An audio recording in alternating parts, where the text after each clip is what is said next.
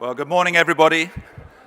If you could take your seats, I think we've still got a few people to come in from outside, but it's not a bad group for day 2 of a conference so far.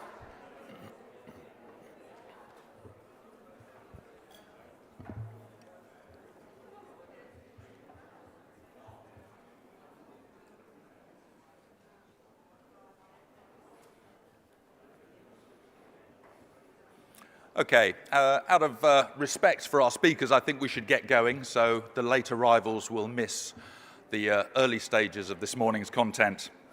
My name is Robert Buckledy. I'm client consultant at the Nicholas Hall Group, and it's my pleasure and privilege to welcome you and moderate this morning session up until our coffee break. Very enjoyable evening yesterday. Maybe with the empty seats, 1 or 2 people overdid it a little, but I'm sure they'll turn up in due course. Thank you again to the organizing team for putting on a great day yesterday and a great event last night. And congratulations again to our winners of our awards, so Oyster Shell, Opella for their Argentina Buscapan, and Uriach for their special recognition award. So day 1, as Liz, my colleague, wrapped up yesterday, was full of some really strong content. I thought one of the best days that we've had at a Nicholas Hall conference for quite a few years. And my rather simplistic takeaway from the whole thing was, sounds a bit simplistic, know your brand, know your consumer, and know your market, which obviously not particularly revolutionary.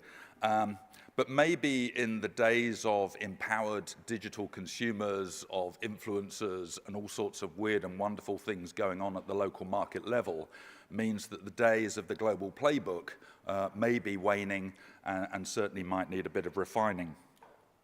Day 1 was also a very exciting day for me personally because I became a grandparent for the first time. And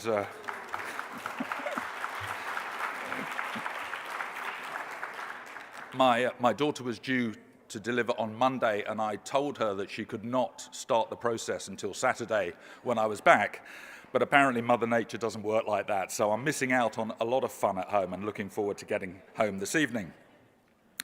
So I look at day 2's agenda through a very different set of eyes now. I look at it through the eyes of my new granddaughter and the way in which the world is changing so fast, not just from day-to-day political considerations that we have to contend with, but with some, seismic, really massive change around climate, around technology, around the way that, consumers are having to adapt to new realities. So day 2 is full of really good content focusing specifically on humans and human behavior. So I'm delighted to welcome up as our first speaker this morning, Sarah Bichak from Reckitt. So Sarah joined Reckitt about 5 or 6 years ago and has held various general management roles, and she is now Senior Vice President for Self-Care. Previously to Reckitt, she was at Colgate-Palmolive for many years, and over her 25-year career has lived and worked right across the globe in North America, South America, Europe, Asia, so brings a really diverse global experience into our meeting today. So she will be talking about designing consumer-centric OTC journeys. So welcome Sarah to the stage.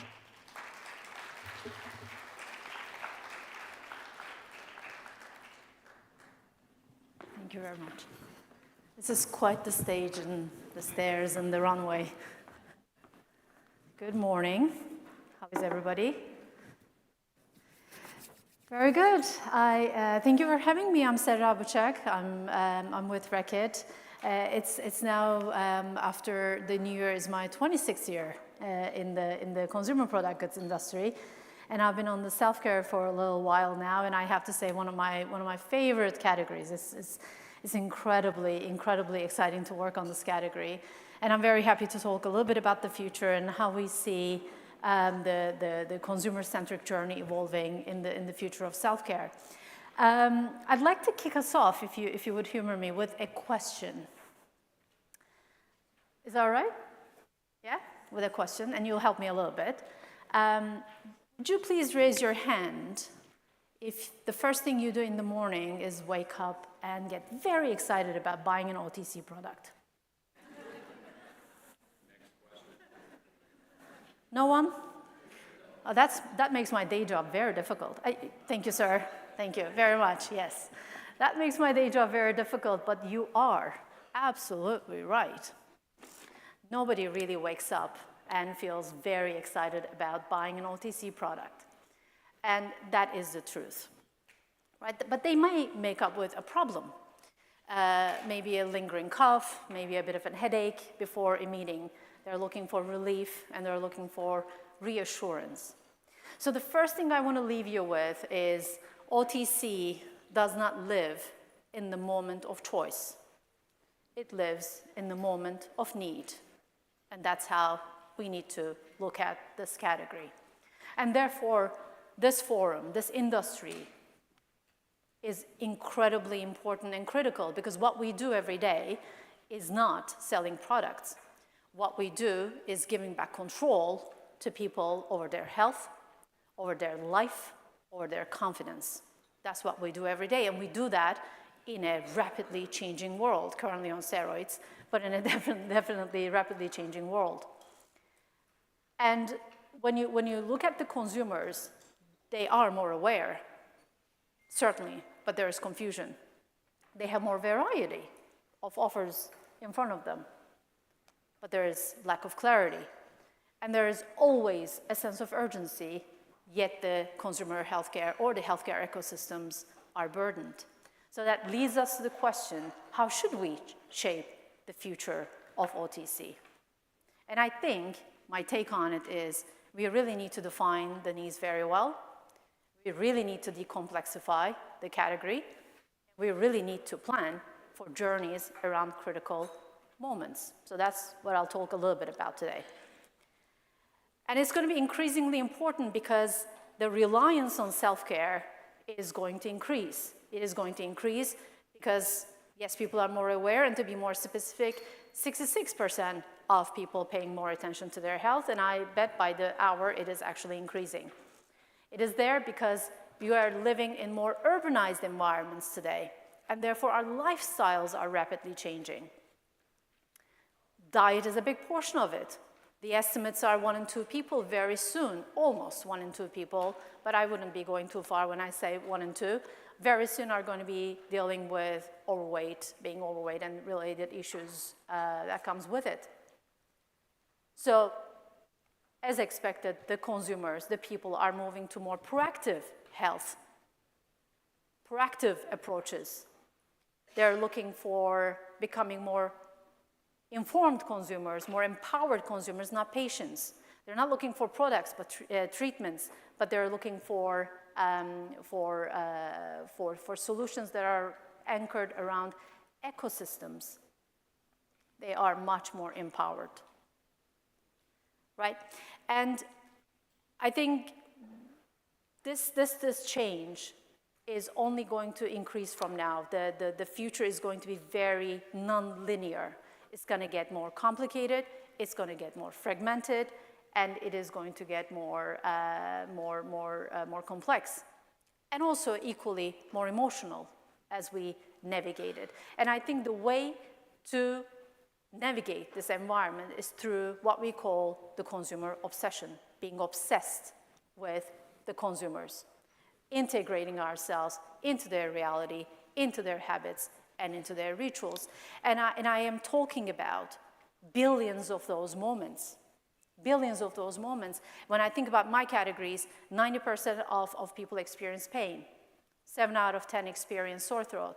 6 out of 10, in fact, a bit more experience heartburn and indigestion.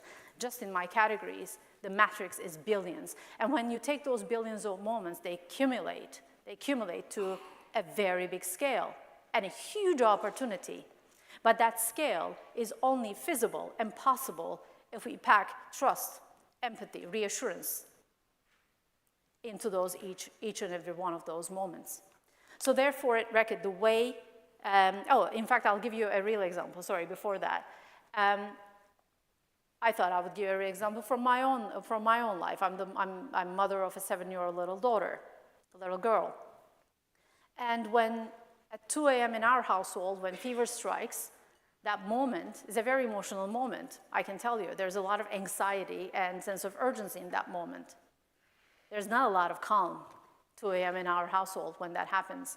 And what I am looking for in that moment, like any parent would do, is looking for trust, is looking for reassurance. I couldn't care less about the next generation shiny innovation in that moment. I'm looking for trust and reassurance. That's how I get control over that moment, and that's how I bring relief to my family. And so the way we are describing consumer-centric journeys is about defining moments that matter is through pillars: consumer obsession, superior innovation, executional excellence. These norms, these notions are not things that you haven't heard before. These are things you probably heard before. When I look at them through the lens of what they mean, through the moments that matter, those 2 a.m. moments that matter, they mean that we need to be understanding that need so well that we should be able to be in a position to educate the consumer about what that moment means, and then internalize that, offer that superior technology that would address that relief. So innovate when it matters, and then execute and meet them wherever it matters and however it matters. And I'll give you a couple of examples of how at Reckitt we're bringing this to life. The first example is Gaviscon, one of my mother's favorite brands. It's a great brand in our portfolio. Operates in the heartburn and indigestion space. 6 out of 10 people experience it. Big space. And in digestive health, as you know, trust is everything. It's about the relief, yes, as well, but it's about the reassurance. So without the trust, it's very hard to build that relationship with the consumer. But how do you build that trust when the consumer doesn't know what their symptoms are? In that moment, that very critical moment, it wasn't the innovation we went for. We went for education. And we created the 7 Symptoms campaign. It's not a new campaign, but it is a long-standing campaign that is incredibly successful. What it did was talk the consumer language and explain what those symptoms are for those moments that mattered.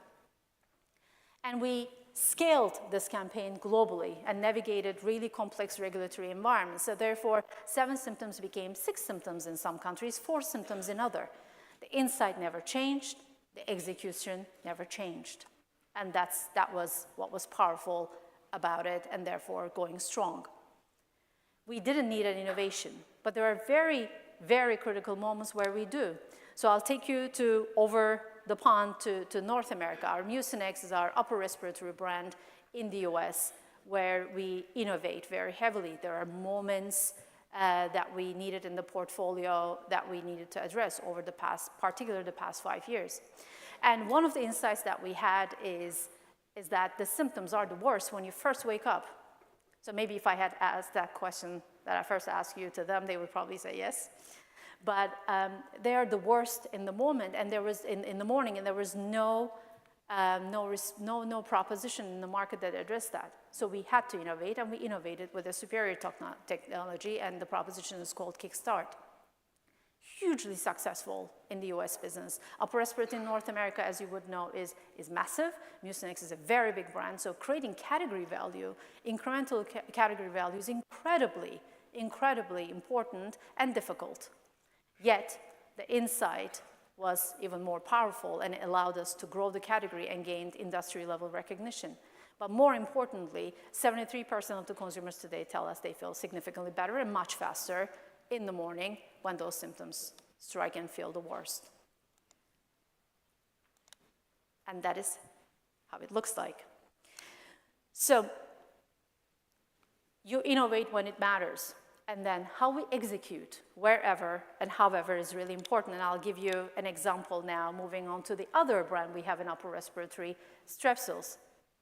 Strepsils is a long-standing brand, 65 years history in 140 countries around the world with a big global footprint, inventor of medicated lozenges and #1 in medicated lozenges. This is all great, but the context around this is that sore throat, 7 out of 10 people experience, as I say it, but it's very common, but only 3 out of 10 treated with medicated lozenges. And worse, although 90% of sore throat is viral, healthcare professionals prescribe antibiotics. And antibiotics resistance is the 3rd biggest killer in the world.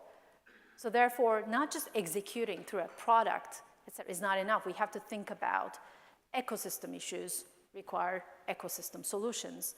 And therefore, we have first prepared the portfolio over many decades, and we treat every possible sore throat out there, from mild all the way to hard-hitting. Then we take it to healthcare professionals, and we educate the healthcare professionals about the fact that what they're prescribing, antibiotics, is not right, 9 out of 10. And therefore, they're fueling the antibiotics resistance around the world, which is a problem. Then that is not enough when we take it a step up and we create coalitions with healthcare professionals. And that is our GRIP initiative, Global Respiratory Infection Partnership, where a lot of key opinion leaders from around the world participate, and we take it to a government level, to policymakers, to health institutions.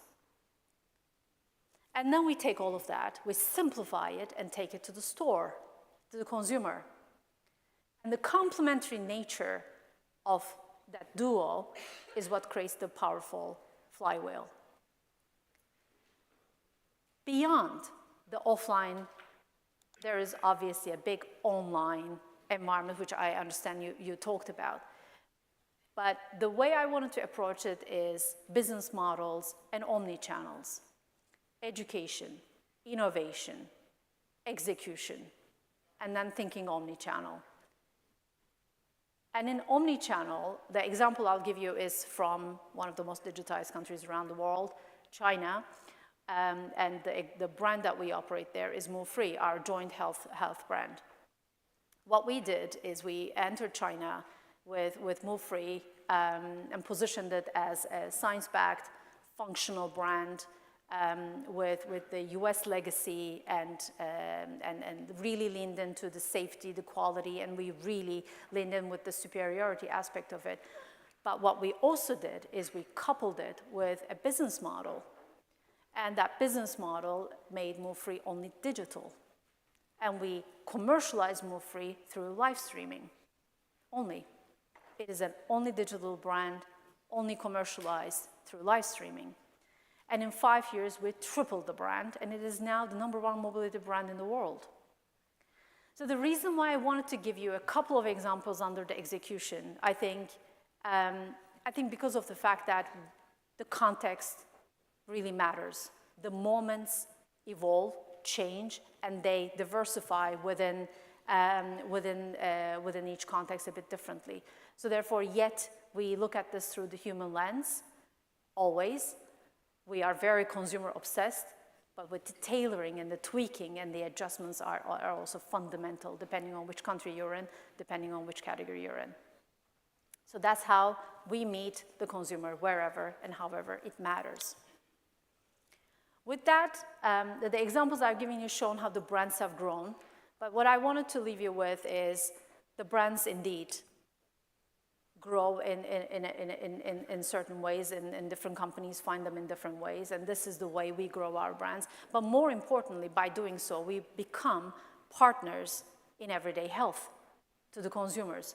And really importantly, we support the healthcare ecosystems which are currently constrained. And I think equally importantly, we build confidence in self-care, which is going to be increasingly really critical.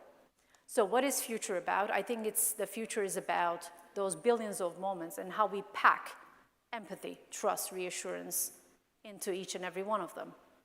Thank you for having me.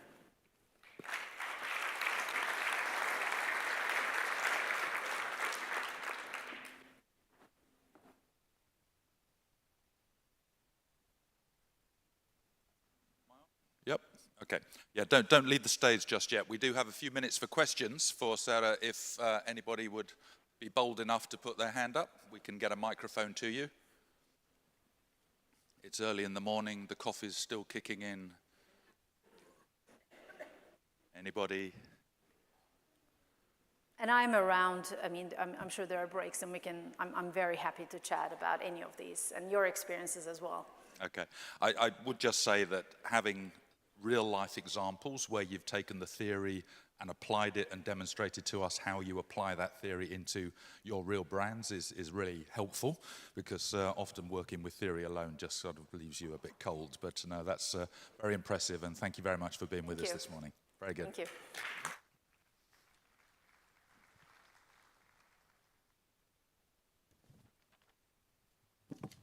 Taking the theme of Sarah there of moments that matter, and really trying to understand human behavior and the way we as humans respond to things, it dovetails nicely into our next session, where our own Katja will be presenting to us on the human and AI interaction. So Katja Panteleva is our Vice President of and head of our strategic consulting and marketing intelligence group. And having worked across a number of different manufacturers, she joined Nicholas Hall over 10 years ago, and her team has delivered more than 300 projects. I think the consulting organization within Nicholas Hall, a little bit of a gem that more people need to know about, and this is an opportunity to learn more. Her team has delivered more than 300 projects across all parts of the world, across all segments of consumer healthcare, with a whole range of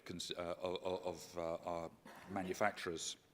So it's a great pleasure to welcome Katja onto the stage to talk to us about human and AI. Is there room for a human in the loop?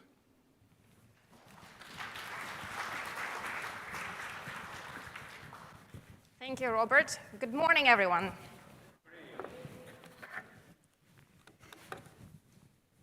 Is there room for a human in the loop? That is the question I have been asking myself, meaning that as AI takes on more and more, where will we belong? Where will we matter? I'm going to share my personal journey as a very active user of AI and share what I have discovered so far. A few years ago, I started with a simpler question: what AI can do for me? And the biggest value it gives me is space. I'll get back to that, but first, let me take you to where it all began. April 2024, San Francisco. I was there as a part of my MBA at the New Venture Creation.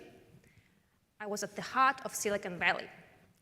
And one of our mentors said back then, don't be that person in the room who thinks that AI is ChatGPT. Educate yourself. And by the way, if some of you thinks that AI is ChatGPT, that's okay. Since that moment, I have really accelerated my learning about AI. And so, to me, the best way to learn about something is by doing.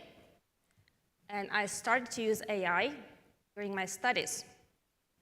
And I used that to demystify academic papers. You might know the feeling. It's a paper written in a language, very academic, where business application is not necessarily obvious. And AI really helped me to find real-world business examples, to understand complex concepts faster, and to really bridge the gap between theory and practice. And it worked. It sped up my learning, it deepened my understanding, and it really gave me time to think about the implications, to reflect on the implications, and British universities really, really like reflective writing.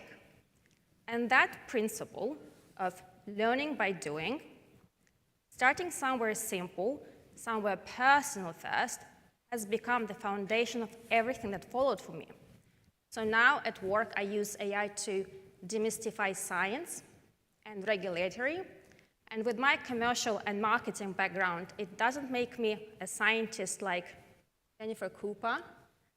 She's here.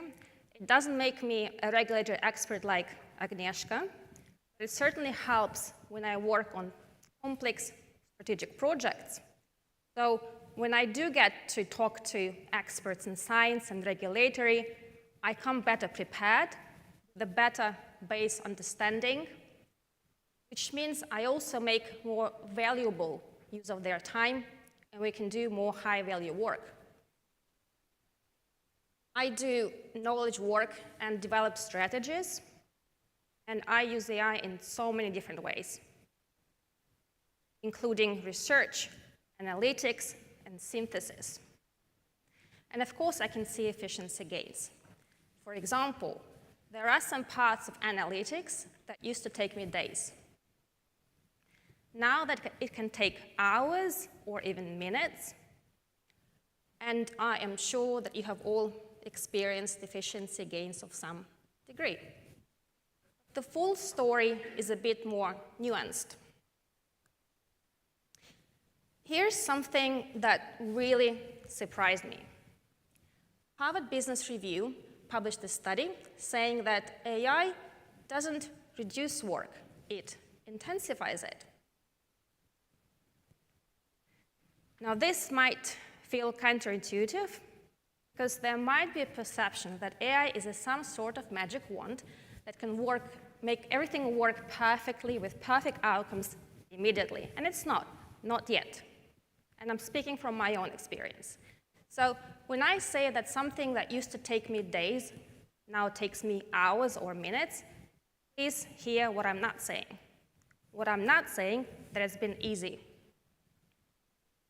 Getting to that point has required rethinking of so many things. Thinking of how information is stored and accessed, rethinking how I approach tasks and objectives. It requires internal changes. And just like any change, it is frustrating, uncomfortable, and it requires genuine commitment, which I have no problem with. Just to give you a couple examples of how AI intensifies my work. Sometimes I get so curious about what research agent is going to produce that I stay up late or wake up in the morning earlier than usually just to check it out. Just today, a new Opus 4.7 was released, and I'm so excited to try it out. Just a couple of weeks ago, I was planning to complete my workday, and before logging off, I decided to give a task to the agentic AI, which I use as a researcher. So it does the research for me of the information which is in public domain. I wanted to use it capacity overnight while I sleep, so when I wake up, I have the results. But also, there's the whole credit system and the token system, so overnight is a great opportunity for the capacity usage. What I didn't realize was that my task will result in 15,000 tasks running simultaneously. Unfortunately, 24 hours later, that failed, which was such a great learning for me, because that meant I had to rethink how to approach the task differently, and just gives you a sense of how it really intensifies my work. And then there's data. Data is a very common bottleneck when it comes to AI adoption journey. There's another study that says that only 7% of enterprises say their data is completely ready for AI, which means that there is a huge data readiness gap in terms of quality. The data is scattered in organizations, in silos, and just to reach a certain level of productivity, data is often just not ready for that yet. We at Nicola's Home Company are very fortunate. We have data on consumer health that goes back 40 years, and we monitor data daily. So we have excellent high-quality data and information. But even with all of that, to make data really work with AI has required serious effort. So if you've tried AI and it failed, you've been disappointed. If you've tried to implement it and hit the walls, that's completely normal. That's what my journey has looked like at times. But to me, all the frustration and efforts are definitely worth it. Because once AI can do some of the heavy lifting, be that data processing or first drafts, it gives me something more valuable than the time saved or wasted, depending on how you look at it. I get mental space, which means I get space to think and to innovate, to focus more on the strategic aspects, to focus on the layers of work that still require my human judgment. So yes, efficiency gains are real. The so-called efficiency trio, which consists of time savings, increased output, and quality improvement, are the key benefits that the organizations report. Earlier this year, one of the US economists published a study saying that they were beginning to see the productivity gains linked to AI at the macroeconomy level, which is important if you want to see productivity at scale. However, that productivity gain metric is very volatile, and it's impacted by macroeconomic headwinds, let's put it that way. So going back to the productivity efficiency trio, that's AI helping us do more, faster, and better. That's productivity in action, and that's only stage one. Stage one, efficiency AI, that's time savings, increased output, quality improvement. Stage two is more about what we, as individuals and organizations, do with that time and space that AI can give us. And let me link that with ROI. So once organizations start to move beyond experimentation, and some believe that if in 2026 you're still experimenting with AI, you're falling behind. On ROI, so there are indications that the ROI is higher if you use AI for new capabilities, better decision making, and revenue generation, not just efficiencies. There are some very bold statements flying around, including the one you can see on the screens. The winners will not focus on cutting costs. They will focus on expanding opportunities, building new capabilities, and mastering new areas. And that the conversations at the very senior level should really shift from being fixated on time savings to better decision making and to doing something that you haven't done before. And that there should be and will be, at some point, shift from the efficiency AI era to the opportunity AI era. Now, I found it so interesting. And I decided to do exactly that, to do something that I haven't done before, and to start with something more personal, as I always do. So I built an app. When I did my MBA, I worked on a project which was related to working mothers and self-care. And one of the insights that stayed with me was that working mothers, including myself, really would like to be encouraged to take time to themselves. And so the app that I've built is for personal use. It's a self-care scheduling assistant. What it does, it sets priorities around the areas of self-care which are important to me, connects that to the calendar, and schedules those activities. What the key point here is not the app, not what it does, and not even the fact that it took me a couple of evenings to build it.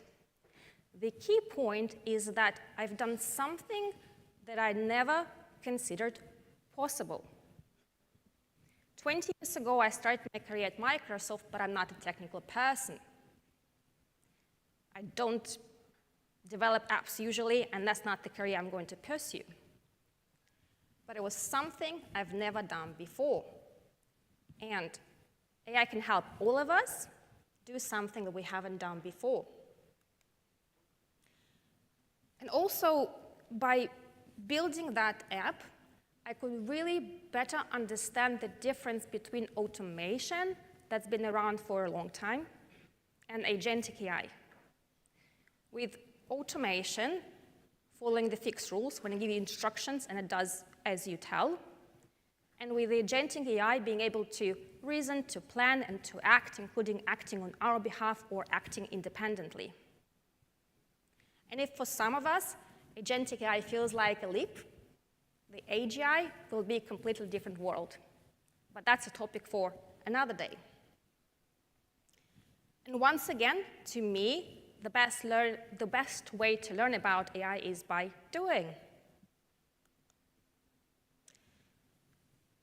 AI is just so powerful. I love chatting with data, and it's possible because of the agentic AI features. In marketing, we can see that it's changing the way consumers shop. There's a whole domain about decision-making, who makes the decision, what influenced the decision-making. My colleague from the US, Liz Cummings, has recently shared some stats from Nielsen saying that more than half of the consumers in the US really feel comfortable with the idea that the platforms, including AI platforms, to manage their household shopping. And also about 40% of the US consumers are pretty comfortable with the idea that the platforms will also make decisions on what to purchase on the behalf of the consumers. AI is a sales channel, a potential sales channel. Now, I'm saying potential because OpenAI, who are behind ChatGPT, have recently shifted away from instant checkout. So at some point, you could do the end-to-end shopping within ChatGPT. Now they have stepped away from that, and I don't know whether they're coming back with a better product or they have just changed their mind strategically, but it's definitely a current or a future sales channel. AI, it's an already existing promotional channel. You might have noticed some ads on the platforms, especially if you're a free subscriber. And then talking about the promotional channel, what we see is that the GEO, which stands for Generative Engine Optimization, which is the evolution of SEO, the search engine optimization, is going to grow to a $34 billion business from a current $1 billion business by 2034. So what that means for us, I'm sure that we as marketeers and the company owners are all looking into how to stay relevant in this new and shifting reality in terms of new sales channels, new promotional opportunities, and barriers when it comes to AI. There are many ways in which consumer health companies are using AI currently. Bayer announcing they're building their own AI agent teams, companies creating their synthetic personas, meaning that, yes, we want to understand consumers, and we already know a lot about consumers. Plenty of studies about the profiles. So what the synthetic personas do, if you have that, because of the AI ability to learn from data, to recognize patterns, before the consumer research or instead of the consumer research, what companies can do now, they can test concepts, test packaging with the personas generated by AI, which is a huge threat for the consumer research companies. There are numerous platforms that really help predict and forecast respiratory illnesses, which is hugely relevant because it's typically very difficult to predict the respi categories and the seasonality. And there are products by Helion, for instance, which can improve consumer experience and allergy, but there are also some solutions used by the companies that help with marketing costs. Because of the feature of the prediction and the precision, they can really do their real-time marketing optimization. And that's whole potential and the difference that AI can really make when it comes to new medicine development, cancer detection, scientific discoveries, extraordinary. Which also makes me stop and ask, as AI becomes more and more powerful, and as it becomes more and more capable, what is then left for me? Where is the human in the loop? So I have 15 years of experience in consumer healthcare, and collectively at Nicholas Hall Company, that's hundreds of years of experience and thousands of projects delivered. And that experience has become more valuable, not less. When I read a study on the decision-making between human and AI, there were some findings that I feel and experience at work a lot. The deeper your domain expertise is, the better you are at understanding when to trust AI and when to challenge it. Just the other day, I was doing the category entry opportunity assessment, and I used the agentic AI who works, have you noticed how I said who? Agentic AI that works as a data scientist, and it does a great job. The analysis was amazing. Some of the conclusions and recommendations were a bit incorrect. It didn't consider important aspects such as size of the prize. But once again, it was a great learning for me. It just meant that I need to set the instructions and set criteria better next time. So it was a very quick fix, and it was not the fault of AI. It's like working with a new team member sometimes. But the thing is, whenever I work with AI, and I see AI as a partner now, doesn't mean that AI sees me as a partner in the future, but I see AI as a partner. When I see that something is a bit off, I can spot it very quickly. I can direct AI, I can guide it, and I can push it back. And that's not a technical skill, that's experience. So as I think about knowledge work and the strategy work that I do, and you all know that these are the areas that are being impacted and will be hugely impacted by AI in the future as well. As I think about the work that I do, there are at least 3 places where I see myself sitting firmly for now. First is everything around project scoping and framework. I work on projects, deliver projects, and of course AI can give great advice. But the decision about which questions I ask, what I consider, and how to approach them, the decision is still on me. Second, accountability. I am ultimately accountable for the quality of the work my team and I do. I definitely do not want to be in the situation of the Big Four. So in Australia, one of the Big Four companies, just a few months ago, delivered a compliance report for the federal agency. Unfortunately, the report had some serious mistakes because there were some references and quotes that were generated by AI but did not exist in reality.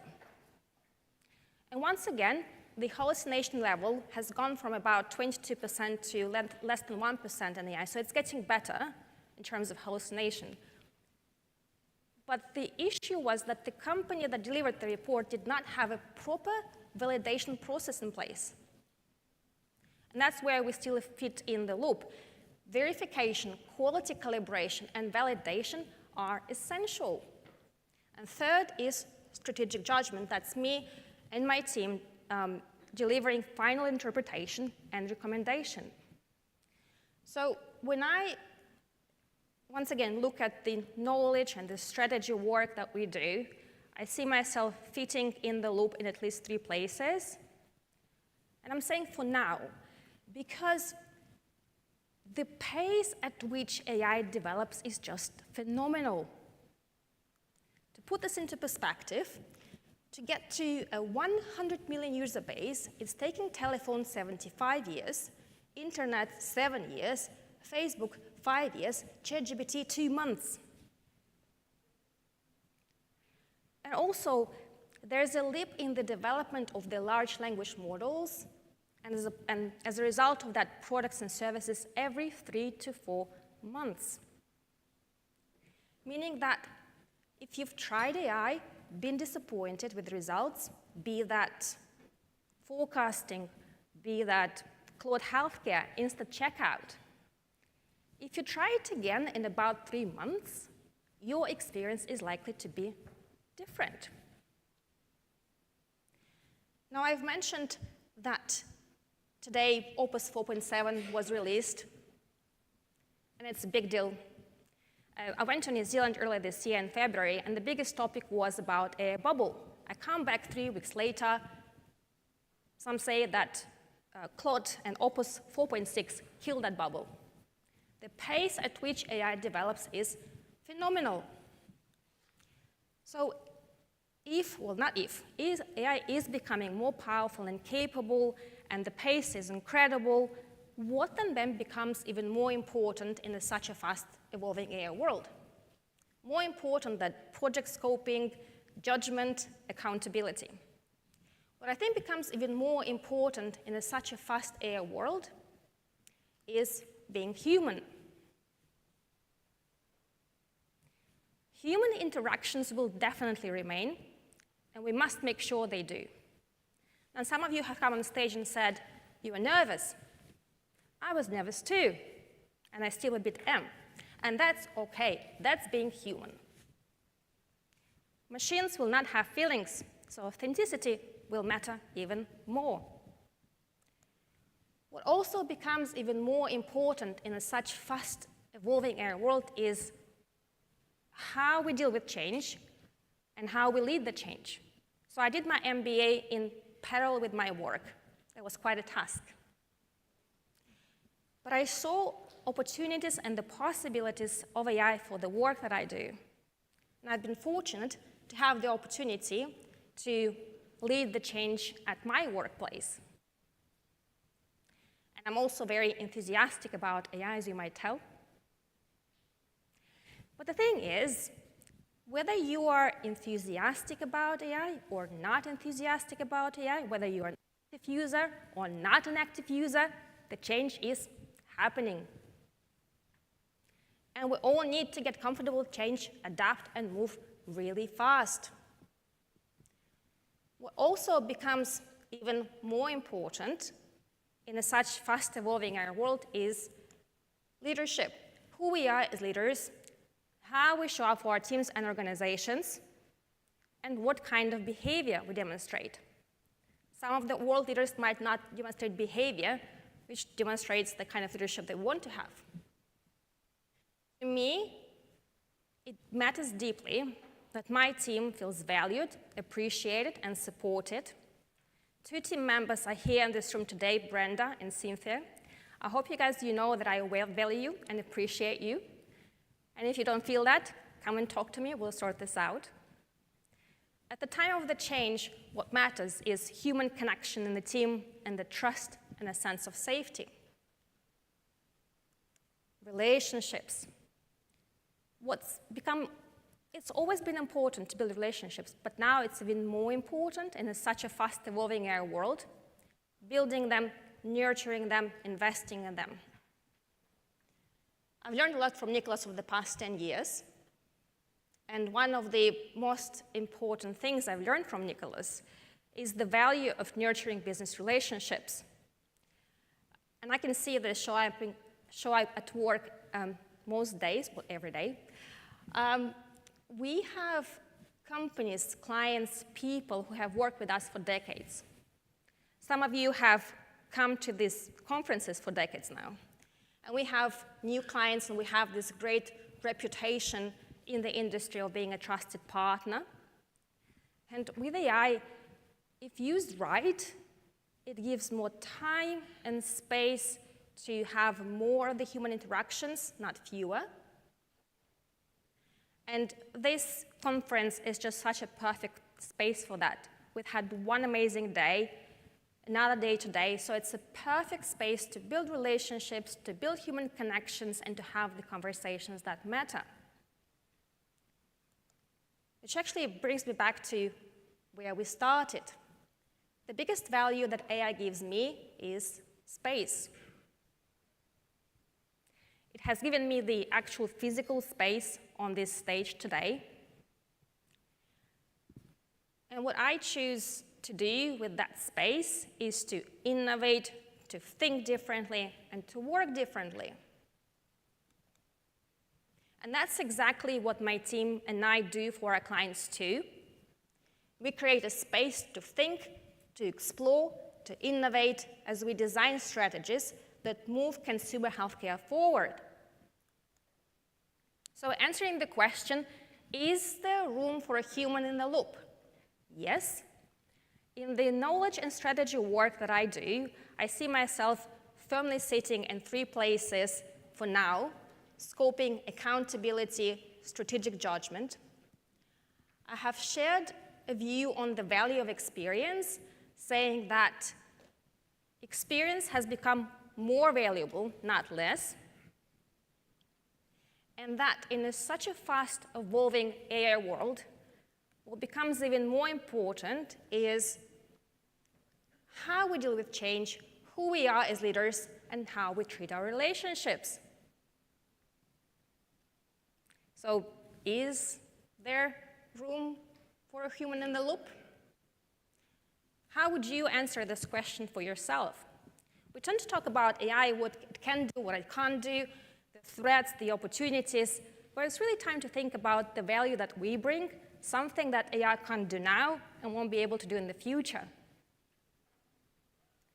And just in case, if there's anybody in the audience who doesn't use AI actively yet, I'd say start now.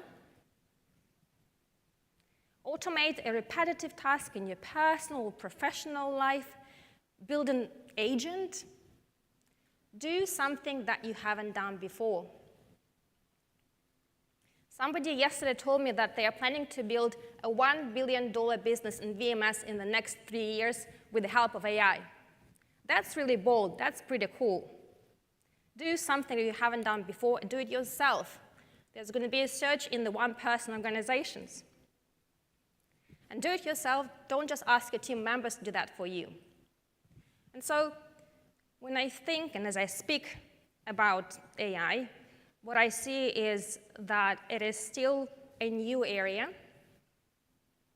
It is emerging, and it's moving super fast, and we really must keep up to stay in the loop.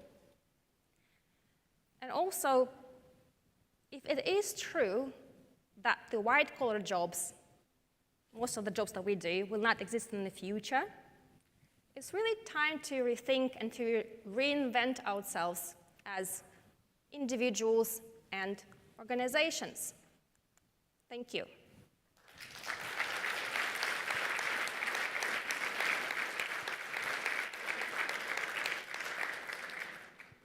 Thank you, Katja, for a most interesting discussion on AI.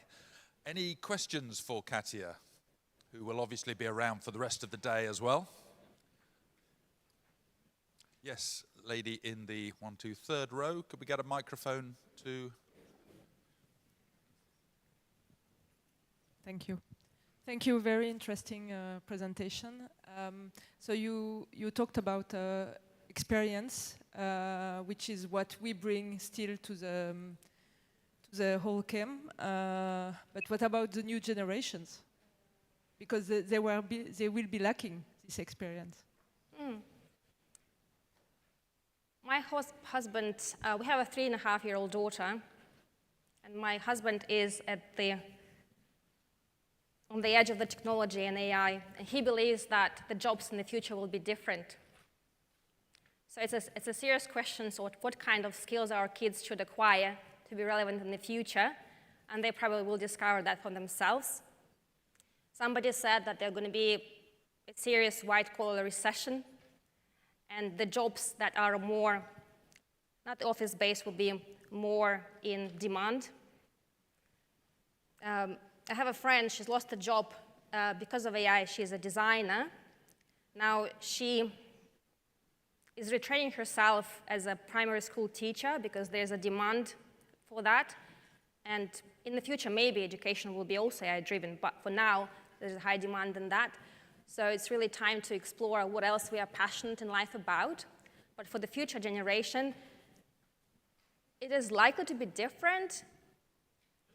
And it will be interesting to see how this unfolds, and they will generate a different kind of experience. They will generate different kind of ambitions and targets. Maybe their highest dream will be very different to mine, to build, my dream was to build an international career and a businesswoman. Their dreams and careers will be different. They will have a different kind of experience and set of skills. Thank you. Any more questions? I would just make one observation. As generally a late adopter to most things technological, AI scares the life out of me, and the implications for society that could come from it, in my worst case scenario, I find really quite frightening. But I have been pleasantly reassured by your thesis today that human interaction alongside AI still will have a place in society. And that gives me hope. And so thank you very much, Katja, for a very, very thought-provoking talk. Thank you.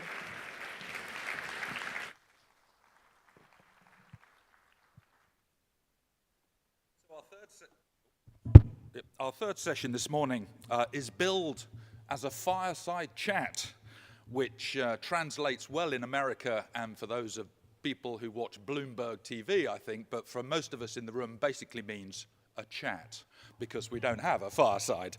But we're going to be exploring the human side of acceleration. And we've heard a lot yesterday, today, about speed, innovation, acceleration. But what we don't actually often talk about is what this does to people. Again, that human element coming into our discussion this morning. So this next session is going to take a different angle. It looks at acceleration not just through a business lens, but through a human lens.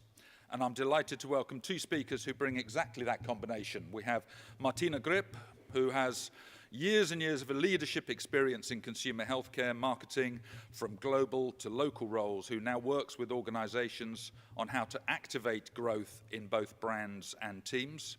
And Joyce Reinelt, who is the founder of Innate Motion, and she brings a deep psychological and human-centered perspective on leadership and growth. And together, they're going to explore what happens when fast-moving systems meet very human realities. So please welcome Martina and Joy to the stage.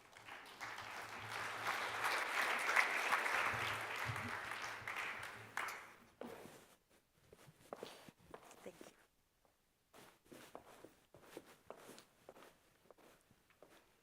So hello, good morning everyone. Welcome to the fireside talk without fire, as you quite rightly mentioned.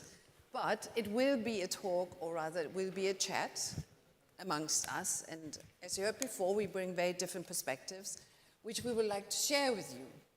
So yesterday, basically the whole conference is about growth, right? And yesterday we heard a lot about numbers, growth in our industry, numbers, price increases, growth through M&A, and so on and so forth. This morning, we moved a bit more into the human side. And we want to talk with you about another level, which is what we call human growth. Basically, we heard that from Katja. The speed of acceleration at the moment is just unbelievable. It's exponentially. But the question is, as humans, we don't grow at the same speed, right? And that creates a gap. And that's not a technology gap.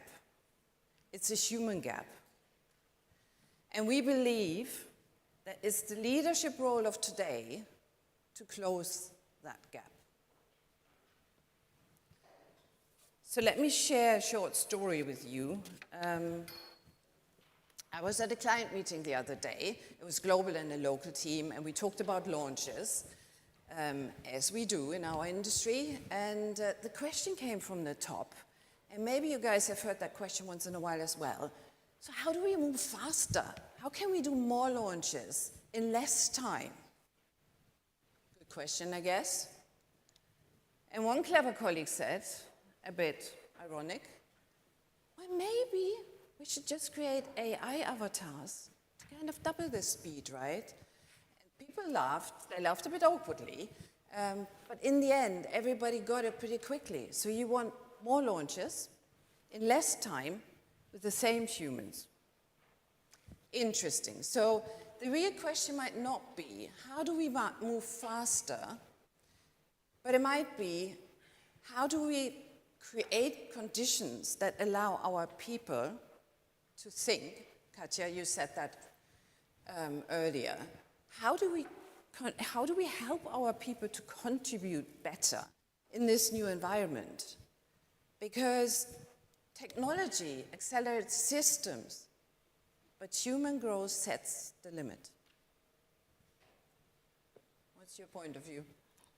Thanks, Martina, for asking this question. I think it's totally true, and it's something that I also see when I'm working with leaders and teams and organizations. This constant pressure these days of becoming faster, more accelerated. But then we are still us, we are still humans, so what do we do about this? And because we are humans, I'd love to start with a little self-empathy exercise that keeps us grounded. So we've been listening to two beautiful talks this morning already, and now I would like to invite you to stand up for a minute. Could still please stand up. Just shake your legs. Exactly. Feel your body again, because AI doesn't have a body. So that's the only thing that we still have as human beings. It's a body, right? So see whether your body feels relaxed, whether you feel some tension in your shoulders or in your neck. Just feel free to roll your shoulders up and down, or your head. So now you're feeling a bit more comfortable and human about having your body, I can invite you to sit back down. That's also a very special capability that we have, and we can move without thinking. And I see some of you are sitting super relaxed, but please do this small exercise with me of placing both your feet on the floor. Feel the grounding. And we've also heard this morning about the emotions, the judgment, the empathy that humans have. So this is something that I want to do with you now. Ground your feet on the floor. If you feel comfortable, you can lean back or sit upright. Some of you might do yoga, some of you don't. Just feel comfortable in your body. And then take 3 deep breaths in and out. If you want, you can close your eyes and I'll do it with you. So breathe in and out. In and out. In and out. I want you to think of a moment at work where you felt truly happy and proud. Try to visualize this moment where you were truly happy and proud. Not stressed, not driven by KPIs, not driven by that great presentation that you need to deliver in 5 minutes because the attention span is 2 minutes. Think about that moment of happiness and pride at work. What made you feel so happy, so proud, so fulfilled? Is it because you were doing something meaningful? Is it because you enabled someone to do something he or she couldn't? Is it because your team achieved something?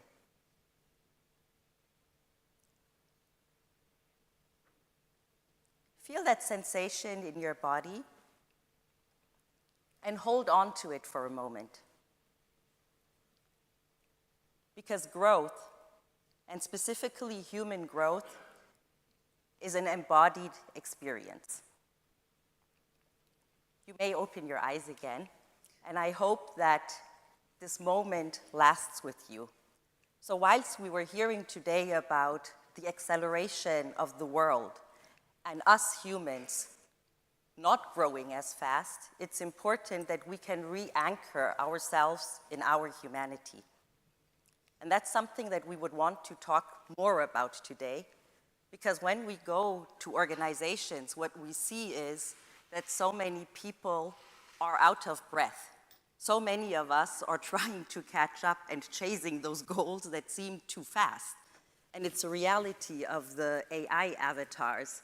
Or I was talking to somebody the other day who said, why don't you have a digital twin?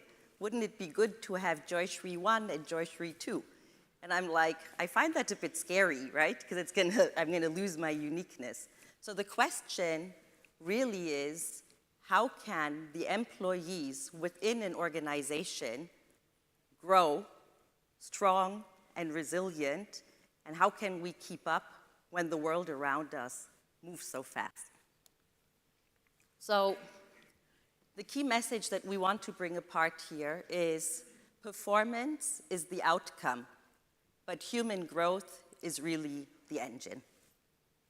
Yeah, I love that distinction. It really kind of moves something in me, right? Because what we do is we talk about performance. Yesterday, we talked about performance, numbers, outcome. We talk about mergers and acquisitions and all of that. But actually, we do not spend a lot of time on thinking about who and what actually creates that. And it's about the conditions that allow our people to do that and to grow, right?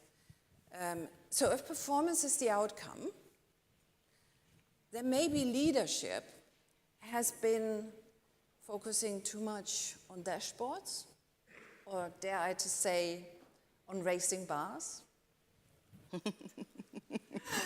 So maybe it's really, we need to refocus again on our people, because our people are the engine that help to create all of that. And I think that's so true. I'd love to share a little conversation that I had with the CEO of a food innovation company the other day. So this person is a fellow traveler of mine. So that's how we call our clients in a humanized way, because we're on a journey together.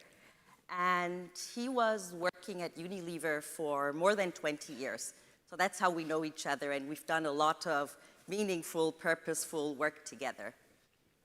And now he's the CEO of this food innovation company, and we were talking about how are the times changing? What's the role of AI? How do you stay close and connected to consumers, their rising new demands? How are people now dealing with nutrition, health, and well-being? And what he shared was super interesting. He shared that one moment of pride that he had 15 years ago on a new job, and he needed to present a strategy to his new boss.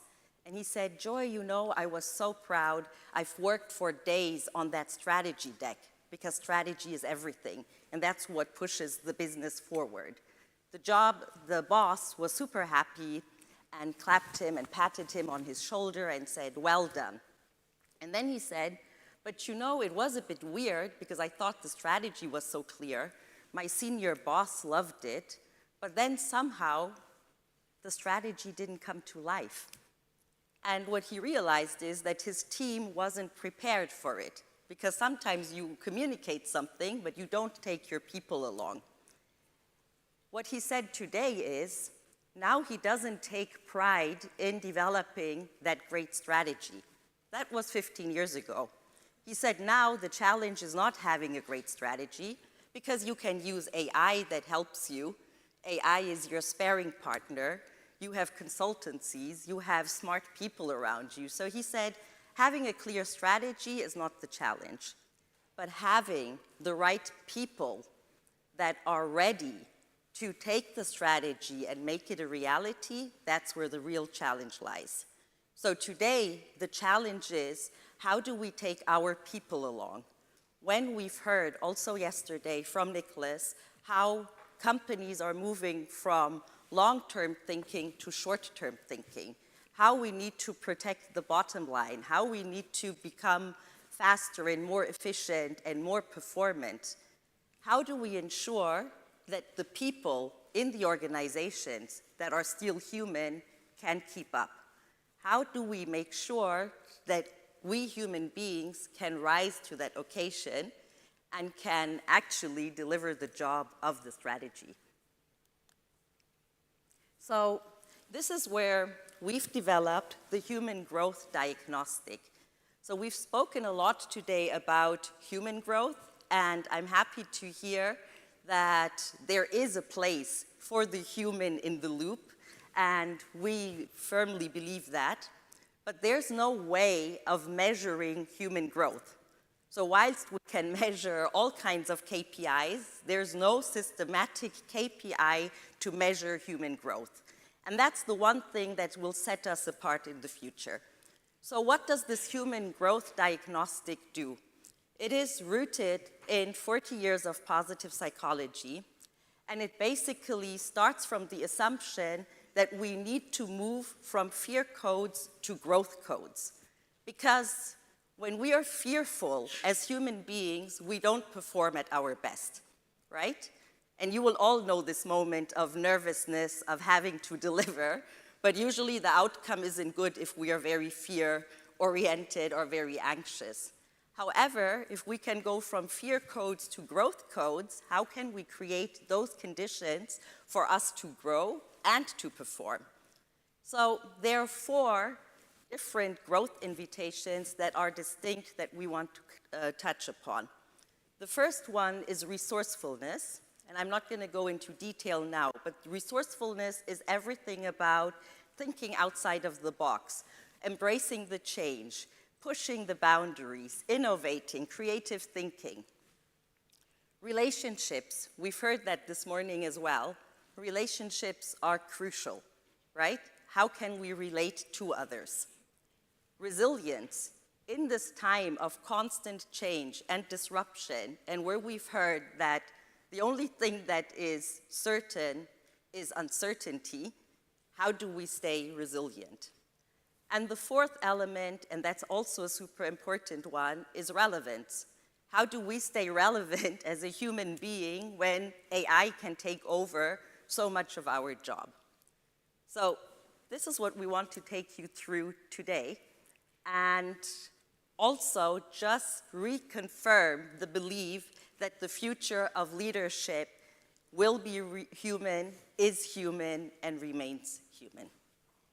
Yeah, so that's quite reassuring. Let's discuss later whether you agree.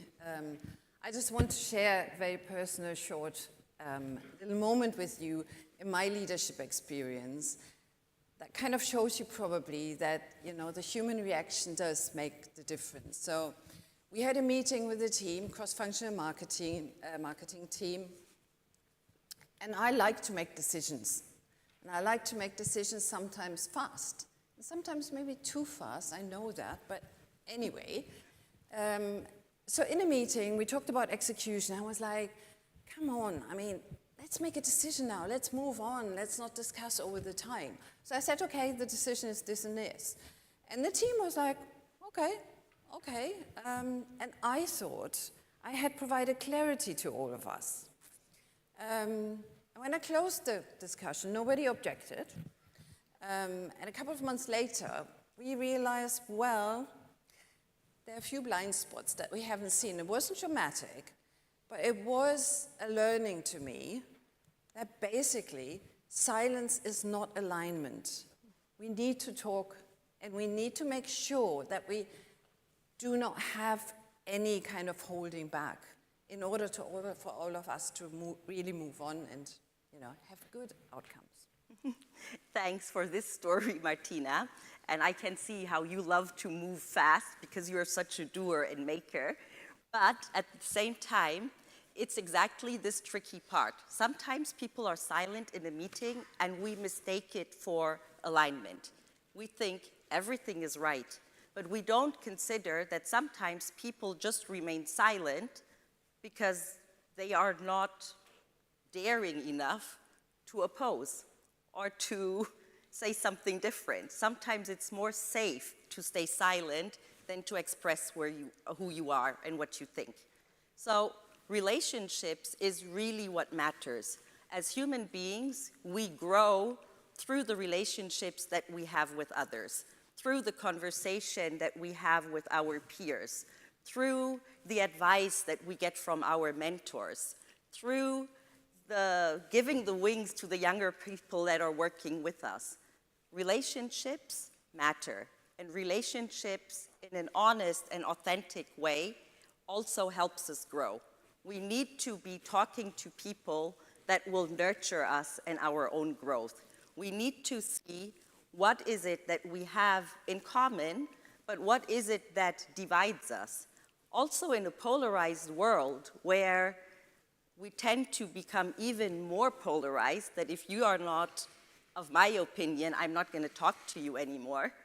There is this idea of how can we still be in synchrony, how can we still be respectful, and how can we agree to not agree. That's also outcome. So human growth happens through others and not despite others. None of us would be here if we didn't have other people who have shaped who we are today. Yeah. And if human growth happens through others, not despite of others, that means to me that we all have a responsibility and that we need maybe sometimes a bit more resilience to carry that responsibility. I mean, we are in an industry of constant change. You know, regulations shift, and dare I to say, Nicholas, I hope GLP-1 will be one day OTC. You never know. Markets evolve, science moves fast, everything. And to me, the strongest people I've ever worked with is not the people who thought they have it all under control. It's the people that did not pretend that everything is easy. What they did is listen to one another. They asked questions to one another. And that gave their team confidence. Katja, you talked about trust earlier. You know, that's what's really important. Absolutely. And what you're also saying actually is resilience, right? So this is one of the growth invitations as well. How can we become more resilient when it's so tough to keep at times? How can we stay anchored and be the person who we are and the leader that we are and get the organization moving forward? So resilience is actually the capability to stay centered when the system accelerates around us, right? Because sometimes we're also tempted to run as fast as the system is around us, and then we are like these headless chicken. But how can we actually stay grounded and say, you know, resilience is one of those core elements that are going to make us strong in the future? Yeah. So you emphasized, Joy, the importance of relationship. I think we all agree on that. And we all have lived that in the past 24 hours or a bit longer, you know, building new relationships, finding a network, and the resilience for growth. Mm-hmm. But there's another factor, and that's relevance. You know, I remember a leadership meeting that has become extremely KPI driven. And KPIs are our world, right? Let's not fool ourselves. And I don't know, but yesterday I loved that sentence, we treasure what we measure. I mean, that brings it to the point. And numbers are important, that's not a question. But I was in that leadership meeting and we talked about like 4 hours, just numbers. And you could feel like the whole energy went down and everybody was like, ooh, numbers. And then all of a sudden a colleague just said, you know what, can I share a little moment? I got an email today from a customer, a consumer, a queen actually in that case, and she sent photos, and she sent photos from her kids and her holiday and hiking, and she said, your blister plaster has saved my lifetime holiday with my children, because I couldn't have moved on if I hadn't had your product. And all of a sudden you could see like everybody was like, wow, so all of a sudden all the numbers, they have a meaning. And that made the difference. It really made the difference. And, you know, numbers drive decisions, and they have to. But meaning drives energy. So in most of our meetings, we spend probably 90% of time on the numbers. Maybe it's time to reconsider a bit and give more time for meaning, because meaning is what drives people, and meaning is what gives people the energy and what makes them go the extra mile. Totally agree, Martina. So it's that meaning, sensing capacity that we humans have, right? And we heard this morning from Sarah and Rekit how they are all into consumer obsession. What does consumer obsession mean? Consumer obsession also means to have empathy with the people that we're serving, to make sure that we play a purposeful role in their life, because none of us raised our hand this morning to say when we wake up at 5, we think about an OTC product. No. But do we think about how can I feel better today, or how can I get rid of my headache, or how can I feel comfortable in my gut? That might be a meaningful question to answer, to ask. At the same time, as manufacturers and brand builders, we also, at least I do, get a fulfillment if I think I made a difference in someone else's life. I helped launch a product that actually brings pain relief to a person. I actually helped a mom to be less worried at night when her baby is hit by a high fever, right? That's what drives energy. It's the meaning, it's the purpose that drives all of us, whether we are leaders, whether we are marketers, whether we are COOs, or whether we are consumers. It's again about that. Which takes me to the next question, and I love what-if questions, and we are in a lot of what-if scenarios today. So as humans, we also have that capacity to imagine what the future can be like. It's not that we need to follow the path that looks all doomed. So the question that I would like to ask all of you, but I'll let only Martina answer in our fire chat without fire, is what if the biggest growth limitations in organizations is not technology, but our capacity to grow with it? Yeah, and that is a powerful question. I think you all probably have ideas in mind how you would answer it. I mean, to me, it's, and then Katja pointed that out quite aptly as well, you know, the acceleration is extraordinary. It's fascinating, it's great. I mean, all of you who have written business plans, marketing plans, it took us in the past weeks. I wouldn't say you can do it in a minute now, but you can do it in a day or in 2 days. We can do our own campaigns. I spoke to someone the other day, and you know, he said they create social media campaigns in-house, not 1, not 2, in a week, about 200. No more words to that. That's super impressive. So we've never moved that fast, and it still raises the question, though, you know, are we just getting faster in producing, or are we faster at understanding what really matters? What matters to us, what matters to our people, and what matters to the Queen consumer? And that's such a relevant question, right? Because if we want to be successful in the market that is changing, if we want to be successful in connecting to consumers, patients, HCPs in the broader ecosystem, we need to understand them better. We need to understand them deeper, and we don't need to understand them faster.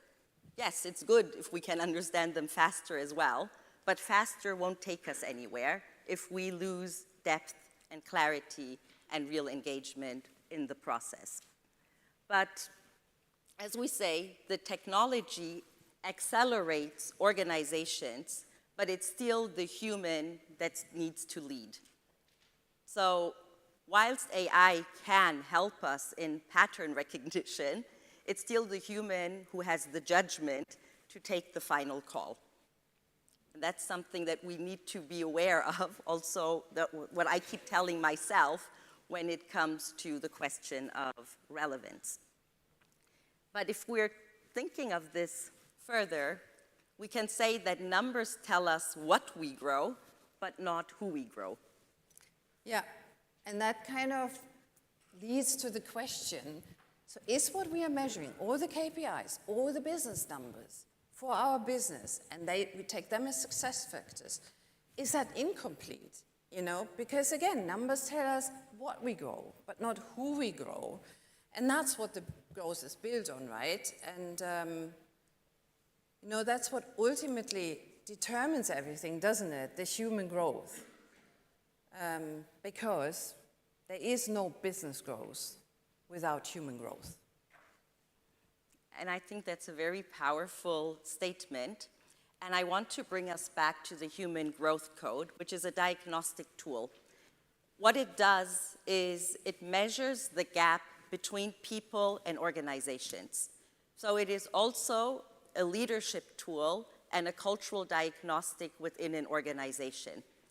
We bring our best selves to work when we feel it's meaningful. If we just need to chase numbers, we become less motivated. So what the Human Growth Code does, it starts from the personal perspective of people and checks whether you can live it out in the organization that you're working for. It's a systematic way of measuring human growth. It's a systematic KPI that we need that is still missing in all of the KPIs that we have. And if we look further, what we see is that most organizations capture data but not learning. What we do with the human growth is that we capture stories of growth that matter. This aligns strategy and people. We all have a personal calling and a personal story of why we're working in the healthcare industry, right? It's usually somehow aligned with our personal aspiration and purpose of why we're not working for a weapon manufacturer, just to be very black and white. So there's a book which is called The Human Growth Code, where you can find all the theory. We have done a global diversity report across 8 markets in the world, talking to 3,000 humans, so within organizations and outside of organizations, to have a global benchmark so that you and your organization can see how do you compare to it. And we have Mira, an AI-assisted tool. So AI is not bad. AI actually cooperates with us. And we'll tell you a little bit about Mira in a second. Mm-hmm. Yeah. So I have another question for you. It's the fireside talk for questions, right? My question is to you, who are all leaders in one way or another, you know, are you committed to human growth? And I'm not expecting an answer yet, but I'd like you to think about it, because there is no business growth without human growth. Let's never forget that.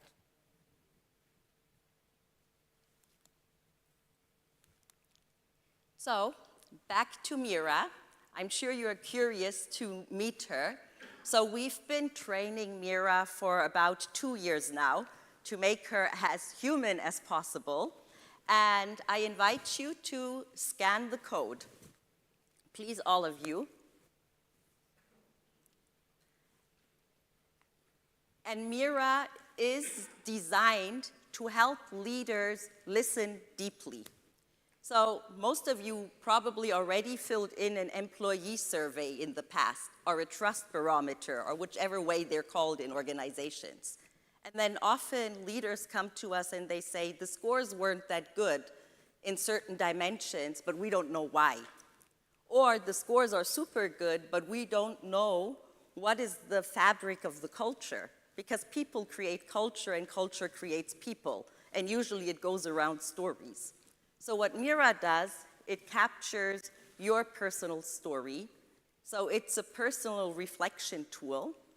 But because we capture all of the personal stories, we can measure that gap between your personal aspiration and the organization and how you need to move forward. Because if you don't have the people that accelerate your strategy, your business will be stuck. And here's my invitation to you. Please have the conversation with Mira, not now. She's gonna ask you 3 questions. It will take around, we say on an average 15 minutes, but we've had many people who spoke with Mira for 30 minutes, so there's no time limit on it. And what we will do, because this is also one collective, or as I've heard, the Nicholas Hall family, and I'm happy to be part of it now, it's my first year, we'll share the report with you, the diagnostic, the Nicholas Hall family, on how we stand towards human growth and what are the human growth drivers that drive this community. Great. I've done it. It's really interesting. It gives you a lot of self-reflection. I can promise that. So that brings us to the end of our fireside talk and of giving you our perspective, a different perspective on growth, which is human growth. And we truly believe that the future will not be won by the organizations that move the fastest, but by the ones where the humans grow the strongest. And we are all humans, and we will all grow then together. Thank you. Thank you.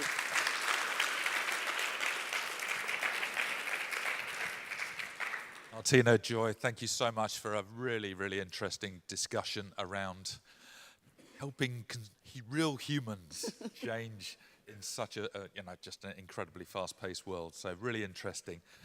You're around for the rest of the day, hopefully, Yes. so people can grab you in our networking sessions. But again, thank you to Joy and Martina for a really interesting talk. Thank you. So 3 really interesting sessions there, all putting real humans at the heart of their stories.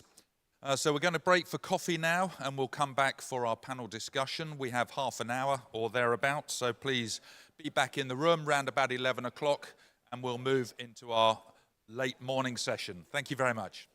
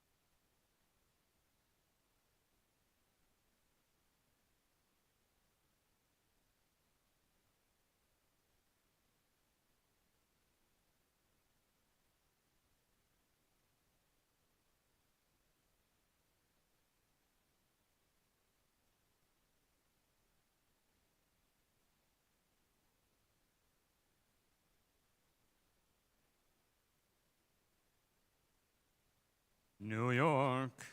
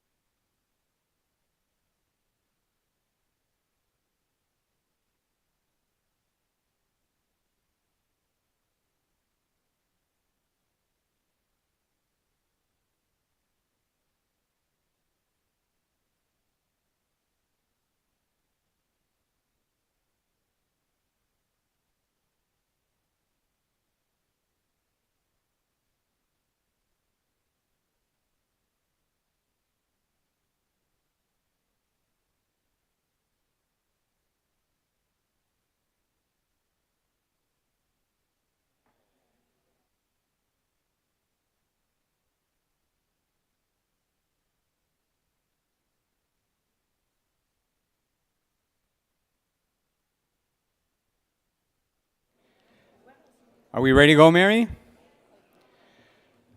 Good afternoon, good morning, whatever time zone you're in. We'd like to get going. Good day. Gentlemen, lady, please have a seat. So we're coming into the home stretch. And just a quick temperature check. Are we all feeling good so far? Yeah. Look, let me start our session here. We have well, I think someone called it a fireside chat, but we found out that the tables don't burn. So we're just going to have a chat. But the theme of today is all around the consumer. And let me give you a little bit of background. You know, in consumer healthcare, we like to believe that we are in a rational industry.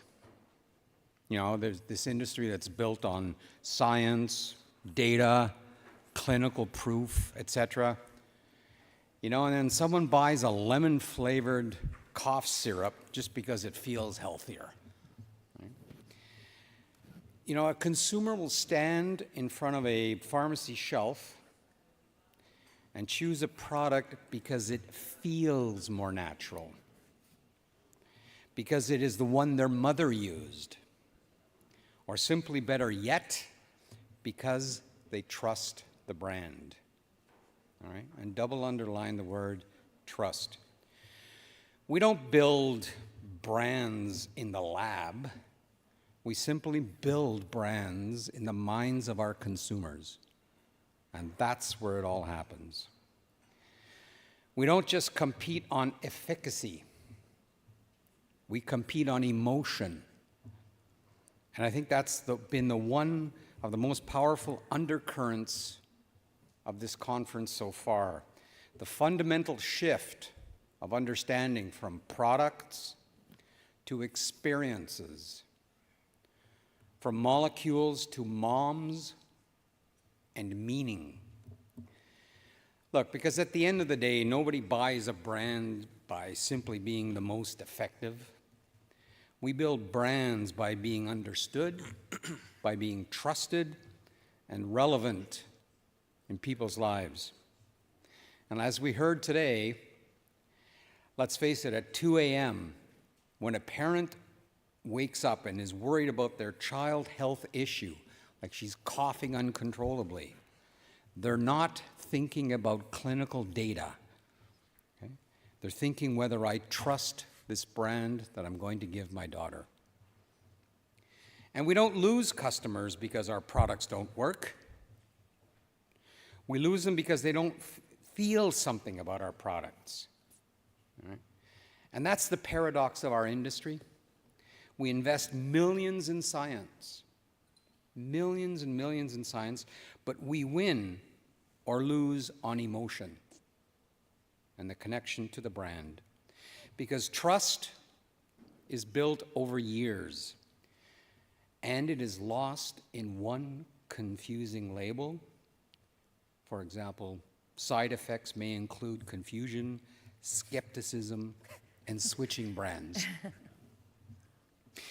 So I'm delighted to moderate our panel of 3 distinguished speakers from a topic that perfectly captures the spirit of, so far, this very outstanding conference. And that's from product to experience, designing for the modern healthcare consumer. Now, each one of our speakers will share their unique perspective on how to shape brand offerings that ultimately deliver truly rewarding consumer experiences. Now, before handing things over to them, please indulge me 5 minutes and allow me to highlight my 4 key takeaways from the excellent presentations we've heard so far. Okay? So, takeaway number 1. Emotionally connect around a consumer insight. As we've talked before, sell solutions, not products. It's moms, not molecules. And anchor your messaging in a deep emotional insight and make an emotional connection with that consumer. Okay? And by the way, a deep insight is not a research finding. You can ask 500 questions and get 500 research findings, but you do not have 500 consumer insights. Get to know the difference. Okay?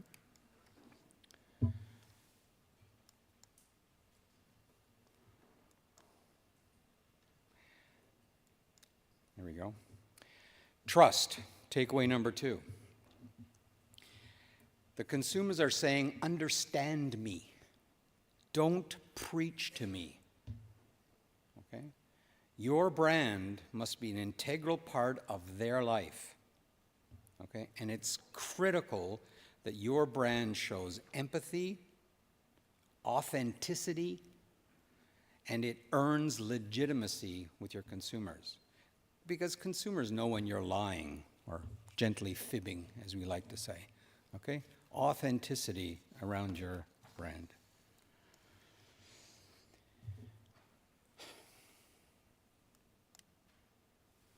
Is Carl still in the audience? How do you work this? Can you guys go to the next slide, please? Thank you.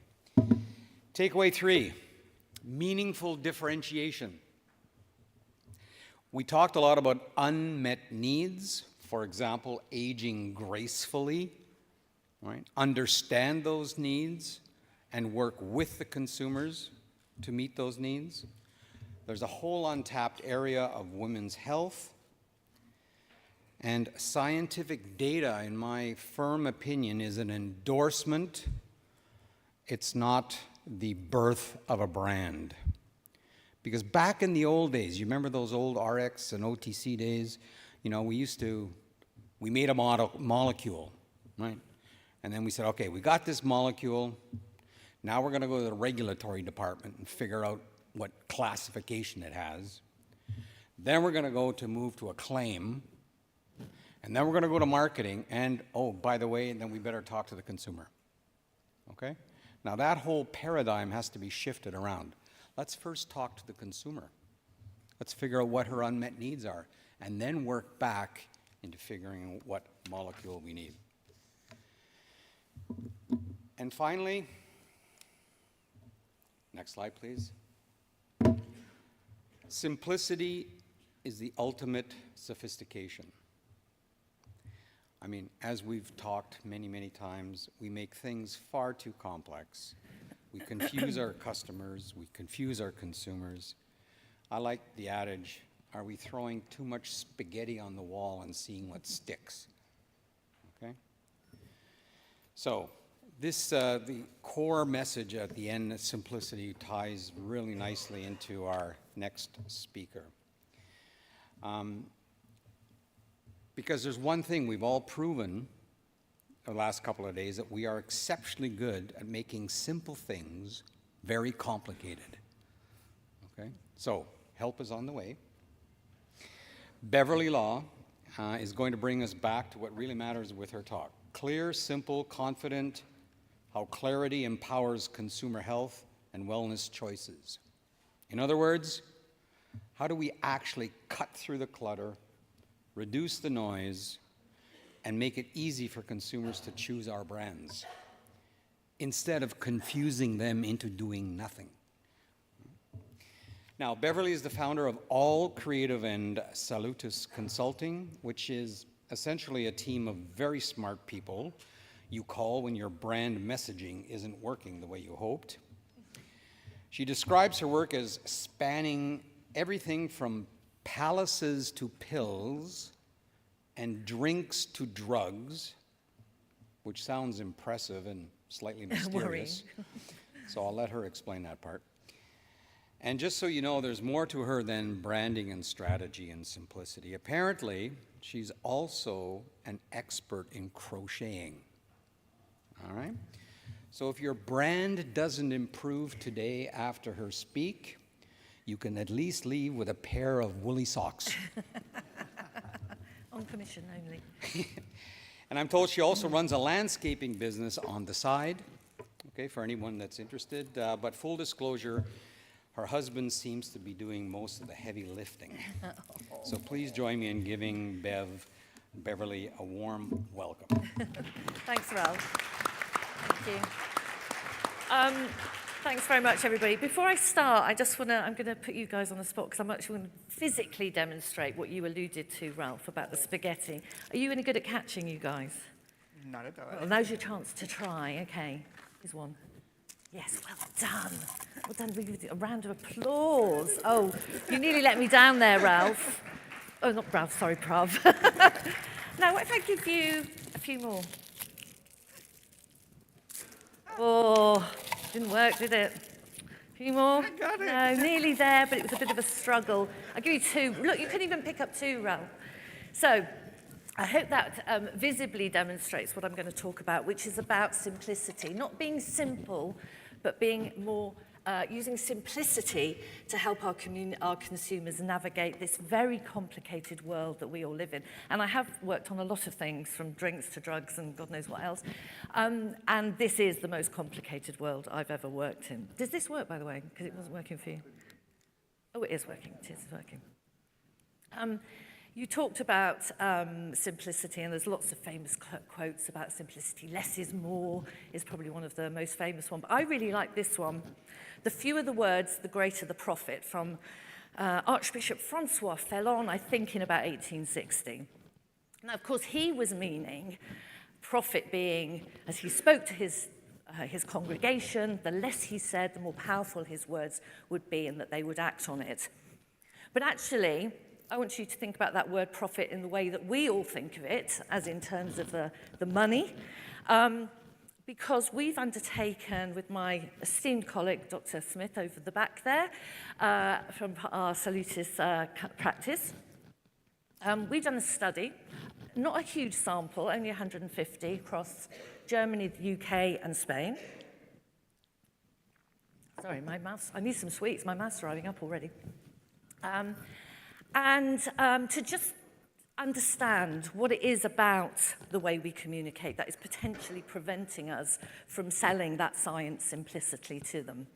And what we found was that 40% of the people we spoke to have actively switched brands for one that is easier to understand. So whether that's at point of purchase in retail or whether that's online.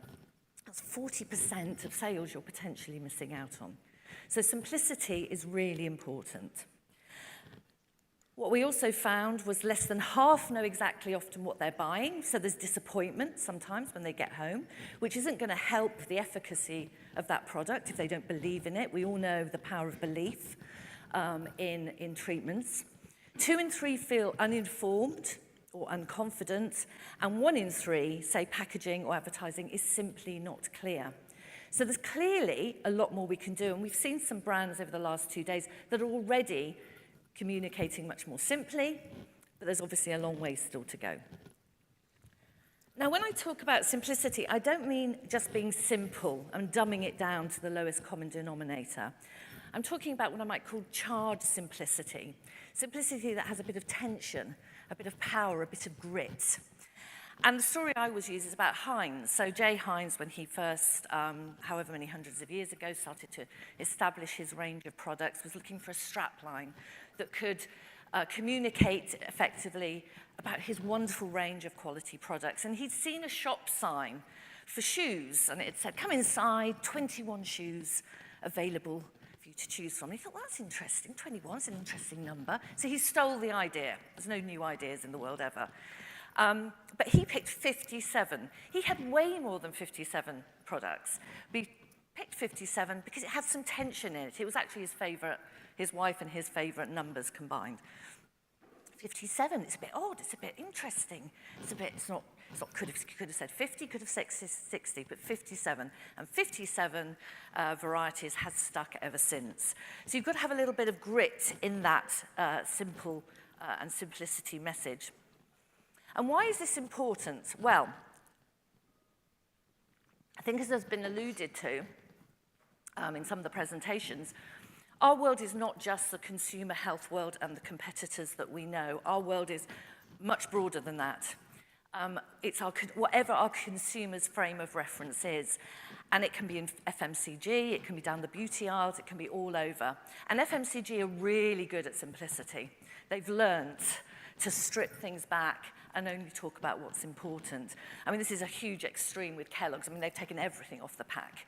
And I'm not saying you can or could go this far, but it's a demonstration when you go down the aisle of the cereals, you know exactly Kellogg's acts as a brand beacon, for even its competitors, and you know exactly what you want to get visually and verbally.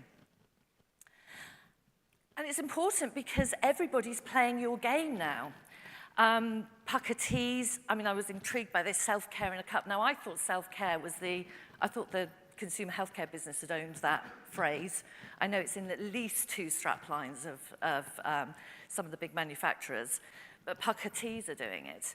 Sanex, tapping into the trend on menopause. I personally really dislike this idea because I think it really dumbs down women's needs, but nonetheless, it's very clear, it's very simple, and it's tapping into your world.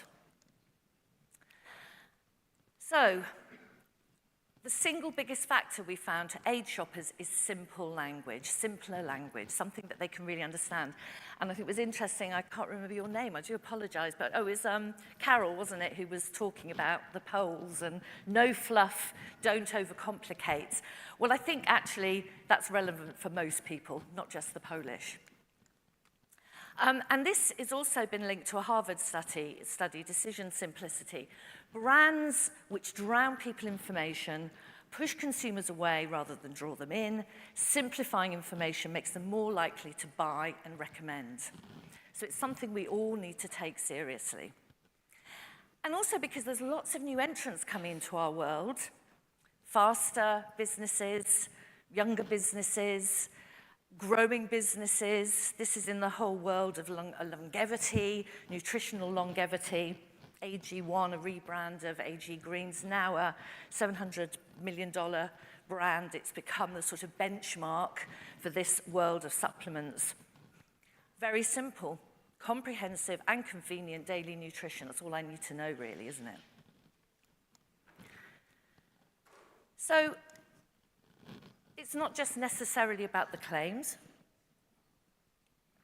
What we say, it's also about how we project, and Ralph alluded to this, the tonality, the image, the situation where we might find our brands, the experience, and the DBAs, those distinctive brand assets, the things that are only you can own and that you should be using all the time, repeating whenever necessary. These are all going to impact on the way that consumers will dissect your brand when they see it on shelf. Very similar to yours, Ralph, your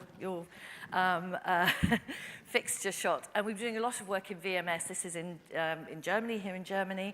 My God, how confusing is this? How do we ever expect consumers to navigate this shelf? And I've sat and watched people stand there, literally paralyzed.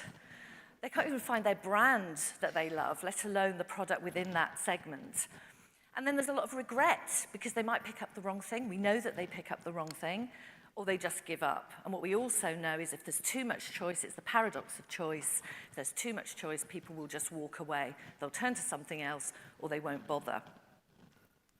So it really is a really important aspect of your communication. The number one reason shoppers abandon a purchase is overwhelmingly cluttered packaging.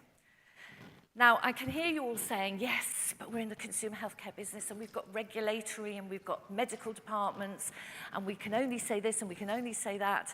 And I get that, I truly do. But we need to try, and we need to try and cut through some of that complexity and help our teams to cut through that complexity, particularly from a regulatory perspective, because what we don't want to do is blur the lines in terms of what we can say and in terms of our hierarchy of messaging. We need to fit in with those clear boundaries, because if we do blur it, then we're not only confusing our consumers, but we'll have regulatory on our backs as well. And this is not to denigrate either of these brands. I don't want to pick on anybody today. I actually think Newman is a very successful brand, but they did fall foul of the APS recently in the UK because of an implied guarantee efficacy driven by a refund. So they had their messages are actually quite clear. Promise, a proof queue, but when it was compounded with a refund, it just implied greater efficacy than they could possibly genuinely offer, so it was pulled. Similarly, Barocca Immuno, lovely, great product again, but had been using multiple nutrition claims, some comparative messaging, and it was deemed to be misleading. So we can't overlayer too much, not just because of consumers, but because of the regulators as well. And I always say, if you can try and sum up your brand or your product in one sentence without going and. And it's very easy to, oh, but there's another thing. That's the power of simplicity, is to try and sum it up in one sentence. One idea, one benefit, one action. So, again, 2/3 of shoppers in our survey say advertising just isn't clear enough. We don't sometimes know what it actually is telling us.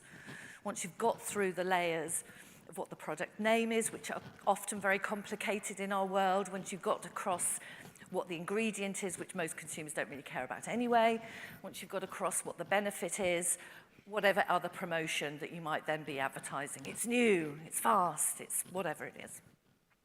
Just a couple of quick examples. And I think it was the lady from Reckitt showed something earlier, which was 7-in-1. Now, I'm not denigrating the power of those monikers, 3-in-1, 2-in-1. They do have their place. But simplicity is about understanding, is it right for your brand in your category for your consumer? Now, I've worked a long time on this brand. And for a long time, we've had this 8-in-1 claim, which sounds great, 8-in-1. But frankly, no sufferer of hay fever has 8 symptoms. They couldn't even name 8 things. You might have 1, you might have 2. You don't have 8. And when we did some claims research relatively recently, this fell at the bottom of the pile. It was the least believable of all the claims that we put in front of them. So we just simply turned it on its head and creatively came up with all the hay fever relief you need, which is much more powerful, talks to the person, doesn't necessarily talk about the product. It's talking much more about the person and their needs. And similarly, on Physiomare that we've been working on recently, I mean, a lot of you will have a seawater saline solution. Not all markets understand them as well as others, but they're all saying the same thing. They've all got powerful waves, and it's 100% seawater. We can breathe better. I'm not entirely sure I know what breathing better is, because we breathe. I'm not sure I really want 100% seawater up my nose. And this, Physiomare was also talking about hygiene prevention, which is a strange oxymoron as well. So again, this is where the power of numbers did work, because it was an area that we could clarify for consumers the real benefit of saline solutions, and I'm a real believer in them. Triple action, 3-in-1, unblocks, relieves, and restores to breathe freely, which is much more meaningful than before. So we need to be clear, we need to be credible, but it means that we need to be choice-worthy. We need to make decisions and cut things out and say no, and perhaps say no to regulatory or medical or who it might be. And repetition, repetition, repetition. It's been proven to work by a lot of very learned studies that the more you say the same thing, the more you repeat your distinctive brand assets, the more relevant you become, the more impregnated it will become in your consumers' minds. It makes their life easier. Packaging with DBAs are 50% more likely to catch attention. So repetition is important. And, excuse me, and it's amazing how many brands don't repeat themselves. Weight Watchers is a classic case of a brand that's had numerous identities over time, dropped the whole weight message a few years ago because it wanted to tap into the whole wellness movement, really confused its audience. Subscriptions plummeted. Then GLP-1s came along, came back into the market. We're now going to be approved by science, and again, it's lost its magic of what it really is. It's about personal, sustained, targeted weight loss. But some brands do it well, and I know we saw Nurofen yesterday, and even though that was a different application of the bowling balls, it's still right on target. And Mark, my colleague, has done a lot of work on Nurofen. I think you did that 2000s campaign, didn't you, Mark? But it's always been consistent. It's always about being right on target. It's always been about targeted pain relief. So we need to be compelling, and we need to be true. Obviously, we're in the world of truth. And in the world of misinformation, particularly online, it is our duty to create communication that is simple, but is also very, very true. And again, there are brands emerging that are doing this very, very well. Headspace is one I really love. It's for cognitive health, anxiety, etc. You know, you only have to look at that and it makes you feel better. It's bright, it's simple. The way they communicate, what they're offering in terms of education is really, really good. And we need to be compelling and true, but not just to our consumers, it's for everybody. And Martina earlier and your colleague were talking about this, about it's the power of the people, and everybody needs simplicity in their lives, whether it be consumers, healthcare professionals. If you're going in detailing to a healthcare professional, you don't have time to give them 20 messages. What's the most important single-minded thing you can say about your product that they're going to remember in their minds? Your trade partners. A retailer said to me, we get pitches all the time. Product's great, people are great, we love the company, but we didn't really understand what the product was and where it's going to fit in our assortment. Sales forces, all your stakeholders. So actually empowering everybody to think about simplicity is important. And you also talked today about AI. And thank you for that, Katia, very interesting talk. But I do believe when it comes to simplicity, of course, AI can boil things down and strip things out. But what it can't do at the moment is give consumers that acknowledgement of their problem, that solidarity of we're all in it together. I'm not in it together with a robot, that sense of validation. So people are still going to be needed to really boil those simple messages down. So I hope you'll take away a few things, because thinking simply is not an easy task and it takes time. So if we've got time now, we're all using AI to cut through some of the data, etc. We've got more time to think about how we can boil our messages down.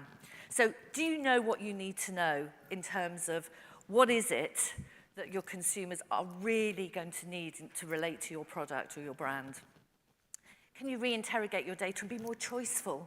Instead of thinking, well, 6 claims came out really well in research, don't think about putting them all on the pack. Which is the one that's going to be the most powerful? Have you time to look outside of your sector? I can't stress this enough, and I don't think clients do it, our clients don't do it nearly as much, is go out there and see what's on the supermarket shelves, see what else people are buying and purchasing that's broadly related to your offering. Join up the dots to sell one smart, short narrative to everybody, whether they're internal stakeholders, your trade, or whoever.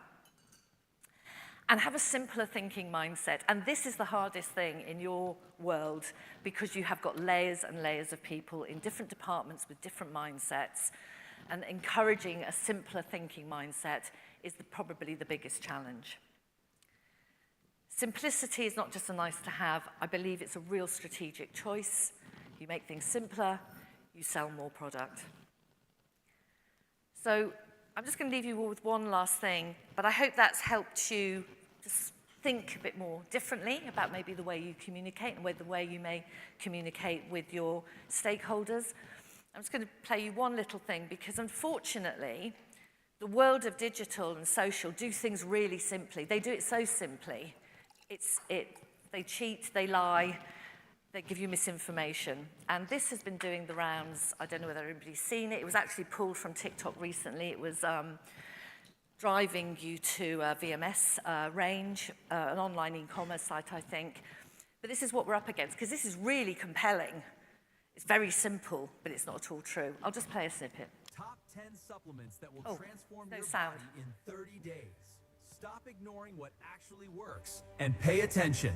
I'm fish oil. I fight the inflammation, destroying your joints from the inside. I protect your heart while you sleep. Take me every morning with food. Don't you dare ignore me. I'm vitamin D3. You live with constant fatigue, bad mood, and weak bones. That's you without me. 1 pill a day changes everything. Start today. I'm magnesium. You wake up in the middle of the night and can't fall back asleep. Constant cramps. Stress for no reason. That's a lack of me. 400 milligrams before bed fixes it. I'm probiotics. Your gut is a war zone right now. Bloating, discomfort, sluggish digestion. I'm ashwagandha. You're wired but exhausted. Anxious for no reason, cortisol through the roof. I lower your stress hormone. 2 capsules a day. I'm creatine. I fuel your brain and your muscles at the same time. I think you get the idea. It does go on a bit, but that's what we're up against. Thank you.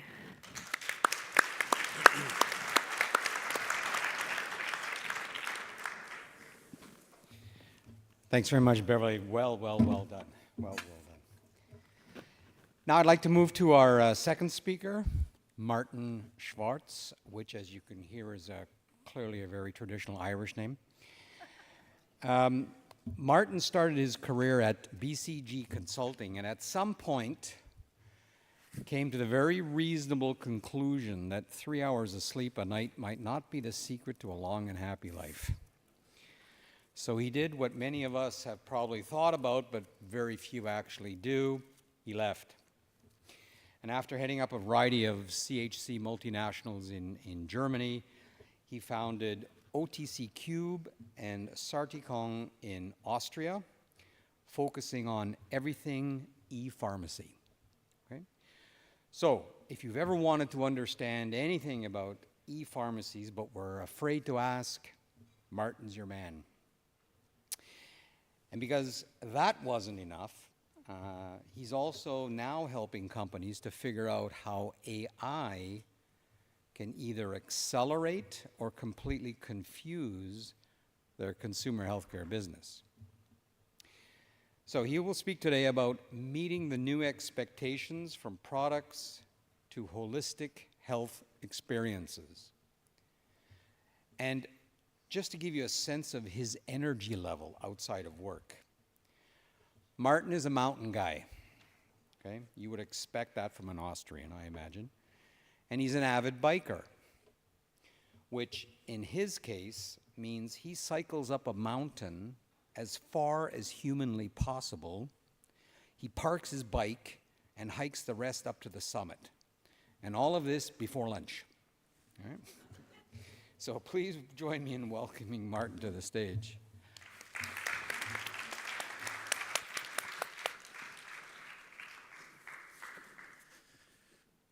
Growth. I think growth is a big driver, and growth is everybody is going for. So growth is the imperative of CHC. But growth isn't easy. And at this point of time, we are looking for a growth challenge. We have seen it on the slides of Niklas. We have seen it on the presentations. So we are at a quite different time, and a difficult time for CHC growth. Why is this happening? Because we see three pressures eroding the classical OTC CHC growth model simultaneously. I see three buckets. If I take the first one, it's volume and price pressure.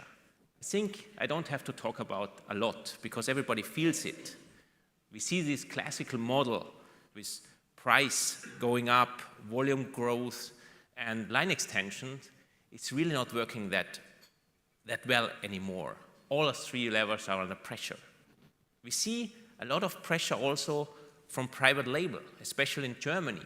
And I also got a lot of requests from Eastern Europe now that private label is entering into the space heavily, especially in e-pharmacies. And we see that the brand premiums are eroding a little bit year over year. Then we have the big channel topic, and we see a big disruption there. So we have, for example, more than 25% of OTC now purchased online in Germany. We have seen it from Dominic, it's even more. We have in some areas like vitamins, more than 35%. So we see a permanent structural shift.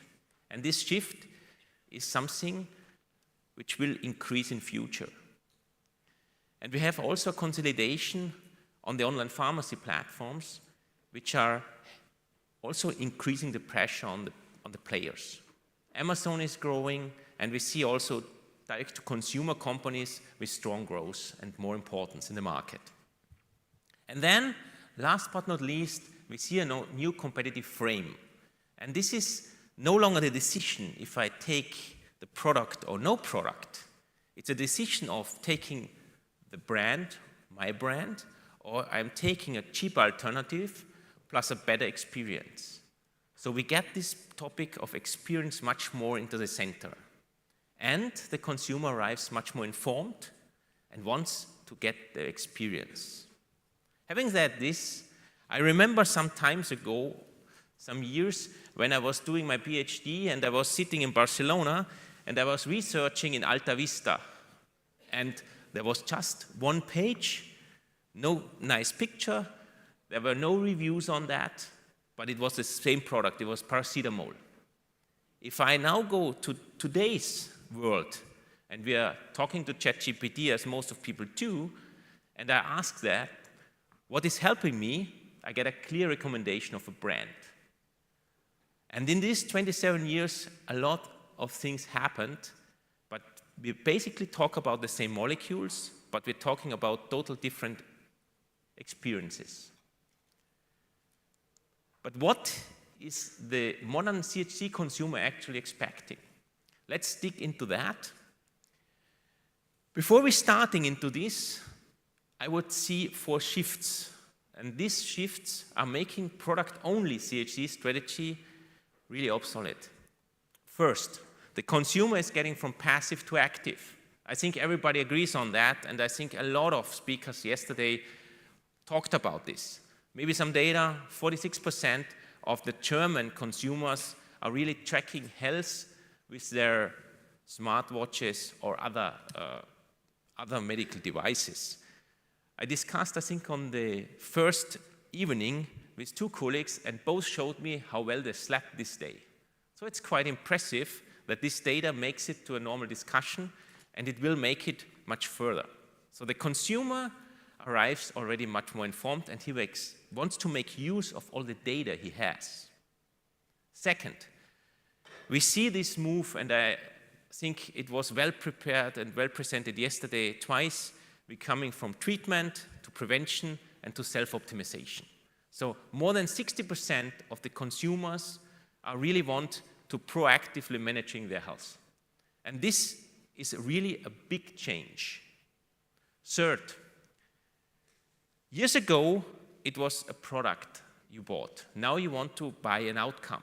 You want to be sure that it works. It's not only a product, it's really an outcome. And I think this is very much important because you want to sleep well. You don't want to buy a sleeping pill.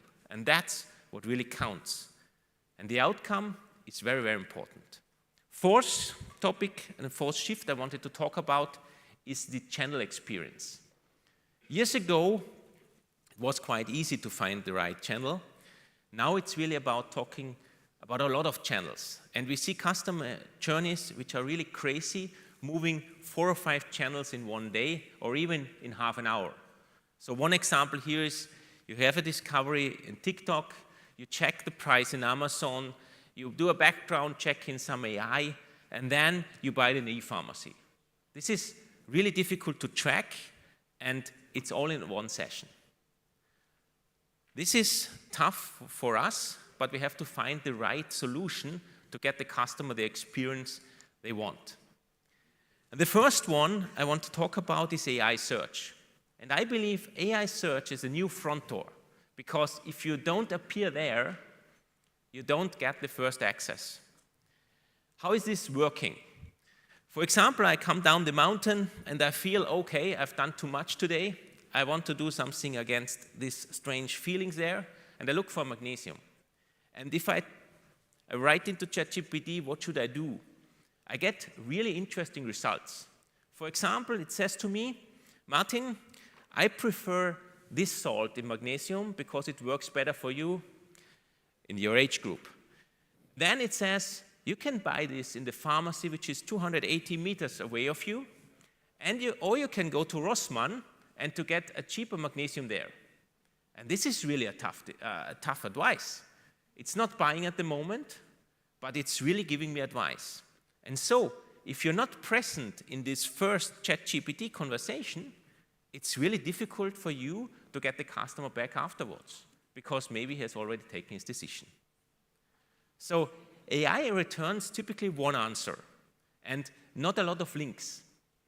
And if we look at Google, they have also changed their typical overview, because you get the AI overview, which is typically in 25% of CHC searches in Germany at the moment. This is growing from 12% last year to 25% or more this year. So it's really relevant also for the consumers which seek advice through Google. And this means they are not clicking into a lot of links as a consequence. So links in the classical SEO are not that important any longer. What does this mean? Who is not on this page, on this position 1 or AI overview of Google, really loses visibility. And this is something we have to be very much aware of. So brand visibility is not a paid media problem any longer. It's a really content architecture and AI optimization problem. And this is something we are very much focusing with our new brand intelligence solution, where we're really tackling this. And what we learn there is it's changing very fast. So if you monitor it on a daily basis, you can see that some brands lose about 30% in 5 weeks. So this is talking big numbers because it's very, very fluctuating, and it's a big lever for your visibility. The question is, if you're checking your visibility, you're checking your content, you're checking the sources, you're checking everything, this is really complex, and it's really moving faster than traditional SEO. For me, the brands winning in AI search are not always the market leaders. These are some small incumbents who really work out this topic very well, and they speak the language of the AI models. And this makes a big difference. Having said this, I want to move to the next topic, which is linked with that, to your presence in the digital shelf. Digital shelf is a very important topic because it's, for example, in Germany more than 30%, and it's very important to be in the first 3. Because if you're not in the first 3, you're losing. Because many people, I would say most of the people, are using their smartphones searching. And this, you're not searching to the second page to position 20. You take one of the 3. And here says the stats. Position 1 gets 38%, position 2, 18, position 3, 11. So the winner takes it all, basically. And this is very important. And what's also very important is that we have not a price topic here. The winner is not always the cheapest product. So the winner is somebody who has put his content and his keyword search very well. And this is very important for the conversion. So the digital shelf position and the content quality are now very much important to measure on a weekly or daily basis. What are you measuring? You're usually measuring content, keyword position, and all that on all different channels. OTCQ provides this with optimization tools, and you get an overview. How is this linked to AI search? AI search takes a lot of their information from the product websites, from studies, but also from the digital shelf. So if you're not well positioned at the digital shelf, your probability to be well found in AI search is decreasing. So it's a combination of both things you need to do to be successful. These are 2 levers, but I think on experience, there is something more possible. And I like this example of Welt. Welt is a Samsung spin-off, and they came up early 2026 with their HNZ. And HNZ is an AI-driven product which is certified in Korea, and it works like following. So you have a QR code on the blister or on the pack, you scan it, and HNZ gives you instructions. You can load data up, all your Garmin data, all your iPhone data, and then it tells you, for example, with a sleeping pill, when is the best moment to take the pill at this dosage. And this is one of the first closed-loop models we see in the industry. Closed loop has been a topic for RX industry for years because it's really an important thing to take the right decision on the right dose at the right moment. And it's regulatorily quite complex. But this is the first time that I see a model like this in the healthcare industry and consumer healthcare. And I believe this will be a game changer because the same molecule, already known molecule, plus a data layer, give a much better premium experience. And this is something which is really an innovation driven by this additional data layer. No numerical, but totally different experience. So putting this together, I see the 3 buckets. You have the classical existing assets, brands, or INN drugs, or all of that. We have the regulatory base, we have the distribution. And then the data layer comes in, a lot of data which is personal data, but also from platform analytics. And then we have the 3rd bucket, the experience design, how you get the journey mapped, how you get the content, and how you get this additional information. So I believe the new value is not invented in a 10 years development cycle.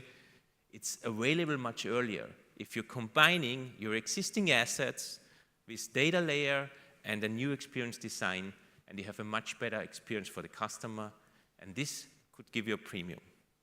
So I believe data is kind of the new R&D. I believe you still should do R&D and new products, but this could be, at the short time, a big advantage. Well, I talked about different topics, but how can you really take this into your daily life?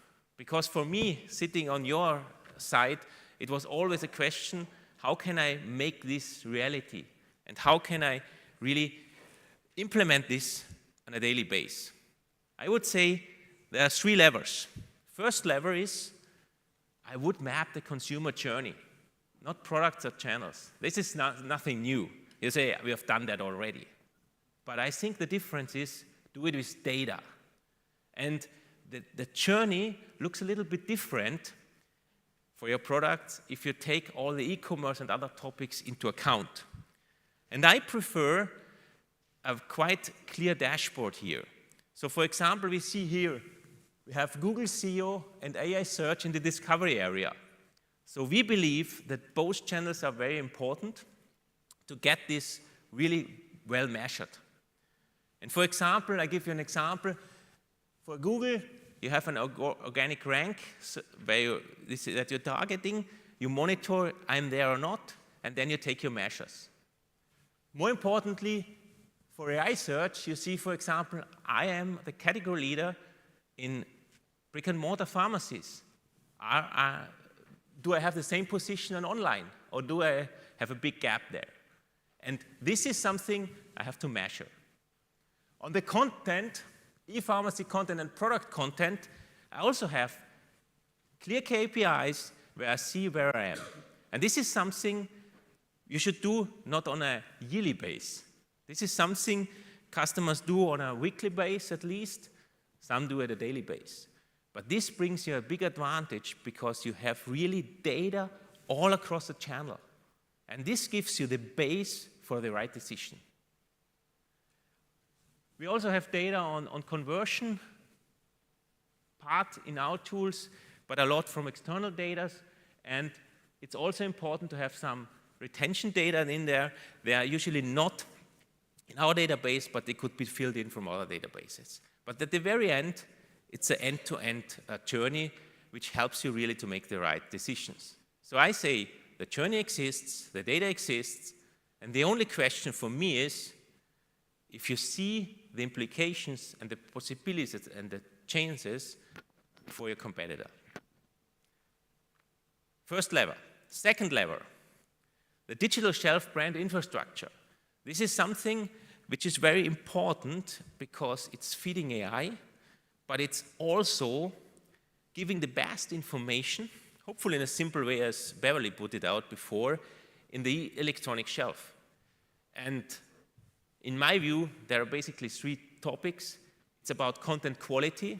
Is this the real content, what the consumer needs, in a simple words, to get it right? And the consumer is different in every channel. So if you target the right channel with the right wording, you will have better results. Second, availability. If your product is available, you should talk about it. Because, as the example is magnesium shows, if 1,000 German pharmacies put that magnesium valor is available in their shops, it's a big advantage because AI sees it available in all the shops. And they say, well, this is a good product. And this is something you should really consider about.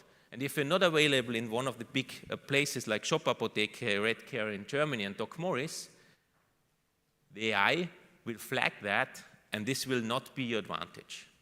Then prices and promotion tracking is very important to get a feeling about competitiveness and about your promotions, about your particular presence.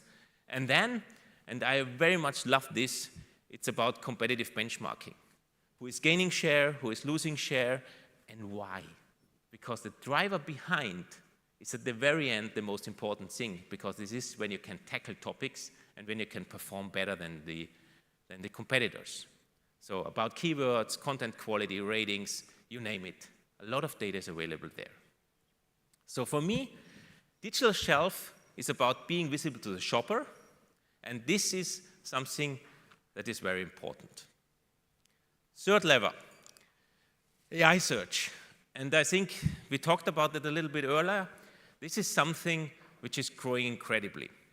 And why I'm believing that it's growing incredibly, if we look at the AI share of global web referral traffic, this is basically who is searching in the web. We're seeing about 15% at the moment of AI-created traffic. This will increase till the end of next year to at least 45%. I believe it will be even more, which means that a lot of people are searching not in Google and other search engines, they search in ChatGPT, in Claude, in Perplexity. And the thing we have to change in our mind, as we are managing products and visibility, we have to prepare it for the machine. Because as an AI, you don't look for nice pictures and embedded messages. You look for information. And this information has to be prepared for machines. And you have to get an LLMS.txt file on your web pages to make it easier for the machines, for the AI to find you. And you don't do this, you will lose out. And so it's very much important, you think, digital shelf for the shopper, but also on your web pages, prepare for AI, because this will be crucial for your visibility at the very end. We see a lot of growth there. We see the platforms are really divergent. There are so many platforms out there, but the future will be in AI search. One last word to that. If we go the next stage, and I think Katja talked about this, about agentic commerce.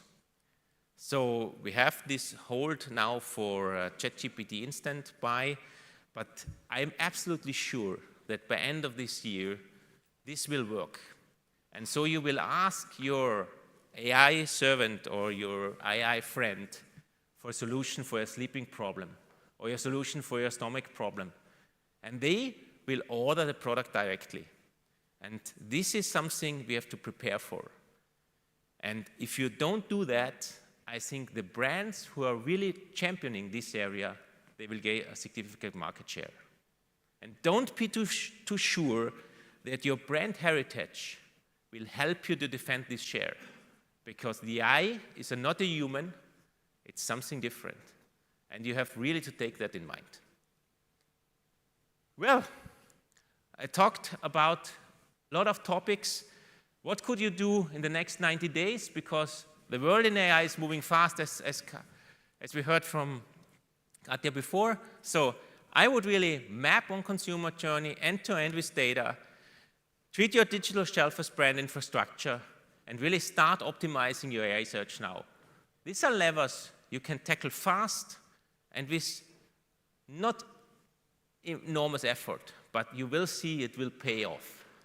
And I am believing the pill will not go away, but the consumer's relationship with it is being redesigned right now. Look at this topic and you decide whether you design this experience for your customers. Thanks for having me. And as a special topic, we can offer you a brand intelligence analytic for your favorite brand for the 5 first respondents And we're really happy to take questions afterwards then. If we have time. Thank you. Thank you. Thank you. And now it's time for our final speaker, a dear friend of mine, Praful Akal. Praful is the founder and managing director of Medulla Communications. For those of you who may not know, Medulla is one of the world's most awarded healthcare communications agencies globally. That was a mouthful. Founded in Mumbai and now operating across APAC, the US, Medulla has built a solid reputation for doing something we all aspire to. That's taking very complex science and turning it into something people actually understand and, more importantly, even care about. Along the way, they picked up just a few awards, including the Healthcare Agency of the Year at Cannes Lion, and consistently ranked among the top healthcare agencies in the world. So in short, if there's anyone here who knows how to combine science, creativity, and real-world impact, it's Praful. Now, I asked Praful for a few personal anecdotes because I wanted to get to know him a little bit better, and he struggled a bit and he wouldn't say anything to me. And so naturally then I turned to his friends and I asked them, I said, so tell me a little bit more about Praful. And this is what I did learn. His daughter, his 10-year-old daughter, is his greatest mentor. And he admits every day that she is still teaching him something new, right? Which is something good. And he's also incredibly proud of his wife, who is a successful life coach. Although, a slight complication here, when Praful asked her for advice, she told him that he was uncoachable. I don't even know if that's a word, uncoachable. So if there are any coaches in the audience, there may be a business opportunity here. All right? So please join me in giving a warm welcome to Praful. Thank you. Thank you, Ralph, for the wonderful introduction to my 10-year-old daughter. When I met Ralph in the morning after 6 months, he said, "What's your daughter taught you in the last 6 months?" And I told him that I taught my daughter, sorry, not sorry. And my daughter taught me, yeah, no. So we learn things every day. In today's session, the panel discussion is about experiences. And before I start off with talking, just a bit of a thought for each of us. What is an experience? And I'll define it very easily for you. It's a 30-second period. Just look at it as a 30-second period that you remember for 30 days. As simple as that, right? Now, if you take that lens, and I ask you which were your experiences in the last 3 days prior to the Nicholas Hall conference that you remember, think about it. You'll think of many. And now, if I ask you, which are the brand experiences that you remember in the last 3 years, and you might not remember any. That's how tough our task is to create brand experiences. So today what I'm going to do is not talk too much, but share with you hopefully 4 experiences if we have the time for that. Because we're running short of time, I think it's important when you say experiences. We talk a lot about science, but health decisions are not clinical. They are behavioral. The behavior we do, and that's why the experience is more important, because experience influences behavior, right? And because of that, the real challenge is not to drive awareness, not to inform, but to drive action. And therefore, where we often fall short in consumer healthcare marketing and advertising is, influencing that behavior versus just providing information. Think about, to a lot of your campaigns, or the experiences, is the experience just about passing on information, about making people aware, or does it do a little bit more? And what high impact work does very, very differently, and what I hope to do in the next 15 minutes today, or 10 is all I have, yes, Ralph, I see that, is you try and convert a passive audience from television advertising, and digital allows you to do that, into active participants. And let's see if we can pull that off today. So, I'm going to start with a campaign. What we've done is the team at Medulla and me have sat together and curated work from Cannes Lions, award-winning work from Cannes Lions, all consumer healthcare brand work, which are experiences to our mind. Let's start with one. And very often when we talk about experiences, we're always talking about the product and trying to build the product as an experience, or trying to have a solution as an experience. Here is one where the diagnosis was the experience. Let's watch it.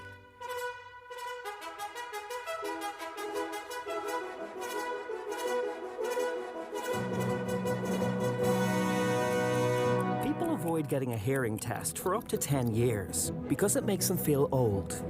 But while hearing loss is isolating and scary, mishearing can actually be a lot of fun. Now I thought I'd share some of my favorite misheard lyrics. Philippe's not your dad. I'm friends with the monster. Specsavers aim to create a hearing test people wanted to listen to. That's where this guy came in. Rick's biggest hit is one the world has been mishearing for years. So we scanned the internet for the song's most misheard lyrics, rewrote the song, and got Rick to re-record it. Creating the misheard version. Then released it to the nation's ears without explanation as the world's first mass hearing test, causing chaos across socials. Did I just hear Rick sing My Aunt's Been Naked? I've been singing the wrong lyrics the whole time. Wouldn't catch nits. Rick, what is happening? Did I just get Rick rolled by Rick Astley? Igniting a national conversation on hearing loss. Rick Astley. No, Rick Astley. Rick Astley. This is a really clever idea because people with hearing loss mishear. I'm absolutely loving the resurgence of Rick Astley. He's hoping the revamped song will encourage more people to get their ears checked. The misheard version was played over 20 million times in the first 8 hours, driving a 138% increase in hearing loss searches, making hearing the country's #1 trending topic, leading Specsavers hearing test bookings to increase a record 1,220% above target, without a single pound of media investment. Finally, the nation had listened. These are a heads up. These are not our campaigns. These are campaigns we've curated from Cannes Lions winners that we thought were suitable for the topic. So the ones that are coming up, if any of you have actually worked on it, please feel free to stand up and talk about it. We'll get a mic to you. This is another interesting one. We talk about in consumer health, saying that our products are often boring. How do I create an exciting experience, an exciting 30-second period that the consumer will remember for the next 30 days? How do I do that in something as boring, as serious, as unpleasant as nausea? So let's look at this.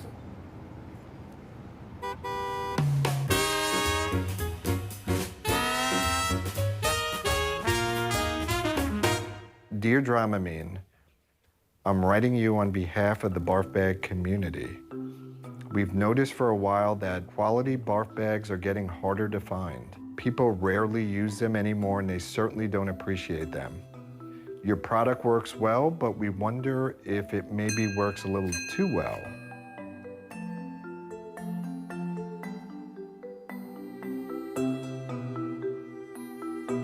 Would you say that Dramamine is killing the barf bag? Man, Dramamine sucks. If they died, they should die with dignity.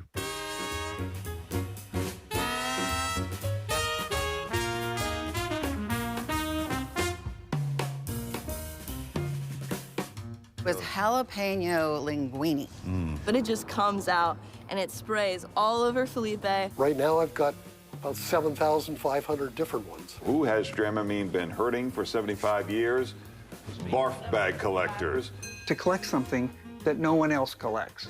Apparently, you throw up and then disappear. Well, it has not been a good pickup line, put it that way. That was so cool. Yeah. It's bigger than the brand.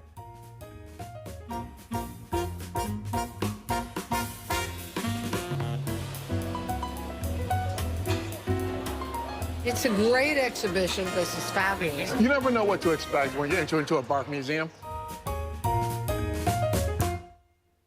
This is not a barf bag.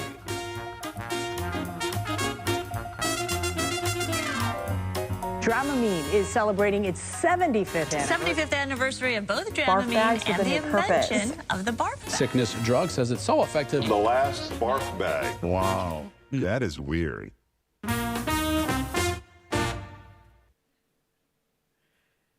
Yep, I think this teaches us that this is an experience. It is possible to create experiences in the consumer healthcare space, and very interesting ones.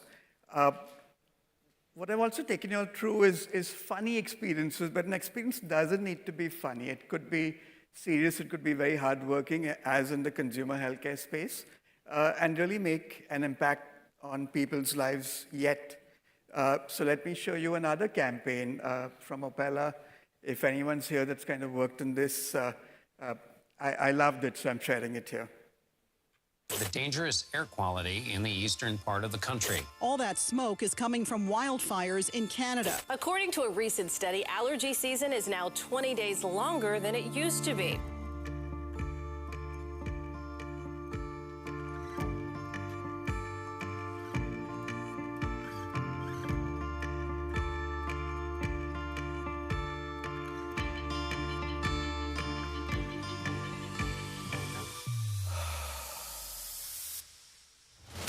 Introducing Allegra Airways, the world's first navigation tool for allergy sufferers.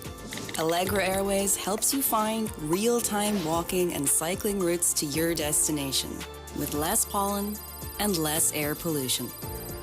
Monitoring air quality changes street to street, minute to minute, down to an accuracy of 5 meters. Accessible on any device through a web browser across all 50 states.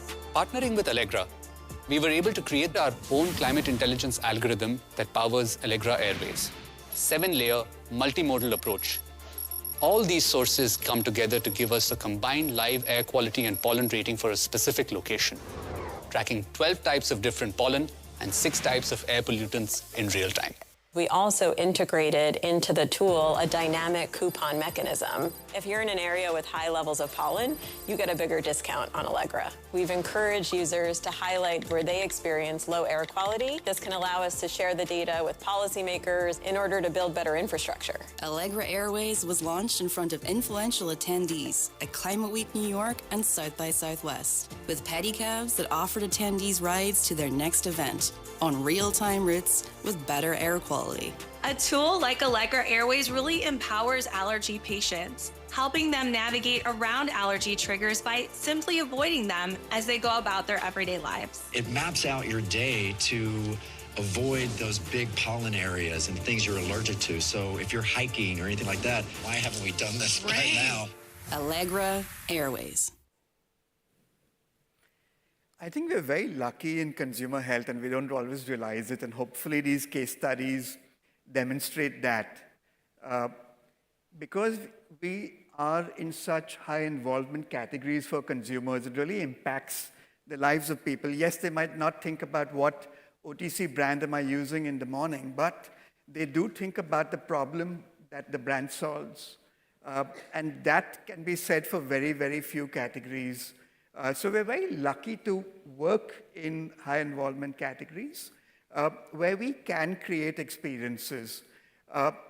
That's the good thing about consumer health. What is also makes it a little tougher to work in consumer health is because these are high involvement categories, you're not working with just the consumer. You have to work with the entire ecosystem. You have to work with many stakeholders, with doctors, with other healthcare professionals, with caregivers, with the patients or consumers themselves. And therefore, it often falls upon the brand to pull this ecosystem together. And we saw that challenge when we were working in smoking cessation, that there were a lot of brands, but there was no one who was providing a complete solution to help people quit smoking. And therefore, we worked at the complete ecosystem, and this is the experience that we created.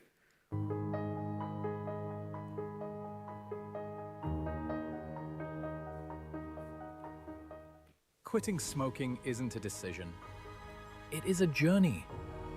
Millions start, only a few finish. Because quitting is not just about a product, it is about everything around it. So, as one of the world's leading smoking cessation brands entered a new market, we asked a different question. What does it take to help smokers succeed? Not a better product, but a better system. One built around the smoker and the people who support them.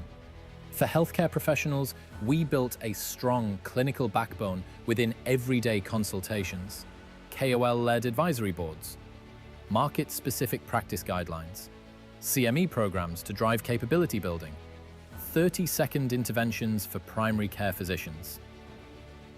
At the same time, for consumers, we built a platform to guide them through the journey. The real breakthrough came from one powerful intervention, the Quit Line. It supports smokers through the most vulnerable phase, the first 3 months. This is where outcomes change. Together, this created a connected ecosystem where doctors and consumers work as one. Because while products manage cravings, structured support drives outcomes. This approach has delivered quit rates of over 30%. And in doing so, established the brand as a thought leader and a market creator across stakeholders. Because when behavior change is supported, results do not just improve, they multiply.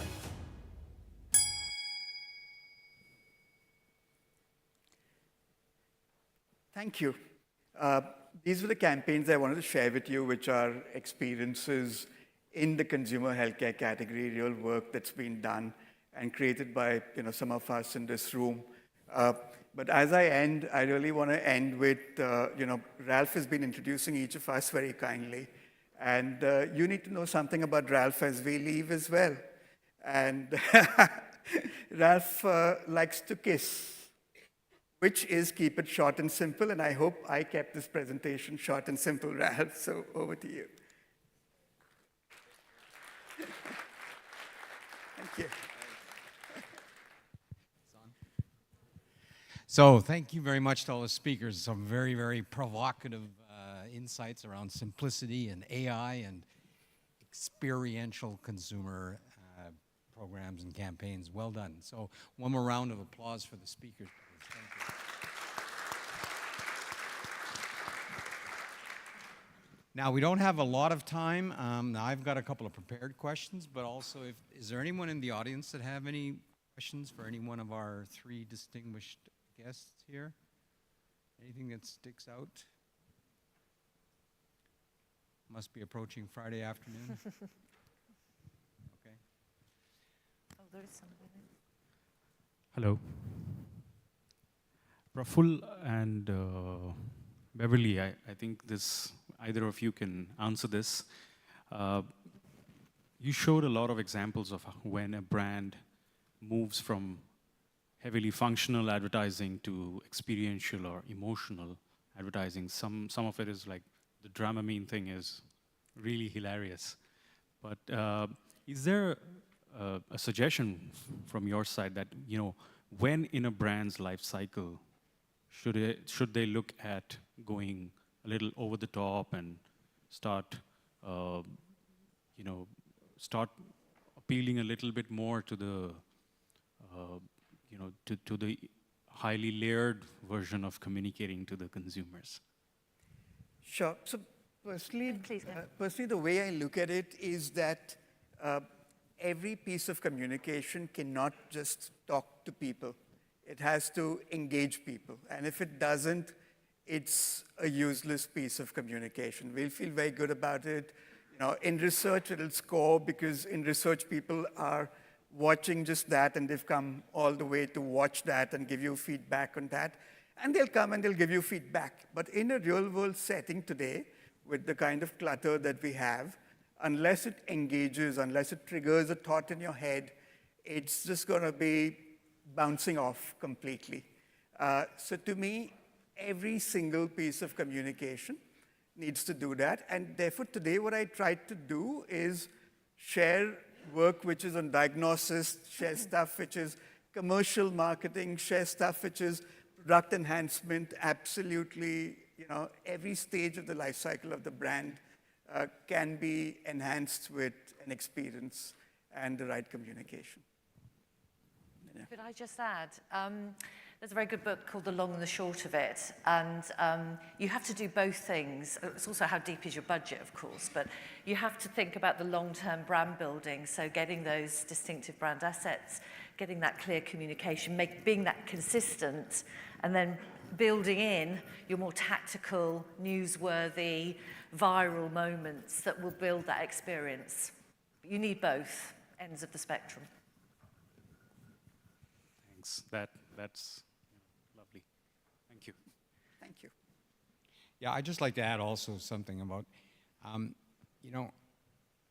I stand on my soapbox and I always talk about moving away from functional benefits to emotional benefits, and it really is about consumers experiencing brands. And when they experience brands and have a positive outcome, they relate to brands. And if they relate to brands, then they trust brands. So this is this wonderful circle that keeps on going, right? So I don't know if it's a question of when can we do it. I think it's a question you better start doing it now, as ASAP, let's call it that way. So the more you can build trust with your consumers, the mother at 2 o'clock in the morning when she wakes up, she's going to reach for that trusted brand, okay? Any other questions from the audience?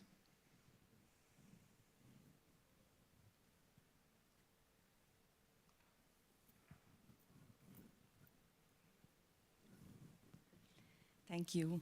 Thank you for great content today. On one hand, we were talking about, the key takeaways on emotionally connecting with consumers, building trust, and simplicity of advertising. On the other hand, we also talked about how agentic AI is doing, shopping, and it's going to change the future of shopping or purchase. And I was also reading a report on McKinsey on this. Now, it's a question, how do you connect these two? On one hand, we're talking about connecting to consumers emotionally, and on the other hand, we're talking about agentic AI doing the purchase for the consumers. Any comments? I think start with that one. Go for it. I think it's not a this or that. I think you have to do both, because you have to keep your consumer with simple and clear messages, because he is the final decision maker. But on the other side, you have to build up the other topics, the digital shelf and information for the AI system, to not lose visibility. I think it's getting more complex for the companies to manage that, but you have to cover both areas. And I really believe that simplicity and emotional advertisement is very important, and it stays important, but you have to do something else additionally. And I think this makes it difficult to handle, and this leads also to the topic how to handle this in a company, who is responsible for, how is the government? And this, I think, is a big change and a big challenge as a result of that. We'll just build on that. As I don't know a lot about AI, but as I understand it, AI does change its mind. It's only as good as the information that it's fed into. And there have been very good studies done that if you ask the AI the same question 3 times, it will change its answer every time. So for me, it is about brands being consistent and keep on banging on about the same things, because then it will stop it changing its mind quite so much. If I can add to that, I think the question that I ask myself, is when do you connect to a conversation or an experience a little bit more? when it's personal, when it feels that, you know, it's not a campaign or an ad that's talking to everyone, but talking to me specifically, AI empowers that personalization. AI can get the voice to be someone you know. AI can, you know, address you by name. AI can also, you know, personalize the information to your context. So AI, in that sense, empowers that connect, and that's how I really like to use it. And so it's not either or at all. Thank you. That's a very interesting thing, and it makes me question that in future, do you think there will be personalized advertising using AI? Or how is the advertising going to change or evolve in the future? But just for us Other to than think 10%, your answer is in the question. Yeah. Just see how one complements the other. I mean, just think of the Buscopan Argentinian example with the show your belly, okay? Think of the millions of impressions that got, all these social media that's going on. AI taps right into that, right? So Buscopan is suddenly going to be at the top of any AI search in Argentina, I'll tell you, right off the bat. Okay, so that's one complements the other, right?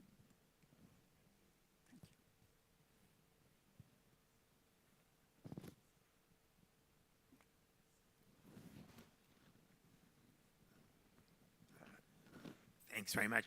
Thank you to the presenters for reminding us all of the importance of connecting authentically and providing experience and solutions rather than products with benefits, although obviously it's important, it's not about that. So we all know it, but I think it's really great and wonderful to constantly be reminded of it and to make sure it bubbles up to the front.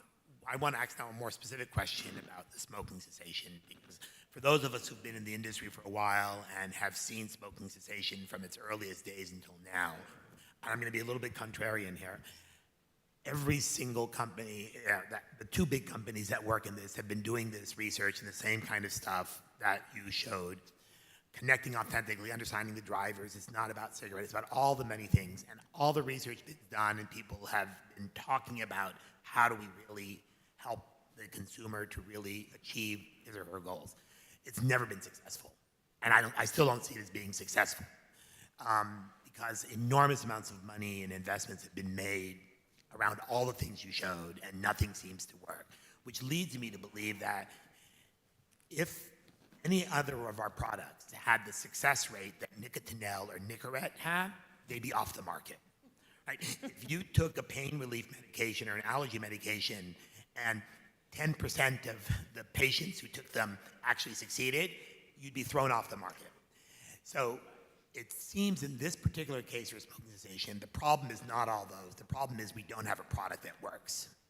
So anything we're doing, we're trying to basically, you know, is it put lipstick on a pig? Apologies for the metaphor.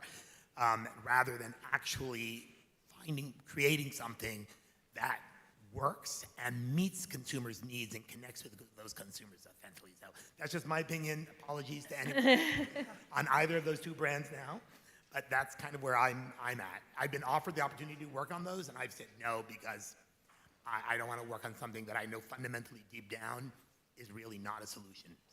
Apologies. Just how do you respond to that? Well, let me just say one thing. I think, first of all, we're not snake oil purveyors. And I think at least 2 or 3 times, as I heard yesterday, the right to passage is the fact that your product works, okay? I mean, it has to work, otherwise everything we're talking about, you know, you might as well be jumping on a carriage and selling your snake oil from corner to corner. So I think it has to, and obviously what we're not saying is that, you know, you just stop with all the scientific studies and stop with all the, you know, the research and development. You still absolutely need that to have a superior product. I think what we're trying to do is make sure that the consumer understands that it's a superior product for her, right? And she is relevant to that product. Okay? Could I say something on that? I do quite a bit of work on nicotine. I think part of the problem is, you're absolutely right, it's failing in some ways, but I wonder if we need to frame it differently. So as an ex-smoker, yes, I was addicted to the nicotine, but I was much more addicted to the social context of smoking, that whole sharing, going smoker's corner, having a good old gossip, the opening the fag packet, the clicking. And I don't think any of the brands have actually really tapped into that. I mean, the minis, I think Nicotine have a minis, which does a bit, but it's a really ugly pack. Nobody wants to get that out of their handbag. So I do wonder if it just needs to be reframed and we need to tap into the psychology of that sort of interaction that smoking gives you and not the nicotine addiction. Because you dress one, you dress the other in a way. I don't know whether you agree. Okay, I think does that more or less answer your question, I hope? Yeah. Yeah. Great. Yeah. Very good. Very good. Okay, so Mary is threatening to turn off the lights here on us, and I think we're done our time. 4 minutes. Is that okay? Yep. So we're going to just wrap up. One more round of applause for everybody, and thanks for your attention. Thank you. Thank you. Thank you. That was fun.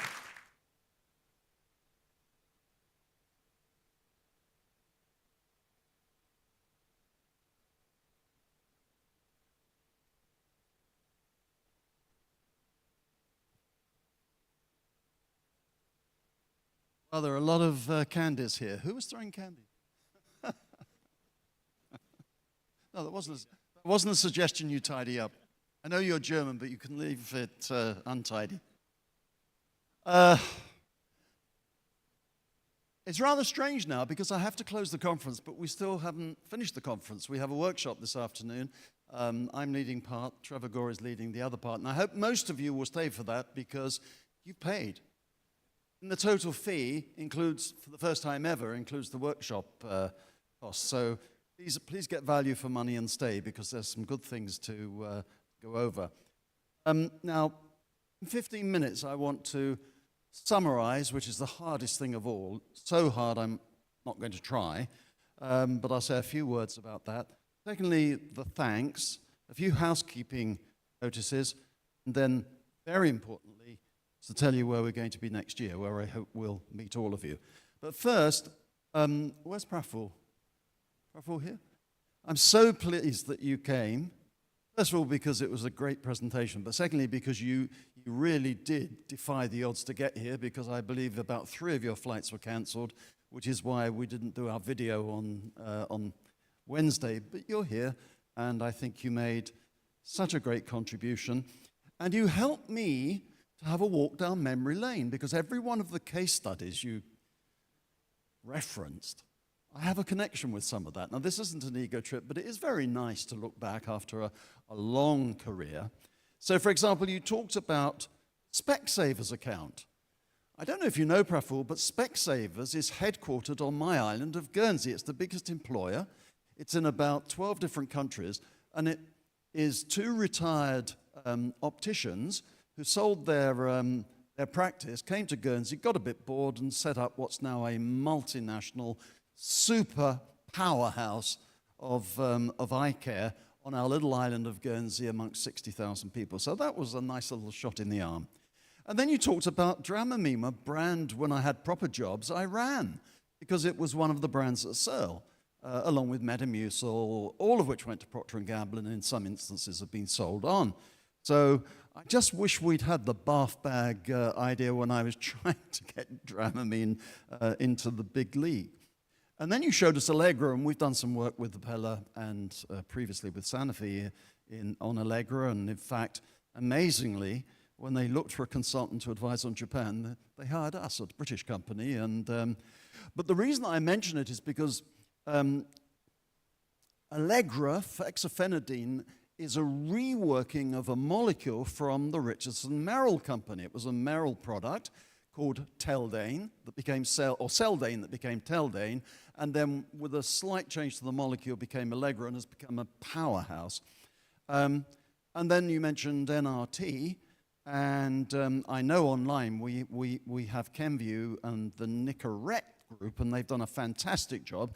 I have to say that because I'm going on to say that one of the points of pride, and we were asked this morning to close our eyes and think of a point of pride. And the work that we, Nicholas Hall Company, did in helping Dr. Reddy buy the Nicotinell brand and find its partners internationally was one of my thoughts when I closed my eyes. So thank you for that opportunity for the walk down memory lane. Now we're going to go into less personal subjects. How would you rate this conference? Good? Amazing. I'm saying your reaction, not that I think it was an amazing conference, but it was. And you know, as conference organizers, and you know, it's on the title page here, this is our 36th in the European series. Every year we face the challenge, how do we do better than that? And everyone who went to the Paris conference thought, that was such a great conference, your best ever, thank you very much, and how are you going to do better? And I thought that's an impossible challenge. But Mary and her team, they did it again. They come up with this killer agenda, absolutely fantastic, great speakers, wonderful atmosphere. Our family values remain intact. So it's very good. And I'm not going to try and summarize anymore. For those of you who want to get a summary, or those who weren't here and who would like to see a summary, well, the first thing is that Newsflash, our Friday communication with about 12,000 readers is going to be a Monday. We always make it a Monday event because nobody wants to go back to the office and start writing Newsflash this afternoon. We're too full of our great ideas. So those who subscribe to Newsflash, and I hope that's everybody, will read about that on Monday afternoon. And for those who don't take Newsflash, our Chief Operating Officer for Consultancy, Melissa, will put the headlines on LinkedIn. So one way or another, we'll get you. And then for those who want to read about it in detail, Insight Europe, which is our bi-monthly publication covering the CHC market in Europe, will have a feature at the end of April, and I know the editorial team are watching the live stream of this, so you'll be able to read about what we talked about in more detail. And then, of course, on the website, you'll see all the information about the awards. You were there, you know, but it will also be nice to reconnect with those winners. And for those who weren't here, they can also see how you voted, because, of course, we're very democratic in this organization, and you vote for the winners. So, look, again, I want to just stress that we have a great workshop this afternoon, and I hope most of you will stay for that. Normally in conferences, we say, don't forget to fill out the evaluation forms so we can make next year's meeting even better. But, of course, in this day and age of the internet, you don't have them as a printed. I think this is retrospective. I think this is a bad move, but you don't get the voting form in your information pack. But Mary, you told me that we're going to be sending out online an evaluation form. Please don't let the moment pass. Tell us what you like. Tell us what you don't like, because it may be a great presentation, but you just say that wasn't relevant to me. So let us know your views, because only with your advice can we make these conferences better. And that is our aim. When we're not at 36, but 40 and 45 and 50, I probably won't be doing the keynote address by then, but we want those to be even better. So just a few words of thanks. So first of all, thanks to the speakers, great speakers. Every year we seem to come up with some amazing people. These days, speakers volunteer. I remember in the old days, we had to nag people into being speakers. We don't nag anymore. People actually want to be speakers. We're very democratic. If you want to speak, and you've got a great topic, come and talk to us. Talk to Mary. If you just want to speak and you don't have a topic, speak to Mary. We'll find a great topic together. We want a more diverse group of speakers. Of course, I want to thank the organizers, and there at the back, Mary, Madge, Elizabeth, I think, is probably outside. And let's give a round of applause.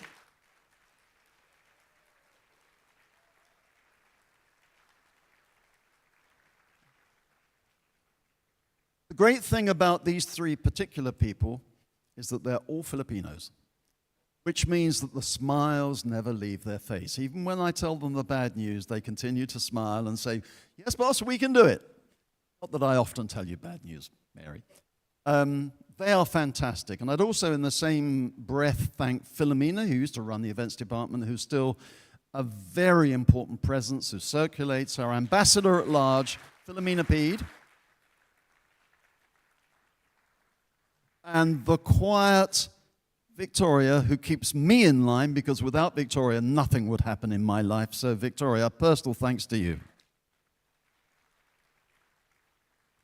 And we have 17 Nicholas Hall staff here, and I hope you've spoken to most of them.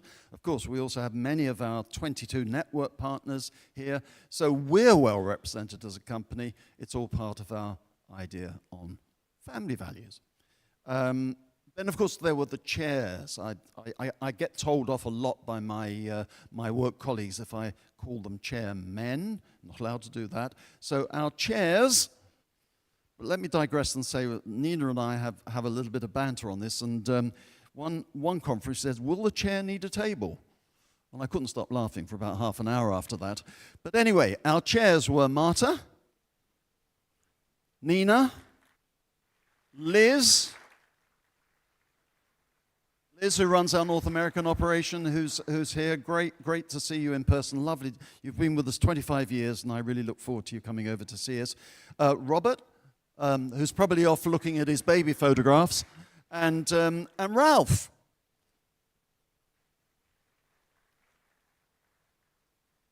Thanks to our sponsors, because of you, we can give a better dinner than we would otherwise, and that's Catalans and Proby, and they've been great sponsors. They support us year after year, so thank you again for what you do. The awards, thank you for the wholehearted enthusiasm with which you entered. You voted, you cheered when you heard the winners, and I should think there were a few tears as well, but there we are. The awards used to be the hardest part of our business to keep going. And we introduced that little innovation of giving brand managers or marketing managers the chance to spend 5 minutes introducing their brand, and it went from being we had to push to where we didn't have to push. Brand managers love to tell the story of their brands, and I think it shows in the enthusiasm of the cases that were presented. And thanks to you. I mean, 180 people in the room, 50 online, our biggest meeting in modern times.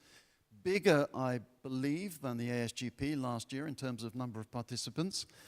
So I'm sure you want to know where we're going next year, and I wonder if I can find the clicker. Where's the clicker gone? Oh, here's the clicker. So, what are the criteria for deciding where we're going to have the conference? So first of all is your opinions, and you've all made your feelings very clear over the last couple of days, or some of you have made your feelings very clear. We look for a country, and it usually is a capital city. We look for a venue which is in a country or is a city with a vibrant atmosphere and a strong economy. We like a country that has a growing CHC market so that we can draw inspiration from that. We like the presence of a mass market so that we can see alternative distribution to pharmacy. We like to see chain pharmacies because that's another dimension for building the business. And we like a country that has a lot of switch activity. And we also like a country that has a lot of strong local players. Now, will this work? So, I want to announce the venue will not be London. Exactly.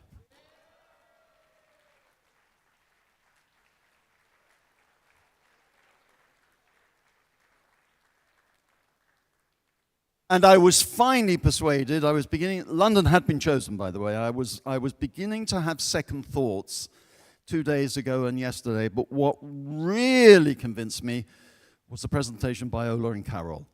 I just want to meet more of those. I want to meet more Polish people who are going to disagree with me. And apparently that's what you've promised. So look, we're going to be planning this for Warsaw. We haven't been in Warsaw since 2005, although we were in Krakow.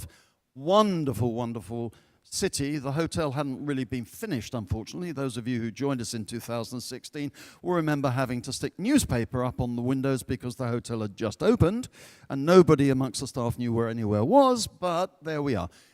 Krakow was a lovely city, but back to 2005, And that was a wonderful achievement. I think we're long overdue to go back to Poland. So I'll be arguing for London in 2028, but 2027, the decision has been taken, and you've expressed your enthusiasm about that.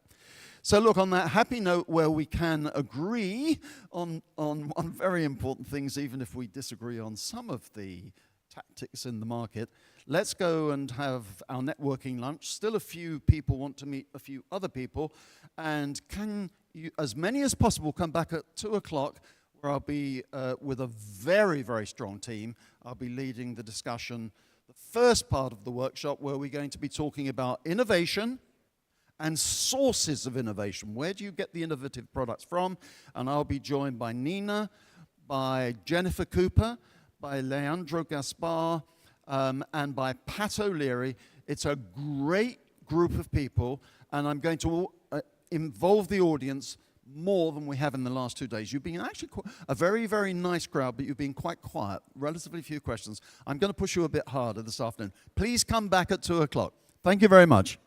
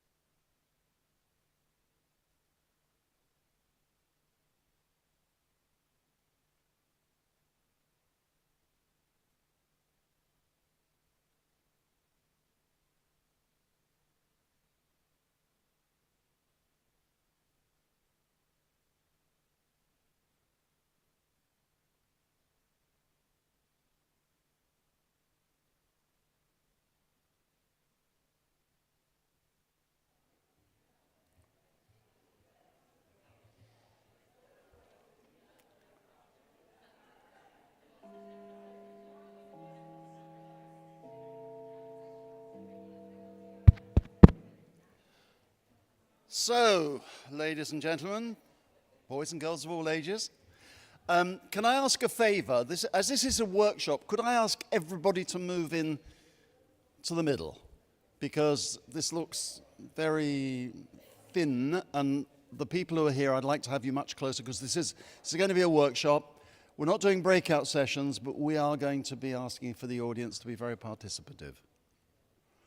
Now, if you're not really here, if you're just keeping an eye and you're working separately, that's fine, stay at the end. But if you are participating, let's have you towards the middle, because we probably have about 40 people attending, which is good for a workshop, but it looks much less than that at the moment.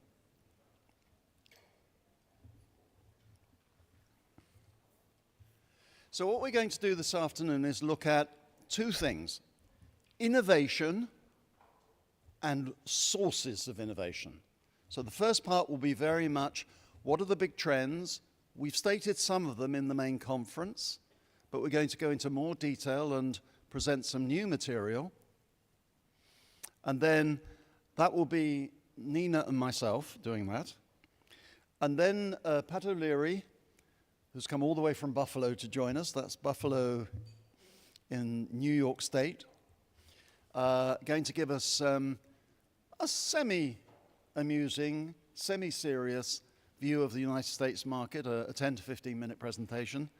And then I'm going to ask other colleagues to join us in these chairs, and we're going to have a moderated Q&A session, but a lot more Q&A than we've managed so far. You've been a wonderful group, but you haven't asked many questions, you haven't made many comments, and we want to be more proactive than that.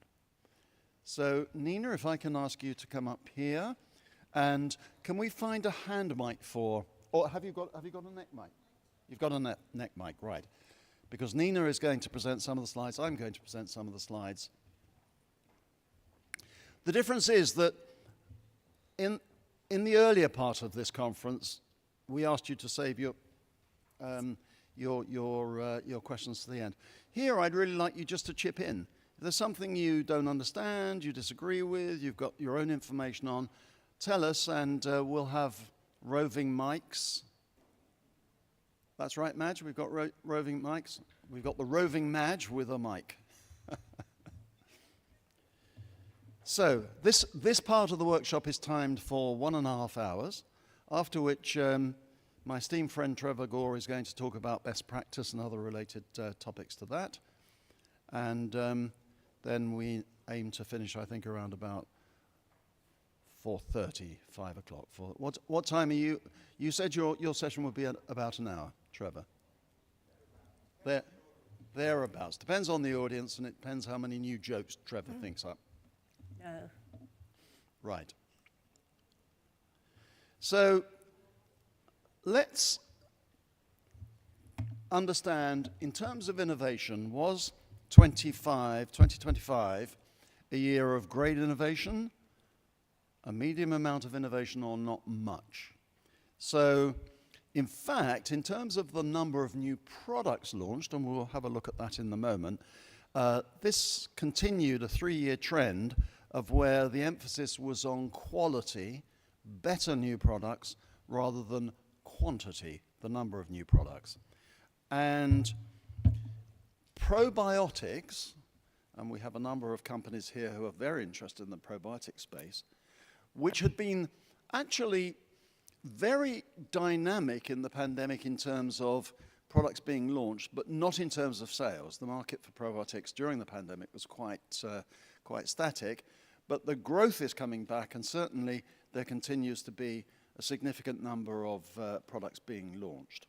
In a moment, Nina will take us through a very interesting map of the probiotics market to show what the trends are, but I'll just do the big picture first.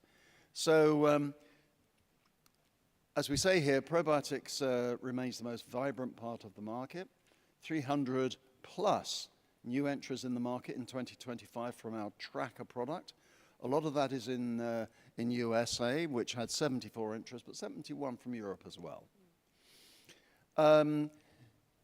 We'll come back to probiotics. In terms of switch activity, and we said this yesterday, the main switch activity has been over the past 2 or 3 years, the the introduction of Celebrex, which is a COX-2 inhibitor.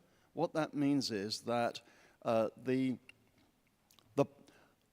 signal that the body sends out for pain is suppressed, but in doing so doesn't damage the protective layer of the stomach. So these products are much less harmful.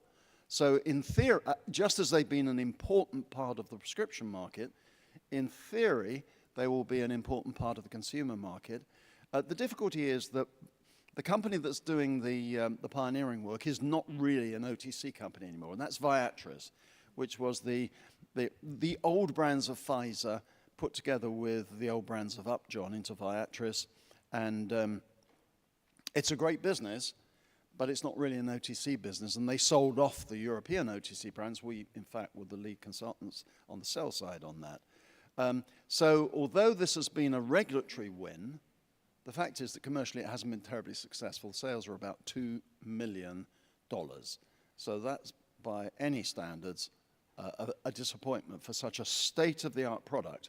A product that in our tracker, and I'll mention tracker a little later, but tracker is our tool for measuring new products. 4-star is the highest ranking in the sense of as the most innovative, usually an RX to OTC switch. So Celebrex, a regulatory win, but not yet a commercial success. Then we have Dymista, also from Viatris, and I mentioned this yesterday. It's a combination of two decongestants and antihistamines, and absolutely a winning product. Acts very quickly. It has great depth of treatment and is beginning to be switched. I think the sales are about 16 million. You gave me a figure? About 16 million for Europe, which is better than the 2 million we have for Celebrex in Australia, but still not yet a mega brand. And I would put that down really to the fact that the marketeer is not in the first tier. But it is first year. I mean, it's not even a full calendar year yet. First year, absolutely right. Although I always feel that unlike FMCG, where you build up to a peak, in consumer health, just filling the pipeline. And a lot of the data does come from that company that I have to drink a glass of water after I mention their name. And they do measure sales into the trade, not always sales out of the trade. So you get the stock loading benefit of that. But you're quite right, Nina. It's early days, but my view is that they're not, wherever Viatris is based, they're not jumping up and down in enthusiasm and saying, this is the best thing we've ever done. They had a really great ad in the UK, this woman sort of jumping out of a plane and obviously with the parachute and coming down to earth. And it was quite an unusual ad, but I don't think shown often enough to make a difference in that time period. Absolutely. And then the third brand that we're pulling out here is actually a private label, which is sildenafil. That's the active in Cialis, which seems to be getting more traction in the OTC market than Viagra. And Boots has brought in... Yeah. Boots has go ahead, Philip, Nina. It's an orodispersible film format, which is, one big innovation. But it's also, I think it's quite important to say, I don't think we've seen a 4-star switch, as we classify it, from private label. It's really quite innovative in that form, too. Very interesting. So that's it. Those are the main switch activities. I know we have had other switches in Poland, in New Zealand, in the UK. But in terms of the first in the marketplace, best in class, this is it. So, and with nothing significant happening in the United States, I think we have to say the switch is still in that sort of difficult phase. The glory days are behind us. Of course, new legislation in the US called ACNU, which will change the whole way of bringing prescription products to market, has not kicked in yet. We haven't had our first launch under the new registration. When it happens, it may very well be a product for migraine, possibly cardiovascular, statins coming to the US, but that's still in the future. We've also seen at the other end of the scale, which are the more dare I say, the more conventional products. We've seen hair and beauty supplements. The second biggest producer of new products, high activity, particularly in India and the USA. And then the whole area of aesthetic treatments, boosted again by India, lots of activity in Argentina, not often a lead market, and so on and so forth. I'm not going to go into the detail because it's quite right. What we're showing here are the most important developments, but they are not in themselves game changers.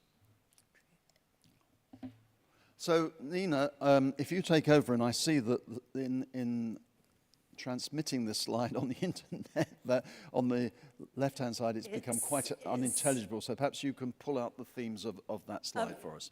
Yeah, if I can remember the dark green sections. I mean, as Jennifer, who's joining us later, will note, probiotics has grown and expanded into new areas, new benefits. If you look down the various products shown, I mean, those go from a prebiotic cola from Pepsi, because we cover prebiotics, probiotics, and postbiotics, and we don't have time for the full lecture, but you know, these cover a lot of different areas, a lot of different products. The lozenges that go across show you the areas. Obviously, a lot of gastrointestinals, for diarrhea, for constipation, for well-being. Also emerging in that sort of area, we have weight management, energy, glycemic control for people like me who are diabetic, and neurodiversity, and all of these areas coming up from probiotic supplements. Really, I would say, if there's a special need, probiotics will cover it in one country or another. Some of these brands are quite small in development. Others are sort of, you know, from companies which are specializing in probiotics. And of course, you know, we heard from our friends yesterday from Probi, just showing how much developed there is these days. Women's intimate health is another area where probiotics are exciting, driving growth. Also in allergy, things like menopause. And the Caruso company, which is mainly from Australia, I think, is one of those companies that's specializing and bringing new brands and sub-brands to market, and consumers are loving them. They really are. Smaller areas like children's, like oral health. Skin health, again, is something where probiotics are beginning to make strides. And then the bottom right there, heart health, physical performance, mental health. And that's everything from just basic mood through anxiety, through stress. Again, there's a probiotic somewhere there for you. Anti-aging and beauty, which is another growth area across the market, but definitely with probiotics. And then there's even some for pain and bone health. So you can see just how much the market is stretching out, taking new segments. I mean, not even categories, just segments of the market. And these are some of the innovations that we've seen. But I do think the prebiotic cola from Pepsi is one of the most unusual ones in this category. I can't read the green, Nicholas, so people have to look at that when they see it. Well, these slides will be circulated. My take is more top line than Nina's wealth of detail. I've always thought that probiotics really divides into three parts. There's the original market, which was simple strains, low density of the CFUs, and fairly basic indications connected with gut health. And then we went into the second phase, which was new indications using essentially the known strains, but at higher strength. And then, and that's where we are now. We're edging towards the end of the second phase. And the third phase is where we get the new types of strains or combinations at very high strengths, and as Nina has told us, targeting very interesting new indications with a lot more original science. Yeah. Clinical trials, to the extent that, in many respects, I think probiotics will go back to where it started, which is as a series of registered medicines. Famous brands like Enteramagina, in some of its early markets, our registered OGCs can make fantastic claims on diarrhea. I think we might go back to that as manufacturers try to protect their intellectual property by having registration, paying the money to get the registration, being able to make claims, having some exclusivity. Otherwise, it's just a free-for-all. And that, to me, is the worst aspect of markets like this. And I think GLP-1s will become a free-for-all if it isn't already that way. And I think we have to see more registered products, even companion products for the GLP-1s, to give some degree of protection. Well, I think something that is interesting is the very high input from the probiotic developing companies, the ones actually bringing the new ideas, the science to market. And I think they drive a lot of the growth. Absolutely, absolutely. Right, so let me now just say a word or two about our tool, which is the CHC New Products Tracker, which Nina in 2013 set up, studied the market. We looked at the product that Mintel had. In fact, we had a former Mintel employee working with us who said, the Mintel tool isn't that good. It's very broad across many segments.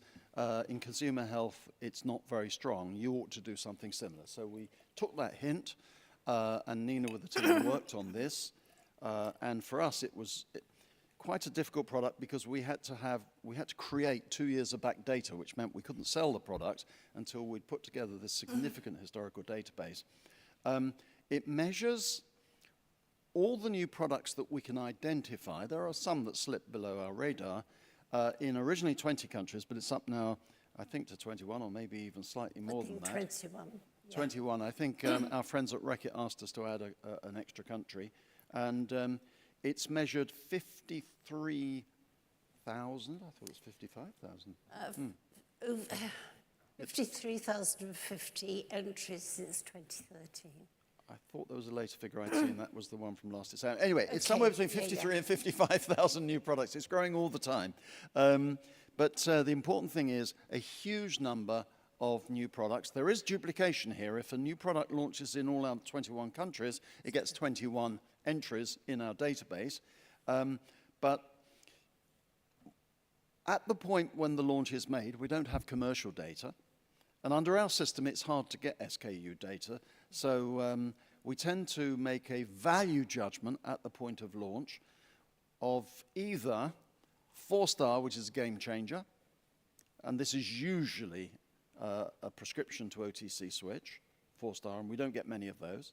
So out of those 53,000 on this chart, only 131, that's 0.2% of 4 stars. That's the best in class. If you come down to the not a switch, but still a game changer within existing categories, it's 2,000 entries. Well, that sounds a lot, but it's only 3.6% of total. So you can say real innovation, and here I'm using the word innovation about product formulation. To me, innovation is many other things, including the marketing strategy, the spend, geographical coverage, channels of distribution. Here I'm talking just about formulations. So out of these 53,000 new products by formulation, only 4%, not even 4%, are what you might call truly innovative. A 2-star is a me too, but with a small point of difference. 1-star, which is 3/4 of the total, is absolutely no point of difference to other products on the market. And sometimes they do very well if they're under the right umbrella brand, and there's a lot of marketing investment. A 1-star can build a big business. So we don't want to be absolute here and say 2 stars and 1 stars are a waste of time. In innovation terms, these are not innovative products, but they may be innovative in another sense, in filling a gap in a portfolio. But obviously, as an industry that prides itself on its innovation, we are mainly focused on the 3 and 4 stars. Yeah. The pattern of that split is more or less the same worldwide, whether you go to the Europe region, North America region. I learned a new acronym here, NORAM. I'd never heard that before. Yeah, APAC. I didn't write that. And LATAM. So the split by new products by category, which is the pie chart at the bottom, is very, very similar. And it's obvious, isn't it, that the categories that have a lower regulatory threshold will attract more new products. The ones where there's a long and it's expensive route to market in regulatory terms, we're going to have fewer switches there. So lifestyle, VMS, and to an extent derm tend to dominate the number of switches, and the classic registered medicines of pain, respiratory, and GI have fewer, although still quite a lot. And then every year, Nina does this analysis, and once again, she's done this. And Nina, why don't you explain the differences here? I would say that my colleague Ian Crook from Reports produced the latest chart there, so many thanks to Ian. We do share a lot of information between our different divisions. So, what we have done here for the parts of 2023 through to 25, we've counted the number of launches, line extents, or new products coming to the market in a specific subcategory. We've done it for all of them. These are the most numerous in terms of launches, new products coming to market. And I think it shows a lot about consumer choice, consumer preferences, and interests. I mean, if you look at, you will also see quite a lot of repeats year to year, but at different levels. For example, prebiotics was number 1 in 23, dropped down to 3rd place 2024, and is now back up as the most prolific in terms of new products coming to market. It might be interesting to look just at 2025, because it does show what consumers are interested in, as well as what manufacturers are producing as the products to entice them to buy. Excuse me, I really need the sore throat remedy, but that's fairly low down. So prebiotics was most numerous. Hair and beauty supplements, as Nicholas has already said, and those are, the probiotics segment is really more or less worldwide. Some countries more prolific than others, but it is a worldwide segment. If you look at hair and beauty supplements, you will find a lot more coming out of Asia at the moment than you will, say, from Europe. Multivitamins jumps up and down year by year. So it was only mid-tier in 2024. It's now number 3, often driven by the big players coming in with multiple, sort of multivitamins. Centrum is one with quite a lot of entries in the past year. Again, sedatives and sleep aids. That was higher up in 2023 and had been higher before, because people were using sleep aids and sedatives after the COVID pandemic. That really sort of hit a high there. It's now come back down, but we do like our sedatives and sleep aids, and they sell well. Acne remedies we'll talk about a bit later. That's jumping up again. Really new formats coming to market. Herbal memory and brain health, that's people like me getting really old and we can't remember what we had for breakfast yesterday, let alone today. So that's important, as is, of course, joint health. For an aging population, joint health is a major concern, and certainly the past 2 years has appeared in this table. I can't read the next one, I'm sorry. I think you've given us the headlines, Nina. So let's protect your voice because we need you in a couple of slides' time. So no. So this is the Wellbrand slide. We showed it yesterday. I'm not going to go into the detail other than the case studies, and here we do need Nina's expertise. So we want to look at Mighty Patch from Church and Dwight. We have a short case study there.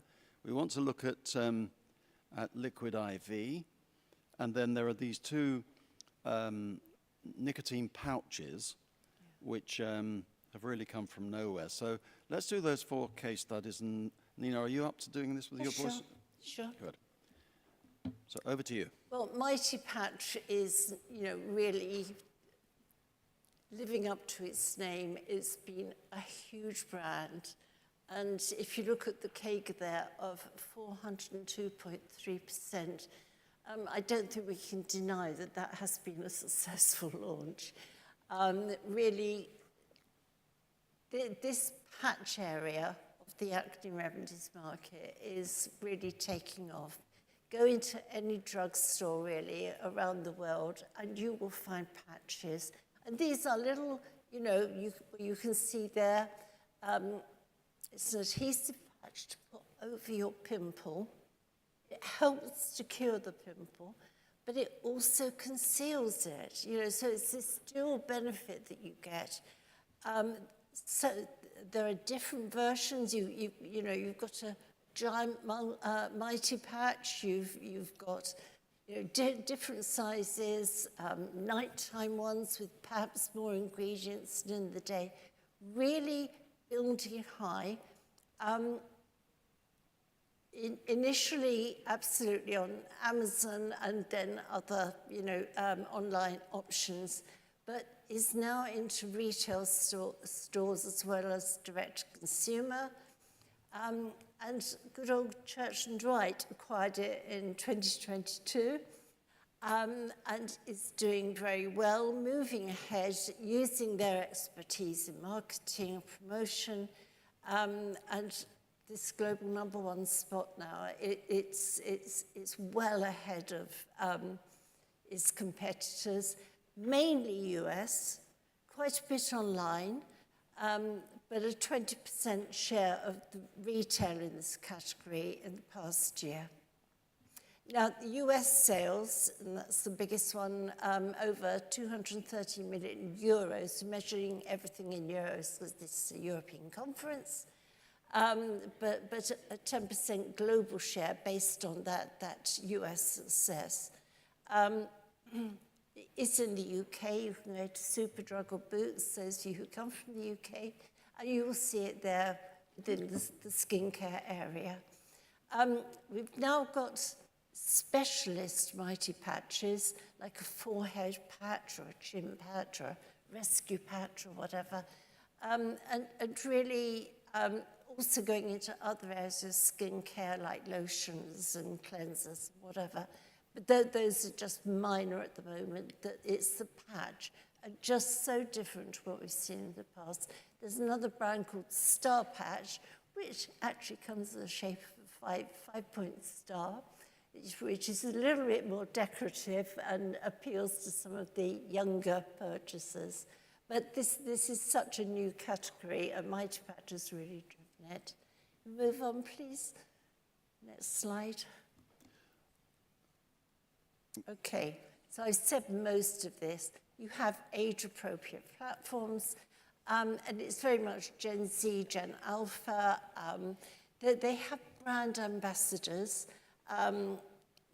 You can see 2 of them there, and their faces go across all the advertising and promotion. And when it goes on, at an event, they will attend the event, and they have become the face of the brand, despite the fact they don't have any pimples. So, they've done it their own way, So, Alex Earle absolutely is the face of Mighty Patch. She's not well known in the UK or Europe, but very well known as a sort of, online person in the USA. And now we have an Olympic gymnast who joined the middle of last year. Between the two of them, they're really driving forward. So, as we say there, the market is driven by sort of a little bit of humour, because you don't want to talk about the nasty part of pimples. So this is Pimple Meet Your Mighty Patch. You see all of this on TikTok, on Instagram, and really moving forward. And a lot of promotion on TikTok and similar. People talking about the brand, their experience, where they place their patch. You're just looking at the different ideas. And it really is doing very well, as we've shown. And it's one of the ads of the world. You can go onto the link shown there and really meet your patch, apparently. Let's move on. I think just before we move on, Nina, to say that we talked in the M&A discussion and presentation yesterday, we talked about reasons for buying. Why does one company buy another company? It's usually for scale. Sometimes it's for entry into a new category or a new geography. Here we've got a great example, and we're seeing more and more of these, where an acquisition is really focused on getting a brand that can give you brand leadership. And the companies that have specialized in this are Unilever and Church & Dwight. And I think it's, when we talk about where does innovation come from, I think more and more we're going to see innovation coming through M&A. Now, Liquid IV, are you doing this or am I doing this? I don't mind, you do it if you like. So Liquid IV, which again was an acquisition, I think dating back to 2020, by Unilever, buying a business that had shown good growth. And the Unilever strategy is to buy a business and keep the management in place. It may be some years later that they change the management, but they keep what's good about a brand. And there are a lot of other companies in M&A who don't do that. They do a clear out of the management. They insist that the new company continues in its business in the way of the buyer, and that's often the route to disaster. But here we saw that Liquid IV has been very successful. I think this is fairly well known, that the innovation here really was encouraging consumers to realize that they need the product in the first place. And the great example was seeing what a company called Pisa in Mexico had done to build the electrolyte brand, which is still slightly bigger than Liquid IV, even when you, until you start to look at the online sales, and then Liquid IV just gets a little bit further ahead. We're actually burning time, so I'm not going to go through all the details on this, and we did talk quite a lot about this yesterday, but I do want to just say a word on the sales. If we're looking at the store retail sector, then the brand has sales in the region of 388, I believe. But when you put in the online sales, then we are pretty sure that this brand is bigger than Electrolyte. And there was the point I was seeking for. Quite that if you put e-commerce in, then Liquid IV is 650 million. That's incredible. Growth rate of 32.7% per annum. So that makes it somewhat bigger than Electrolyte. Now, at the end of the day, at point of sale, it doesn't matter whether you're bigger, smaller, or whatever. The consumer is buying a brand and the benefits that brands deliver. But I suppose it is a sense of reassurance, and particularly when you're talking to chain pharmacy and the mass market, that you can say, as they can, this is the biggest brand in its sector in the world. It's worth saying on this, obviously done very well in the USA, done okay in the UK, but in Italy, sales have been very sluggish. I don't know if that's a lack of promotion, but it was about 0.1 million euros last year, which is nothing. Nothing, so. absolutely nothing. All right, Nina, Oh, are you going gosh. to take us through this? I will try to as quickly as I can. I'll put all the slides up then as you okay. prefer. This is not a category that I like. These are the nicotine pouches, little pouches about that long, that you place under your upper lip, and you get your nicotine fix from the nicotine in this pouch. There are a number of brands on the market. The two which really are the strongest are Velo and Sonic. Velo is by far the furthest reaching. And you can actually buy a pouch with 2 milligrams of nicotine right up to 17 milligrams. So really accounting for any amount of nicotine that you want in your pouch. And there's no limit on how many you can use a day. You know, your little box of pouches is there and you use as often as you want. Velo really is by far the leading one, as I said, lots of opportunities. Sonic is, I think, mainly Canada and Nordic markets, much smaller, more restrained, doesn't have sort of 50 different options in terms of strength or flavor, but you know, is doing okay. I think there's a second slide, Nicholas, so maybe? Yeah, just to show you the sort of just representative flavors and tastes of the different ones. For Velo, you have 3 levels: mellow, original, or intense. And intense is a 17 milligram. A lot of them are peppermint-based or fruit-based. They look jolly pretty, don't they, those little packs? But Sonic is much simpler. One flavor is mint. And it's either 2 milligrams or 4 milligrams. So more like a traditional OTC type product, consumer health. Velo is very much into the taste as well as the strength.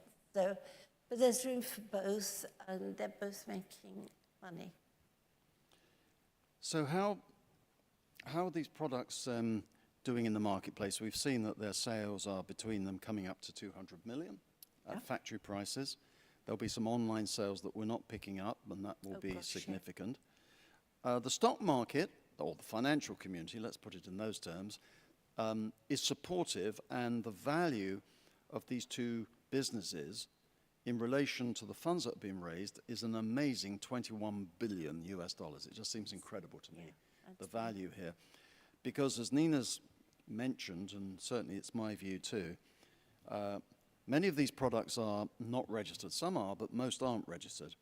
And there's beginning to be a real health worry of usage amongst young men who are not putting one pouch in, but several pouches. And I've seen pictures of how gums have almost been taken away. So you get through, and you can see the bone behind the gum, and that's a health risk, which makes me think that it won't be long before in many countries these products have to undergo registration. And that's going to really cut the bottom out of these markets. And then that value of 21 billion for these two brands, I think, will absolutely. But coming back to happier terms, and I don't think I have time to talk about Valbiotics, which I have covered last year, and it's in the book. Let's go on to, and Nina, can you take over? This is about women's health, and we only have a few minutes for this, Okay, Nina. very quick. Well, women are around half the global population, but we buy a lot more medicines in proportion. But our estimate, after a lot of study, is that you can see there on the chart, in terms of use and in terms of purchase, women buy and use most OTCs worldwide, and that's all the way through from pain relievers through to supplements. It's this mum thing, isn't it? We actually, buy for our families, and we use ourselves as well. We're happy with OTCs. We've seen a lot of products for children. We've seen more products coming in for men, and if you go down right to the final picture on that, the Vitabiotics brand, Well Woman, as was, now has Well Man, to go right across the lot. Seniors are an interesting demographic in terms of what we do. Again, there's more women staying alive longer. There are more of us than you. So, and we're seeing age segmentation, which is now on the verge of going to 90 plus because we're living longer. And it will be brands like Well Woman who actually bring in that last demographic group of purchasing consumers. Because, of course, you know, the doctor comes in and we buy a prescription. But you can see some of the areas where, for older people, it's important: hair loss treatments, pain relief, ear care and eye health, sexual health, even for oldies, come on.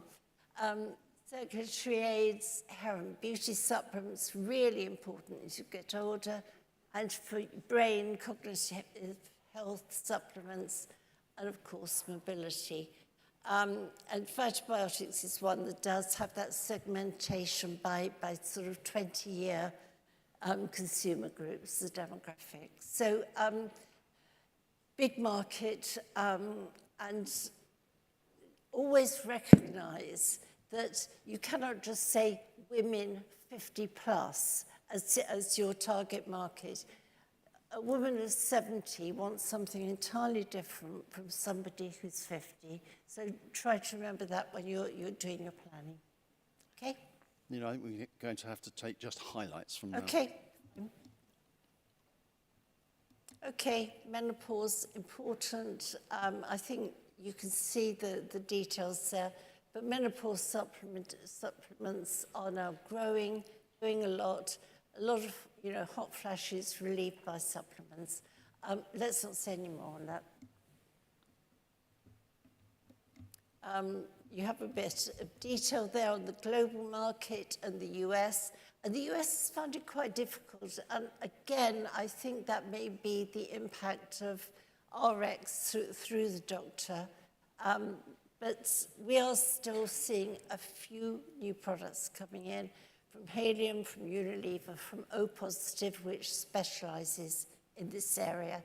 But other brands like Estroven and Amberen in the US, they're seeing sales go down. So it's a hard market, and you have to be very aware of the benefits you're trying to give to your consumers. Move on. A few launches there for you to see, and it is brands like Centrum and Ollie, the long lines, which are focusing here. But you're also seeing brands like Menno. Think about what the name is selling you. It's quite clear. Really similar herbal ingredients in lots of these, and registered ingredients are all important here to give that security to customers. So all the questions and comments on this we're going to take in the discussion. So we're going to bring Pat up now. Nina and I will come down into the pit, and Pat will come up onto the summit. Pat, can you do your session in 10 minutes? You have 10 10 minutes. minutes? Or 10 do you need minutes. longer? Oh, sure. I'll be flying for 10 minutes. Working?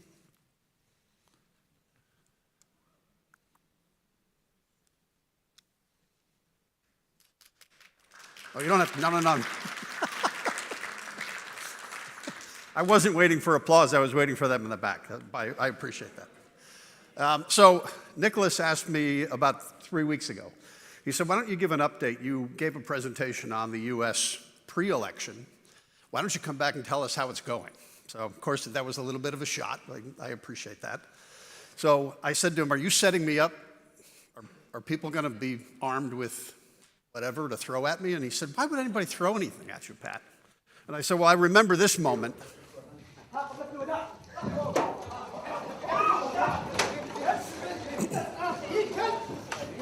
Now, I don't know if you remember that moment, but President Bush was not like that moment, and somebody decided in the press to take that out on him. If you decide to do that, that's fine. Just give me a little warning. I'm also armed, so I'll throw one back at you. I've got the other one in the room. They're size 9.5. They're actually brand new. My wife bought them for me for the trip. So. All right, so we're going to float through this, but I do want to always recognize when I come to this conference that the United States wouldn't be the United States if it weren't for Europe. And maybe our president feels a little differently today, but he knows it. And we certainly know it. We are, according to Winston Churchill, the New World. We've been called the Great Experiment. We've been called the melting pot. Our culture is your culture. So we are inextricably linked as partners in Western civilization, which has lifted people out of poverty for decades, centuries, and we'll keep doing that. Presidents leave every 4 years, you know. Well, he's supposed to. Now, I am a Republican, so I'm just, you know, state that clearly. You can argue with me later over dinner if you'd like.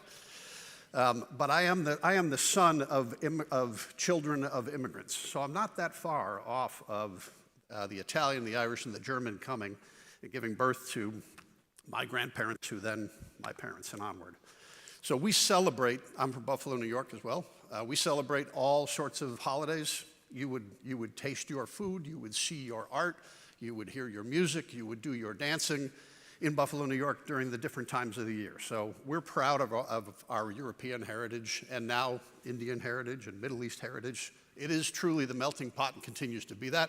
We're 250 years old. There is water running in fountains in Rome longer than we've been a nation. So we understand. So you'll kind of always be big brother to us. Just be patient with us, okay? So is it a mature market? Yes, but it's a big market, so there's always opportunities. Is it immature politics? Yes, it is. Let's just get into it. There he is, your friend. Nicholas's favorite president of all time, King Donald. So we had the No Kings protest going a couple of weeks ago. You know, he did have 9 other Republicans that he had to beat to get the nomination to then run and then win. And this time he did win the popular vote and the electoral vote. So he did work at it. He makes a mess of a lot of things. This was, you know, as an American and as a Catholic, this was an insult when Pope Francis died. And you wonder why he does this kind of stuff. And nobody has an answer other than ego, stupidity. This one, he learned his lesson, I think. The Catholics revolted. Even his MAGA base revolted and said, you don't get to do this. And he took it down. I think that might be the only thing he's taken down in his entire political career. So you cross the line when you start having an argument with the Pope and when you start messing around with Jesus. So anyway, he took it down. So I appreciate the fact that we've had some great presidents that were eloquent, that were relatable.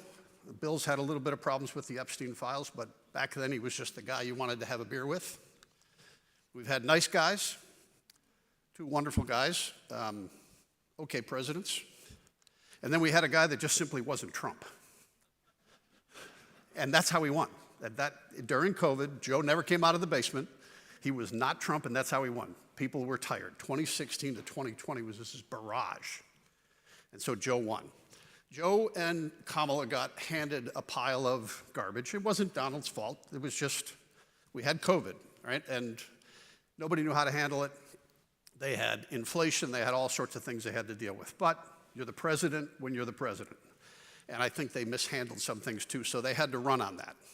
And Donald, of course, went on the offense because he's on offense all the time.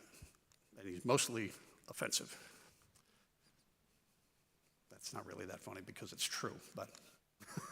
So he's not eloquent, he's not relatable, and he's really not a nice guy. Although some people say that if you meet him and you know him in person, he's a nice guy. We've never really seen that.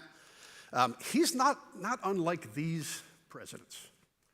Teddy Roosevelt, talked about speak softly but carry a big stick, and Donald certainly swings that. Harry Truman was also known as Give 'em Hell Harry.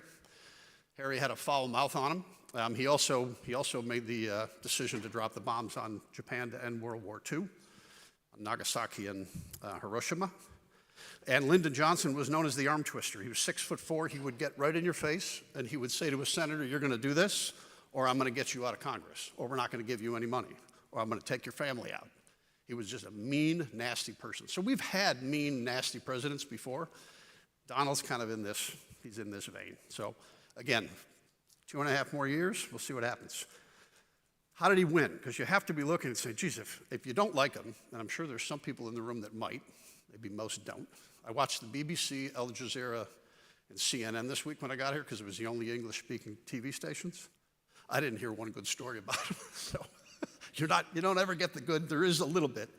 But this is how he won. The Democrats didn't really have much to run on. They had a tough 4 years. Again, not all of their making, some of it, but not all of their making. So they ran anti-Trump again and figured this is how we win. It worked the last time.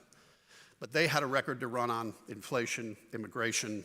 12 million people came into the country illegally. There was law and order issues. And of course, Donald could say there's no new wars in his 4 years. How things have changed. So here's the report card. If you asked me this, if you saw this 8 weeks ago, he'd probably have a B.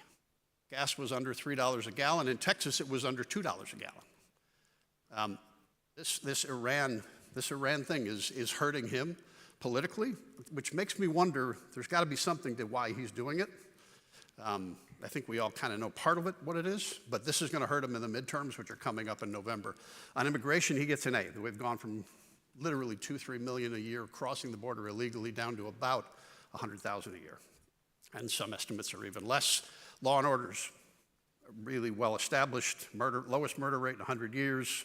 Violent crime is down. Some of that is due to the deportations of some of the gangs that came into the country. So no new wars? No, that can't say that anymore. This is where we are. It's kind of a heavy slide, but this is one of the things I think when you try to figure out what's he up to, this is part of what he's up to.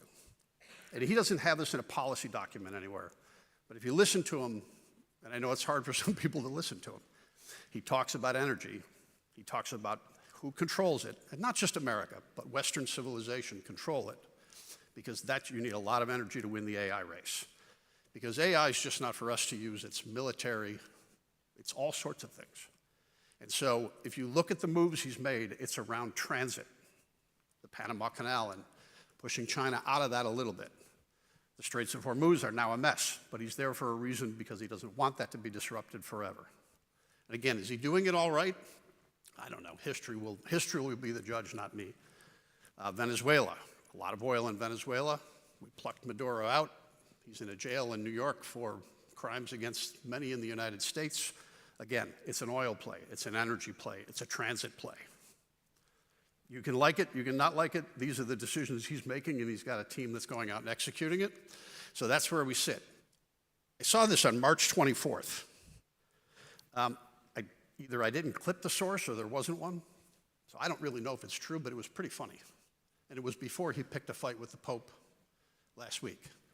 So if you look at the DS column, who's the most popular? The Pope is way up there. Stephen Colbert, who's a comedy night host on TV.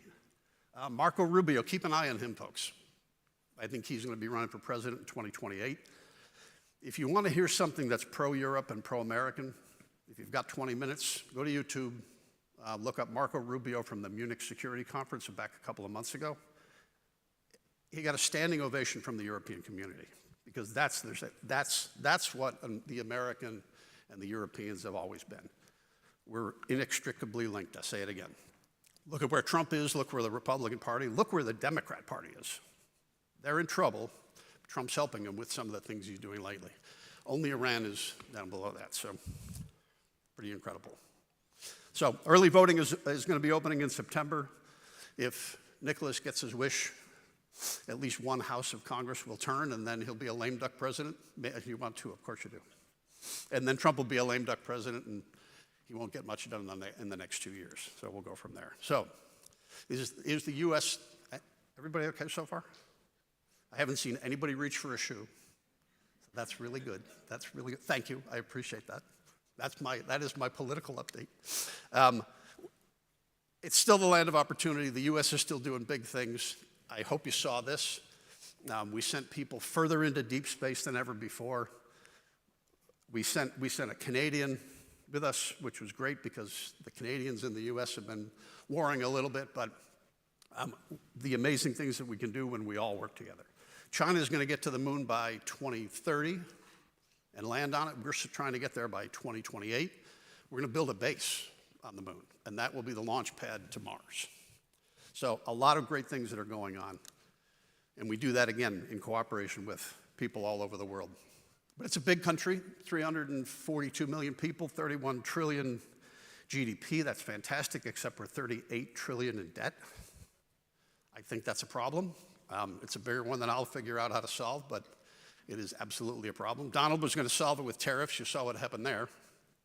Our people are mostly employed. 3.5% to 4% is full employment in the U.S. We just went down from 4.4 to 4.3, so things are getting a little better. About $84,000 a year is the median income, so people have money in their pocket. They want to buy your products, so if you're not in the U.S. and you want to come to the U.S., come on in.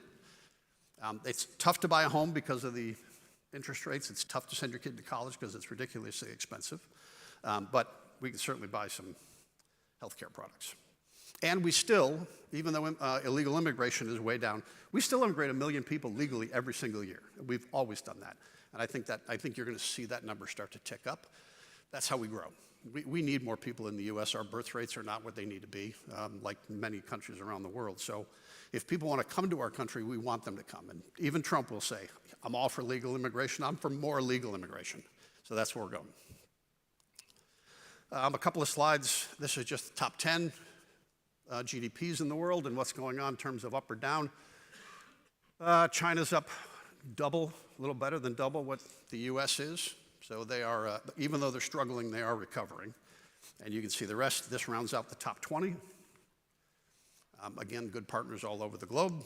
Oh, and important to note, GDP globally was up 5.5% in 2025. So growth is happening, despite tariffs, despite Trump, despite wars that seemingly just go on forever, like the Ukraine piece. We're still as a world growing.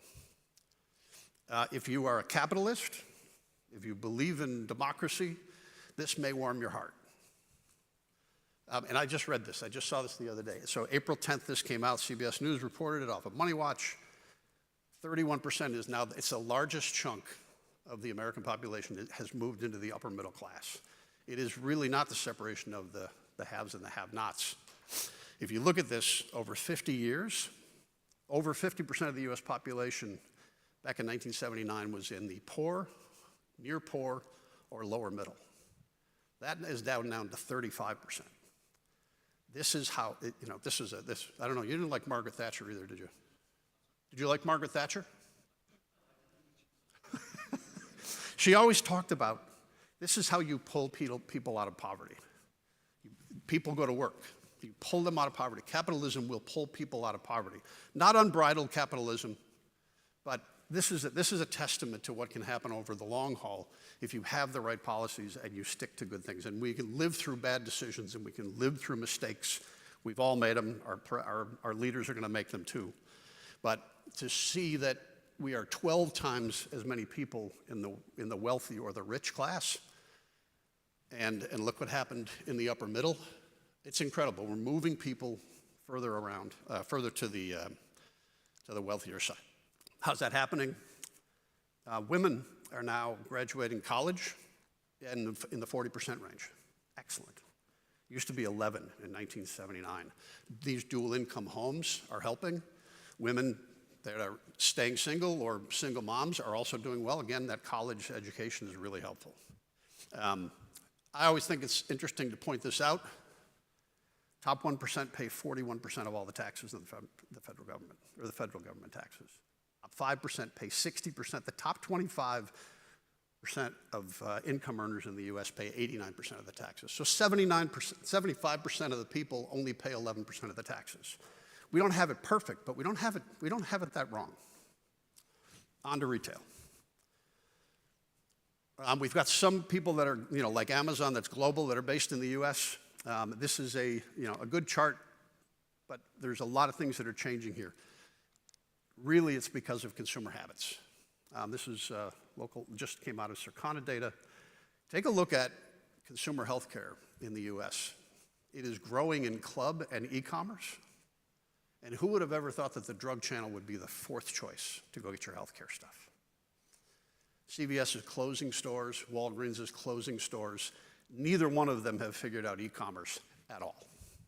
Their e-commerce is horrific, and they're embarrassed. They don't even like to talk about it. They don't even take money from you if you want to go on there. But club is all about value, and obviously Amazon is all about convenience or e-commerce. So you can see the growth there. There's more to that story. We talked about this 2 years ago, for those of you who may have seen my presentation 2 years ago. People said in Europe and other parts of the world that were here, Amazon wasn't as big a factor back then. It is now. It is now. We've seen that over the course of the last couple of days. But it's also the mobile commerce, because most people are shopping on mobile, but social commerce. And now, is Martin still here? Or did Martin leave? Martin Schwartz?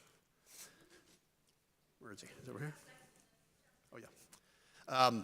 Martin talked about agentic, right? Agentic, right? Commerce, where AI is going to shop for you. This is where you win. If you're a small company, this is where you absolutely can win. P&G didn't have this when they built their brands. Even companies 5 years ago that are the upstarts didn't have this 5 years ago. Social commerce. What does that mean? Look at TikTok. Look at TikTok. Look at where they are up against the drug channel and the beauty channel in the fourth quarter. Look at what they're doing. They're becoming their own channel. That doesn't even count Instagram and Facebook and other online shops. And some people, well, this is where all the small players play. Look at L'Oreal. Look at Elf. Look at Kitsch. Now, you have some health issues, you have issues with some healthcare products on these sites, but you can advertise, you can push people, and you can push them to your site to buy it, or you can push them to Amazon. You can't necessarily sometimes always buy directly off of TikTok, depending on claims and that sort of thing. And then optimize for AI. Again, back to what Martin talked about. If anybody didn't take them up on that top, first 5 to get the free one, shame on you. That is gold. That is absolute gold. I spent a little time talking to him. I think he can really be an expert for you. But optimizing for AI, why would you do it? For all the reasons he told you. He had much more eloquent and detailed slides. But take a look at Amazon's traffic and take a look at ChatGPT's and look who's third. The giant, third, a distant third. And this is what I put into ChatGPT. What's the best cough, cold medicine for my 9-year-old? These folks are doing it, or they got lucky. But that's what came up. It just made my decision that much easier. I can pick 1 to 4 and just hit it, and it comes to me. If you're not optimizing to answer that question, you're in trouble. And then you've probably seen Bain's insurgent brands. This comes out every year, so this is the 2026.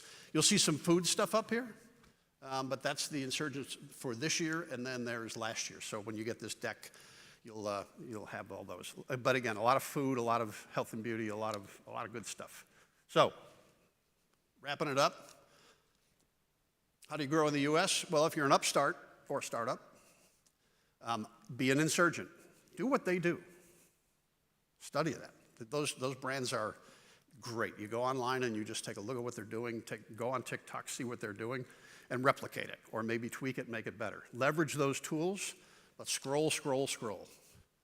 If you're a big company, boy, I'll tell you, I know you deal with P&Ls, but you have to get that entrepreneurial spirit. You have to get that reward culture going to say, I want you to think like the insurgent brands. And take that risk. Take that risk, because otherwise you're just going to have to buy that insurgent brand for a higher price. But you're smart enough to figure that out. I always go back to whitening toothpaste and Rembrandt toothpaste when everybody laughed and said, whitening toothpaste. And I think Procter was the last one to the table. I think Crest was actually the last big brand to follow. Said they'll never catch on. Now look how much shelf space whitening takes. So big companies, you have the brain power. Just have the courage. Don't worry about the P&L. Well, maybe you have to worry about the P&L, but that's easy for me to say. And then if you need new technologies and you need other things, come see Nicholas Hall. We always have new technologies, new products that we can help you fit into your brands. And anybody can do it. If you can take a Slim Jim meat stick and make it healthy, you can be Chomps. If you take the little Starburst fruit chew and turn it into Force Factor, you can have a $200 or $300 million business in no time flat. Catalent makes it for them. Light therapy masks and Omnilux, those things were in clinics forever. Somebody decided, let's do it in home. And you can get castor oil and sell it for 30 bucks. Castor oil for 30 bucks because you put it in a roll-on. Imagine that. All right, so is it still a land of opportunity? Yeah. Yeah. Bring us your products. Thanks, everybody.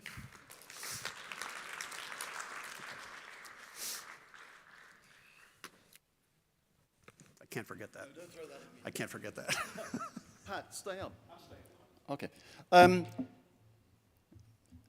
We're doing everything backwards here. I should have said at the very beginning that Pat has a lifetime of experience in sales management in the US, working with great companies like Bayer, and then worked for the Emerson Group, which is the #1 distributor, and then set up his own company, Greenwood Group, which he sold and became a multi-millionaire and a big taxpayer. And now, amongst many other things, he's our network partner. So if you have an interest in going in the US, then come and talk to Pat. And if you want to source products from the US, talk to Pat. So when it comes to the US, Pat, working in partnership with Liz and Brenda and our other US team. Trevor, I'm going to steal about 10 minutes of, you said you were going to underrun in time, so I'm going to steal 10 minutes or 15 minutes from you, and I know you will never let me forget that in the future. I will be in your debt forever. Can I ask Nina to join us? Can I ask Leandro to join us, and Jennifer Cooper to join us? While they're coming up onto the, yes, please, round of applause. While they're coming up, and I'm going to ask them to say one sentence about themselves. Pat, is there anything when I described you that I missed out, apart from the fact you're a great guy, you're helping, I know you're helping the population drive in the US because you've got 5 kids, is it? 7. 7, okay. I only managed 4, I'm way behind you. So, Nina, we know you very well. Would you just like to say one line about yourself? Hi, I'm Nina. I've worked for Nicholas for several decades, and I've also been responsible for things like our tracker service and our Insight periodicals, both my products. 7 decades with this man? Several. Oh, okay. Pat, it feels like 7. I was going to say, there's no way it's 7, Nina. There's no way it's 7. Close, but yeah. Can I... Jennifer, who I treasure as a member of our family, would you introduce yourself? I'm Jennifer Cooper, and I've known Nicholas for a couple decades, and I've been in the category for 30 years, and I love new product development. And Leandro. So Leandro Gaspar, I am leading the Global Competitive Insights for Reckitt on CHC about 15 years. And Leandro led the birthday celebrations for Chirag yesterday, but it's his birthday on the 26th. You're going back to Brazil directly from here to have the biggest party ever known in Brazil, I'm told. Well, because of Trump, my flight got canceled. So I need to figure out a way to go to Brazil. It's got to be his fault. Hopefully, I will make it.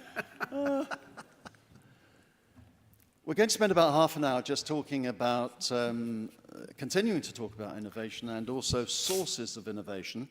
And I'm going to start by asking the panel to say a few words, but I really want you to contribute. It can be a question, it can be a comment, it can be a disagreement, but short and snappy, and when you do speak, wait for the microphone and please introduce yourself. Jennifer, you've heard us talk a lot about innovation, which is your sweet spot. Can you answer 2 questions very simply for me? What do you believe will be the most innovative consumer health category in the near future? And secondly, where should we be looking for new products? So I think the most innovative category in the near future, and Nicholas flagged it, is going to be like support and comfort type of products. And I think that what falls into that category is going to be support around GLP-1 therapy and weight management. And there's lots of different ways to supply support there. But I also think that longevity, anti-aging, and some of the GLP-1 things are tangential to that. I think we're seeing a lot of intellectual property developed in that area, and we'll see a lot of new products there, and expensive products. Also, very expensive products in that category. Leandro, I'm going to ask you the same question, but with a slight twist. What I'm going to ask you is, and this is not specific to Reckitt, but when you look at the actions of big players, do they always buy in, or are they coming up with real state-of-the-art products from their own internal R&D? Well, if you look at the latest acquisitions that has happened in the market, very often the big companies, they tried their own R&D development and they failed. So what actually happens is that they go and they shop one that managed to crack.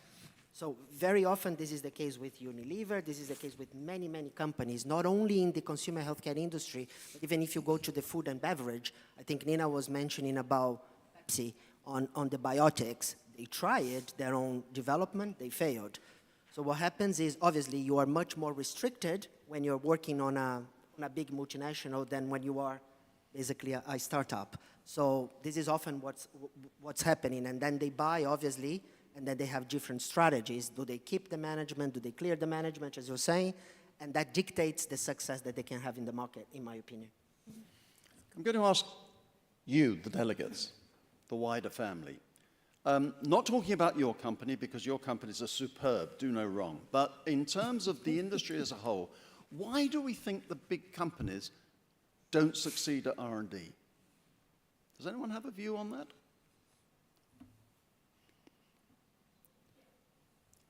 Thank you, thank you. I've got a bright light in my eyes here, sir. Hi, it's Pavel here. I will provide you with 2 points of perspective. First of all, I think big companies play safe, and this helps to generate a certain intensity of innovation, of simple innovation, but it's very difficult to see truly a game-changing innovation coming from the bigger companies because they play safe. And they are prepared to pay significant premium to get a better innovation through M&A that is a little bit proven versus to get it through their own ranks. That for me is the number one reason why the big companies fail in terms of not coming across with innovation that is bold enough. And secondly, it's not even about what they develop, but how they commercialize. What we see is that innovative innovation also requires innovative activation.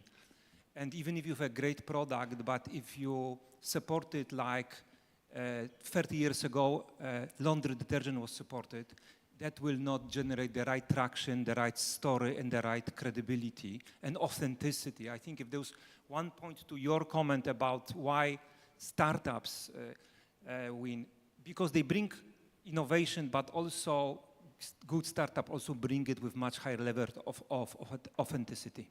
Thank you. Pavel, don't give up the microphone because I want to ask you questions on your comment.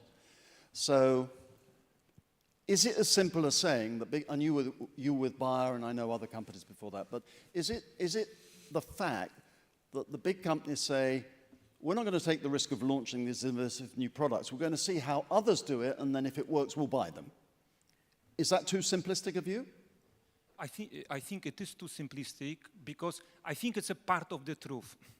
Another part of the truth is also what is the P&L expectation from the innovation. And let me give you an example, okay? You mentioned longevity. Longevity, in my view, is not a short-term play. Okay? You need to build it a little bit, okay? And then you look at, if you want to go and win in longevity, but you are expecting for certain top and bottom line in a very short period of time, you will fail. So you have some startups. In some of the conversations yesterday during dinner, we were referring to startup that is not presented here. It's called Timeline, that is owned, at least invested from L'Oreal and Nestle, but they operate with a different timeline. So to answer your question and building on that example, I think part of it is what you said, but another part of the truth is that you need, with the bold innovation, you also need to have a different time frame. And it's not the best project to help you deliver next quarter. Unfortunately, big companies often need to or decide to prioritize net quarter's bottom line delivery.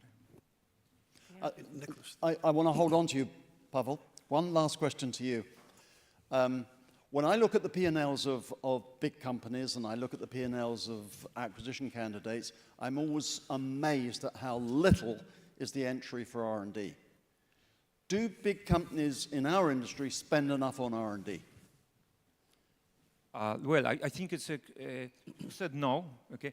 Allow me to say, it's a personal experience. I believe they spend enough, but on the wrong stuff, okay? And again, allow me to share my personal experience, okay?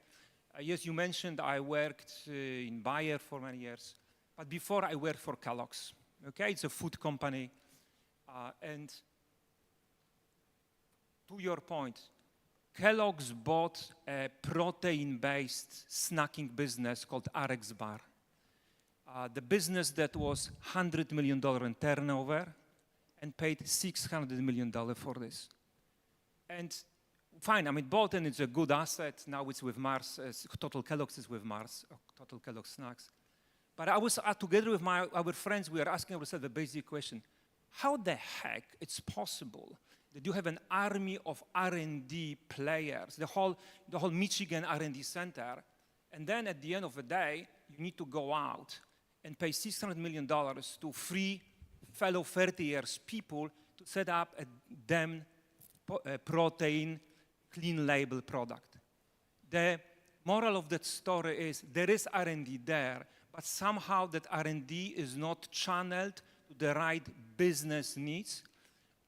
If one thing that I've been pushing forward in my area of responsibility over the last years is how we redesign the way how we allocate R&D so that on one side you give some R&D and certain innovation process towards simple innovation that you could faster or outsource, but then also you make sure that you give a bit of an innovation resources to that truly disruptive innovation.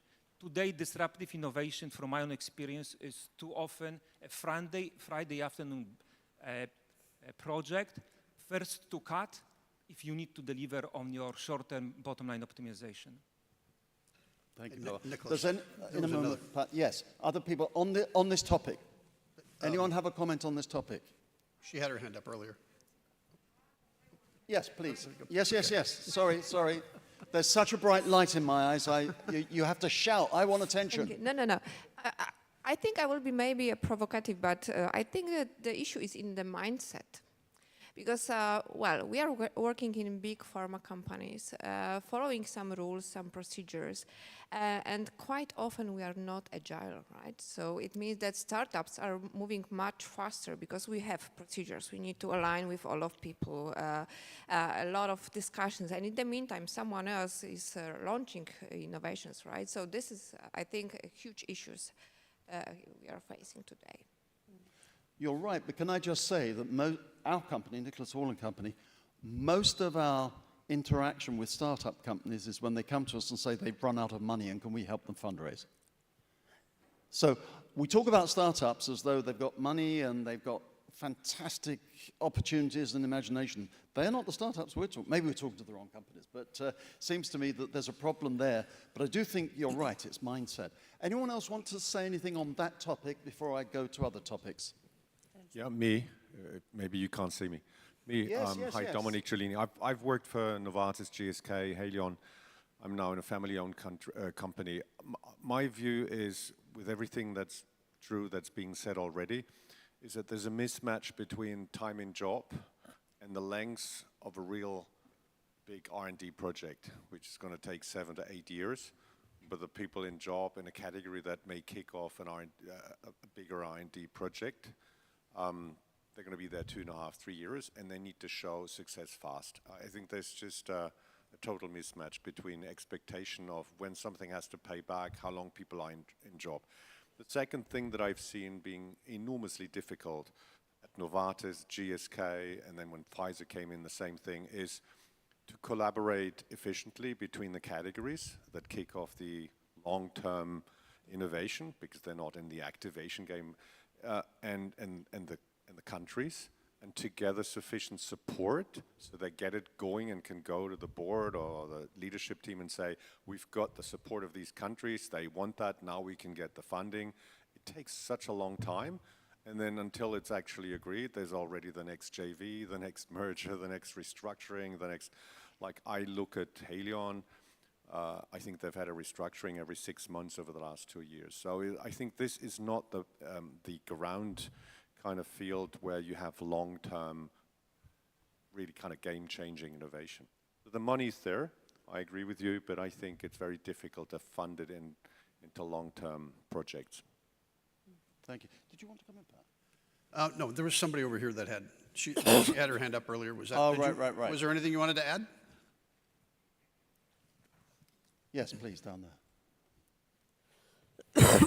Many things has been said before, so I fully agree with what you said. The risk management, that we are, startups are not stuck in decision-making process that are super long, the compliance, blah, blah, blah. I think in this room, all of you understand what we mean. So it's our main struggle today. I also fully agree with the P&L observation that is faster to acquire with the break-even 2-3 years than, okay, we will go through. And last point, so everything has been said, the mindset, the culture of the company. If you are in the company corporate, I mean, there are more rules than freedom to think. Because it's not correct, because it's not in the process, because it has been approved by the N+2+3. So yes, the innovation is, the required innovation is so fast today that faster to buy than to develop by themselves. So, yeah, I fully agree with my colleagues. Thank you. I'm going to ask everybody to introduce themselves when they start speaking. Could you say who you were? We are part of CHC Pharmaceutici. So the CHC group, but we have the chance to be of a sister company of food supplements. So we are smaller. Our pipeline is very fast, but if we compare ourselves, so NH Nutrition is a food supplement company owned by CHC. But since we scale, now we can also observe that smallest company are doing faster than us now. So it's our main threat to slow down, to slow the movement. So we are challenging ourselves every day to shortcut, to straight forward some processes, because we have corporate rules now. So we try to protect, the innovation cycle. Thank you. And the risk management. So we launch many, because if there is risk on some, the rest is okay. So. Thank you. And nice to see you again, by the way. Thank you, Nicholas. Nicholas, just real quick, just one thing on it. So I worked for Bayer, I worked for Gillette. So I did the big company thing. The entrepreneurial spirit in me has always got so frustrated there. And maybe it's scale and you just can't do it. I wonder what winds up on the cutting room floor of these R&D that you could sell to someone to give the rights to commercialize it and then bring it back at a discount someday. But I look at J&J and think, hydrocolloid bandage and acne, both categories. And it never dawned on anybody to put those two things together and launch Mighty Patch. Yeah. And that's, I think you made the point that there's not that cross communication maybe between the brands. And I'm not picking on J&J, there's probably 20 examples, but that one, we've seen Mighty Patch 3 or 4 times. It's like, how did that get missed? And how do we change that? How in our big companies do we talk to each other and take that risk? And how does somebody up top say, okay, I know the P&L, I know the expectation. I don't want to miss the next Mighty Patch. Let's go make it. I think you don't even need to go that far. ORT as a category has always been there with Pedialyte, and so they just did a very nice twist in terms of consumer positioning, and their plans is to make 1 billion with liquid IV. So my point is I just wanted to add one very quick thing. I think everything that has been said is true. However, I feel that big corporations, the level of tolerance has been decreasing a lot. And by level of tolerance, I mean, in the past, you were not under pressure from insurgents, from startups, not even from PEs. And that's something I learned from my friend Chirag when we were discussing our M&A session. The switch on the private equity approach to CHC has only increased the pressure on the big players. On top, you have these guys, and as has been said, if you're launching something in a company like in the big 6 companies, you are fighting for budget versus the other brands. So you'd better deliver results quickly, otherwise you get chopped, which means the money goes elsewhere. So that doesn't happen with a startup. As long as you have the pot, as long as you have someone to finance you, that never happens. So the whole environment has changed. Level of tolerance maybe 10 years ago was higher than it is today. And the bad news is this is only going to get worse. Yep. Pat, as you've got the microphone, now you're a person who's spent a lot of time talking to buyers in the big chains. And when we were talking to you about bringing some products into the US, you know, your knowledge and command of this part of the business was fantastic. How interested are the big chains in the US in innovation, real innovation as opposed to a little tweak? Is there a hunger for it, or is it, yeah, well, come back when it's already launched? No, I think retail's desperate for it. Right. They love the RX to OTC switch. Yep. The back of the house didn't necessarily always like that in pharmacy, but the front of the house loved that. So, and those are big, and they want the multi-million-dollar, or the multi-hundred-million-dollar pieces of business. But they do love innovation, but it's innovation without marketing, without muscle behind it. It's just innovation. So, I remember we launched the non-contact thermometer. Everybody had a non-contact thermometer during COVID, right? You had one, you didn't have to touch the forehead anymore. We launched that under the brand called Thermofocus out of Italy. We found it, brought it to the US, put it on the shelf at Walgreens, put it on the shelf at CVS. And Robert Tompkins, who is no longer at Walgreens, he said, Pat, this is either going to be Advil or Nuprin. Which one's it going to be? And it wound up being Nuprin. You know, it was just... Pat, for this audience who won't understand the difference between Advil and Nuprin, just explain. So Advil was ibuprofen, and that was, it was Whitehall Labs back then, and they launched at the same time Bristol Myers launched their ibuprofen called Nuprin. And Advil took off, and I think it's still the number one. Billions. And Nuprin's no longer with us. And so Robert said, this is the coolest technology. I'm going to give you space. I'm going to give you the best deal in the country that we're putting it in, but you got to drive it. And we didn't have enough money to drive it.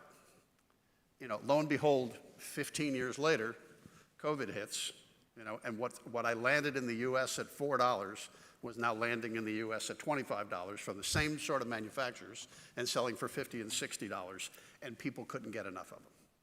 So it's really, sometimes it's timing, sometimes you get lucky, but it is innovation without marketing is not something they're overly thirsty for, unless you want to do it in private label. So if you want to try private label with a CVS or a Sprouts or somebody else that's a little further out there that wants to innovate ahead of the brand because they have that much confidence in the CVS name, sometimes they'll take that. But I don't, you know, we don't want to give away our innovations to private label. Jennifer, I'm going to ask you a question, then we'll bring the delegates back in. So, do we look at startups for our innovation? Is that the, you know, the holy grail, or do they have lots of problems just like everybody else? Well, I do a lot of work with private equity looking to buy the startups, and they don't love me to go in there. These poor little entrepreneurs, and I come in and I go through my checklist of quality and shelf life and regulatory things, and they feel like my review of them is an indictment. And the thing I always tell them is that if you knew everything I knew, or everything that the people know in this room, when you started your company, you would have been too afraid to get started. And so the entrepreneurs are learning as they go. And anytime a private equity buys one of those companies, or even a strategic, you have the moment where, okay, they're light in some of these areas, and are they deal killers, or can they be upgraded? Can they cross the finish line on all of these pieces and not fundamentally change the business? Because sometimes regulatory compliance kills the business model type of a thing. I think that because the big companies, you will be surprised to hear this, pay me to come in and give them product development advice and opportunities. And I tell them this thing, and it's very unpopular. I'm going to share it with you. Nicholas and I have had this conversation. I say, you're going to pay me some good money to come in here, and I'm going to share with you the world of opportunities. And because you're a big brand, you can have anything you want. I can get you anything, any new technology, any new ingredient, the best that's available. And then this thing is going to happen for regulatory reasons, for safety reasons, because a drug addict in 1962 took it and had liver failure. You're going to rule out these ingredients, and you're going to go through the financial process. And when you finally get done with this marvelous buffet that I've provided to you, and you've gone through your 7 committees and all of your criteria, you're going to end up with vitamins and minerals and very limited amount of innovation. And then you're going to sell yourselves the big lie, which is it's not very innovative, but it costs, it's pretty good cost, and our brand will carry it because we're awesome. We're the biggest brands in the world. And it's not a great innovation, but our brand will carry it. And I think we've seen that the brand doesn't always carry it. And so the principle, this idea of mindset that all of you mentioned, is so critical. If you want to be innovative as a big company, you need to get really comfortable with the idea of fit for use. Fit for use is a standard that you apply differently to innovation. You apply it differently to entrepreneurial activities. And then you can't get it to market, and because the other brands are all competing with the funds, you let it starve on the vine and say, oh, well, look, we tried to be innovative and it didn't walk off the shelf by itself. And so I think there's multiple layers that can be stacked against you at the big companies, but I hope burns eternal, right? Let's build on that, Jennifer. So I'm going to ask the audience. You've heard in the US, highly organized, half a dozen powerful chains, hungry for innovation, very supportive. In your market, some of which are purely independent pharmacy, some of which do have chains, are you finding that there's a desire for innovative new products, or is it a big fight to get something new into distribution in your countries? Who's going to be the first to advise on that?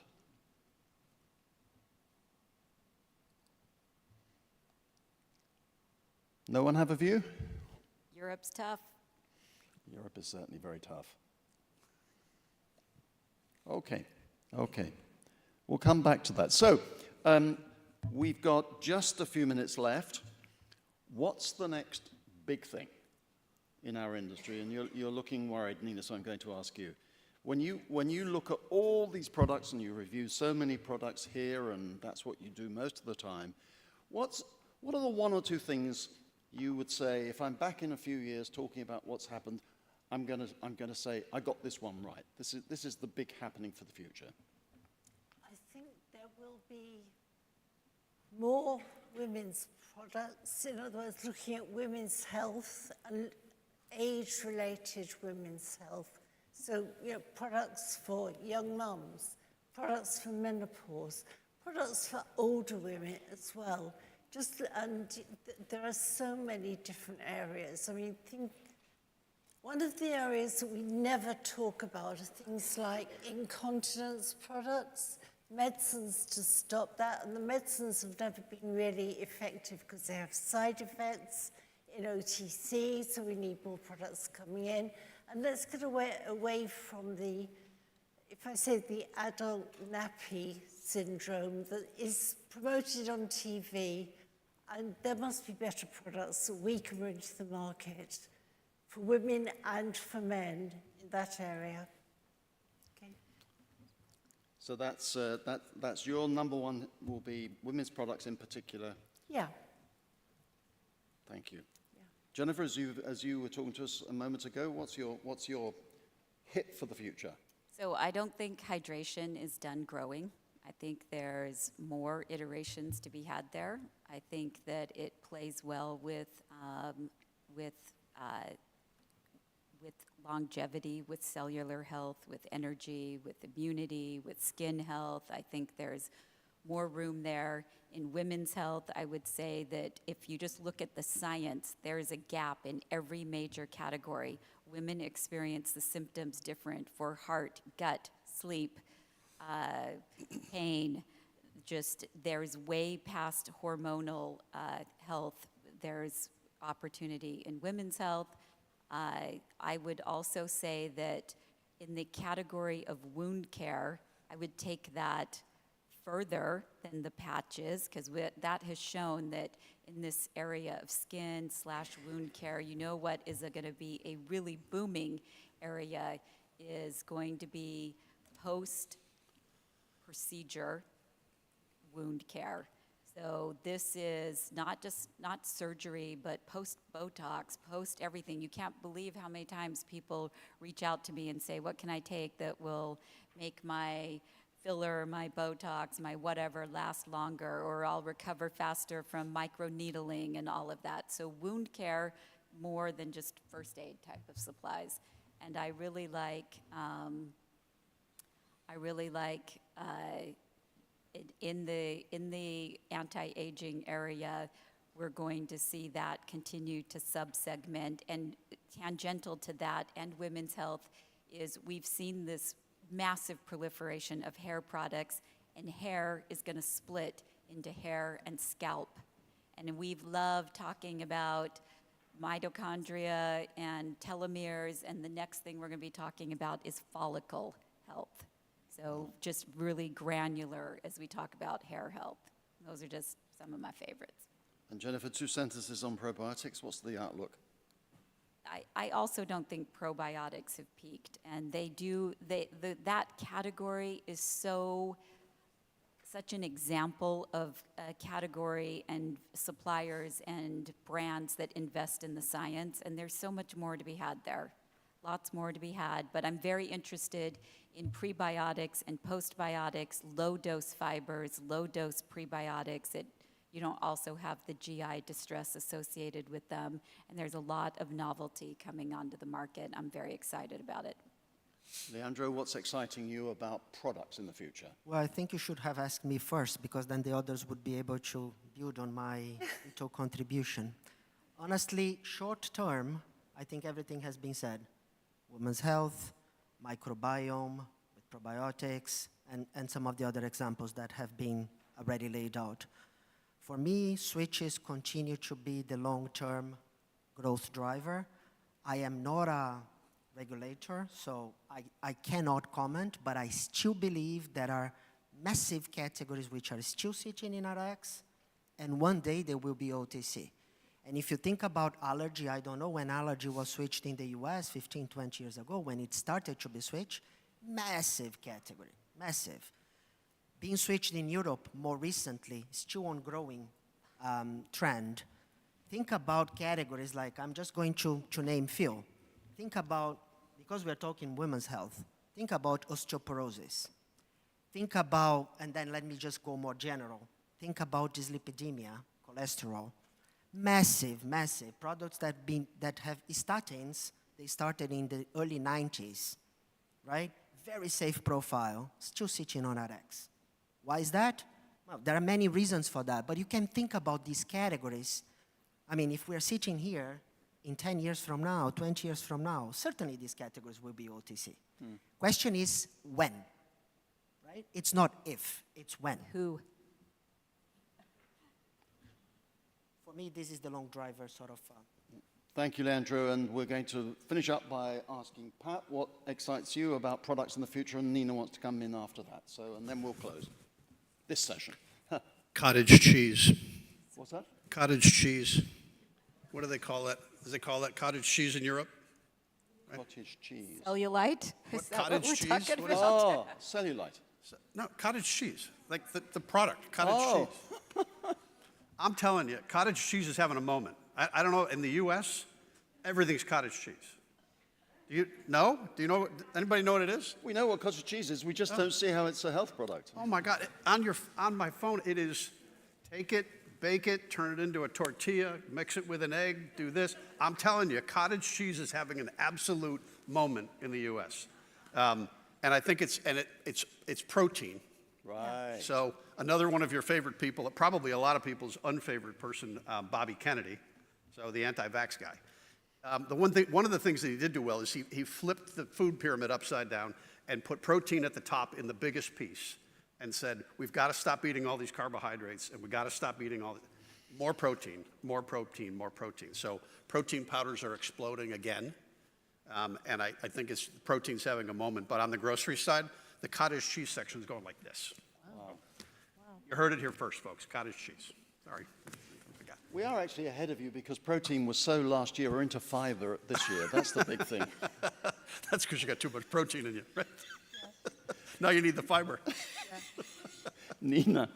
Just to come back, I think one of the areas that we will see growing over the next few years is the companion products to the GLP-1s. Now, we see that GLP-1s are going generic more or less this week. This is going to grow and grow in the prescription market, but there are side effects, and I think a lot of companies are able to capitalize on that to help us manage the side effects of these great drugs.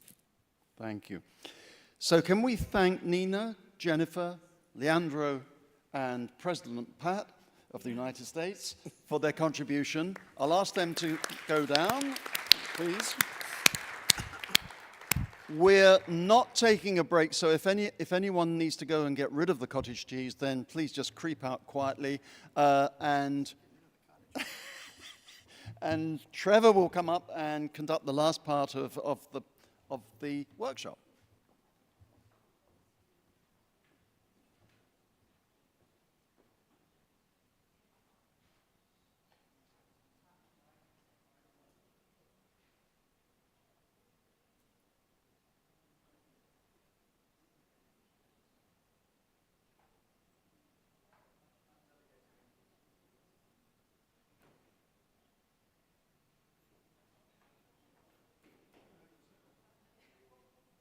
Can you hear? Good. Microphone, thank you. So tempted to present sat sitting, but there you go.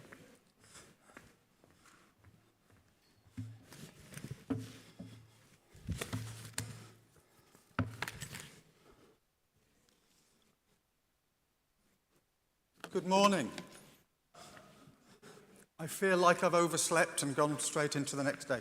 I'm Trevor Gore. I'll do a sort of potted history. So I started in consumer healthcare in 1985. That's how old I am. First 10 years was at Merrill, and you brought back happy memories of Teldane and Seldane. Tafenidine was Trillidan in the UK. I helped launch that product. So 10 years at Merrill, and then I joined a small company up in Hull called Reckitt and Coleman. And I don't know what happened to them. They bought some people, sold some people, and became the behemoth that's Reckitt's today.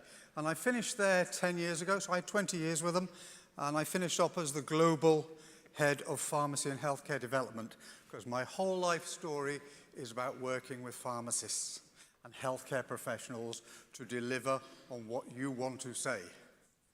And this session, I'm going to go quite quickly, because A, most of you are going home, B, I'm the only person standing between you and missing your Lufthansa flight that isn't flying. So all the slides will be available and you can contact me and talk about it.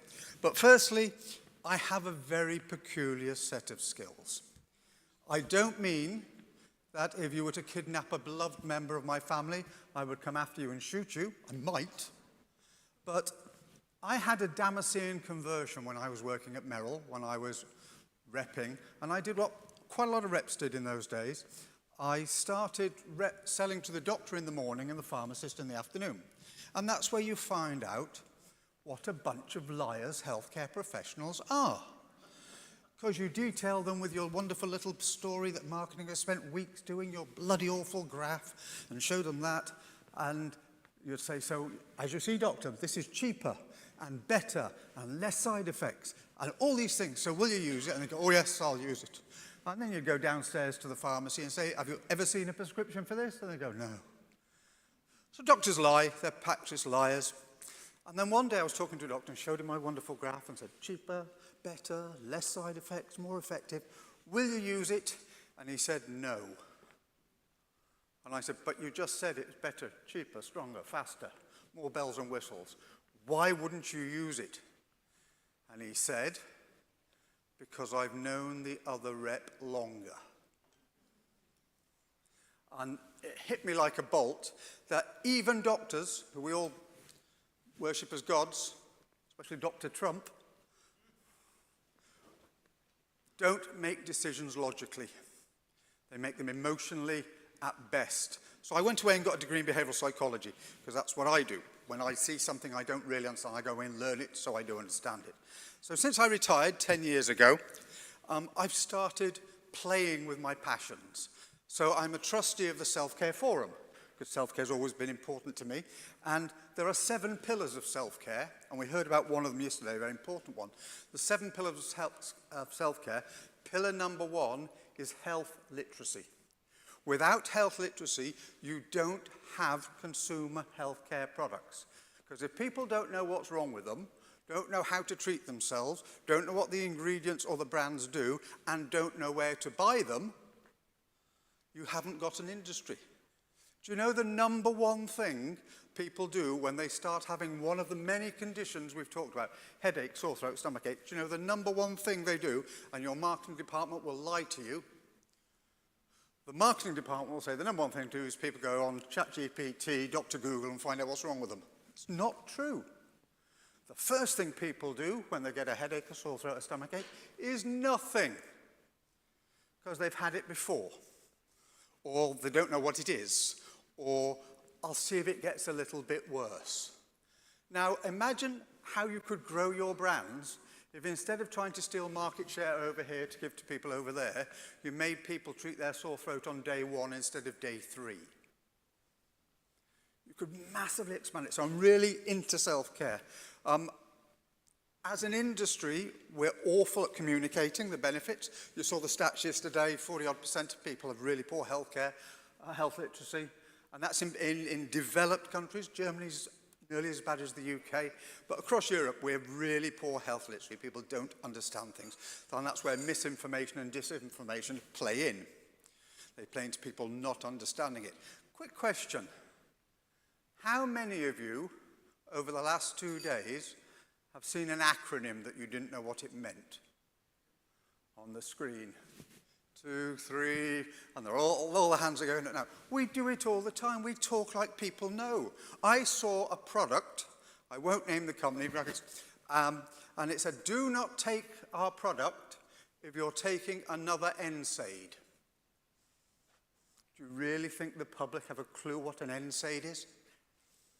So, the other pillar you should be interested in self-care is pillar 7, which is the rational use of medicine. That goes together with health literacy, knowing when to take, what to take, why to take, and how long to take. Because the other thing is, most people buy a box of your product, especially in cold and flu season. And a cold and flu, if you treat a cold, it will last 7 days. If you leave it alone, it will last a week. You're not doing anything to the cold, you're messing about with symptoms. But they buy a packet that, for regulatory and strange reasons, lasts for 5 days. And they don't then buy the second week, so you're underselling them by 2 days. And for a cold, the symptoms differ as you go along. It starts off with sore throat, runny nose, blocked nose, and cough. But we don't message the public that keep taking this medicine. We do it with antibiotics. Don't stop taking the antibiotics until the course has run out. Institute of Collaborative Working. I'm an associate director of the Institute of Collaborative Working because I've believed and throughout my working life that I can't do anything without other good people around me. Nicholas, you said that 70-odd% of M&As don't deliver on what they were meant to. It's hiring collaboration. The vast majority of collaborators don't work because they were set up to fail. You wouldn't open a factory without knowing what the international standard for a drugs factory is. You wouldn't do anything that required regulation if you didn't know what the international standard was. Who here has been in a collaborative engagement, whether it's between companies or within a company? Who's done any collaboration really? And there's the problem. Most companies, it's sales versus marketing rather than sales and marketing. Quite often it's brands fighting the same company for the money. There is an international standard for collaboration, ISO 44001, if you're interested in a nerd. But there's a framework how you collaborate that makes sure it's far more likely to happen. But nobody looks at it, they just rush in. By collaboration, nearly all the companies I work with actually mean we'll work with you and try and get something out of you that we haven't got. That isn't what collaboration's about. Behavioral Science and Public Health Network.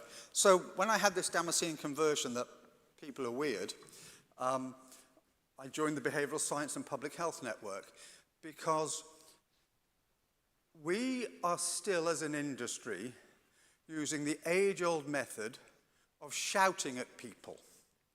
Here's our product, here's our brand, it's wonderful, use it. Put it on TV, look at it. We know from behavioral science that doesn't work and has never worked. Now, what I call bad faith actors, drink, alcohol, smoking, gambling, fast food, and now social media, are all over behavioral science. They know exactly how to push your buttons to make you do things. And it's not by shouting at you and telling stuff. It's using the environment, using your biases. There are over 120 biases that people are totally unaware of. And I was talking to somebody over dinner last night. And even if you're aware of a bias, it doesn't mean you can't fall for it. I know about 60 of the 120 biases, but I still fall for them. So anybody ever, let's see who, admit, a gambler, any gamblers? I don't mean problem gamblers who's put the odd penny or in a one-arm bandit machine. Well, in the day, you used to put a penny in, pull the lever, and the three wheels would go clunk, clunk, clunk. And if you were lucky, you'd pay some money and go ching, ching, ching, ching, ching, and make the sound of money falling. They're now all automatic. You don't put money in, you put a voucher in or a credit card in, and when it wins, it prints out a voucher. But do you know what it also does? It plays the sound of money being paid into the hopper. So it prints a voucher, but still goes ka-ching, ka-ching, ka-ching, because it reinforces something happened. We should be the best people in the world at using behavioral science to help people. What we heard earlier about the smoking cessation products, they're not working because we don't design the science around them, the behaviors that we know people do. One of the reasons people put on weight when they stop smoking is because if you smoke 20 ciggies a day, 10 drags each, 200 times a day, you've put your hand to your mouth and add an endorphin hit and says, this is pleasant. So you just replace it hand to mouth 200 times a day, and I'll have another endorphin hit. It's just food this time. But we should be all over behavioral science, and we're not. I won't mention the NAPC. I'm a member of that as well. That's a UK thing. But I'm also a member, I'm very proud to be a member of the Consumer Healthcare Training Academy, which is a joint operation between Nicholas and Steve at Expotential, who can't be here. And you can have all that expertise of self-care and collaboration and behavioral science if you speak to us at the Consumer Healthcare Academy. We can come and talk to you about that.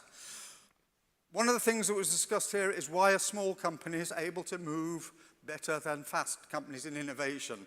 And it's a numbers game. 2 people working together, very little complexity, they just bounce off. Within 4 people working together, there are 24 possible combinations of interaction. Imagine what that number looks like if you've got a company of 300 or 3,000.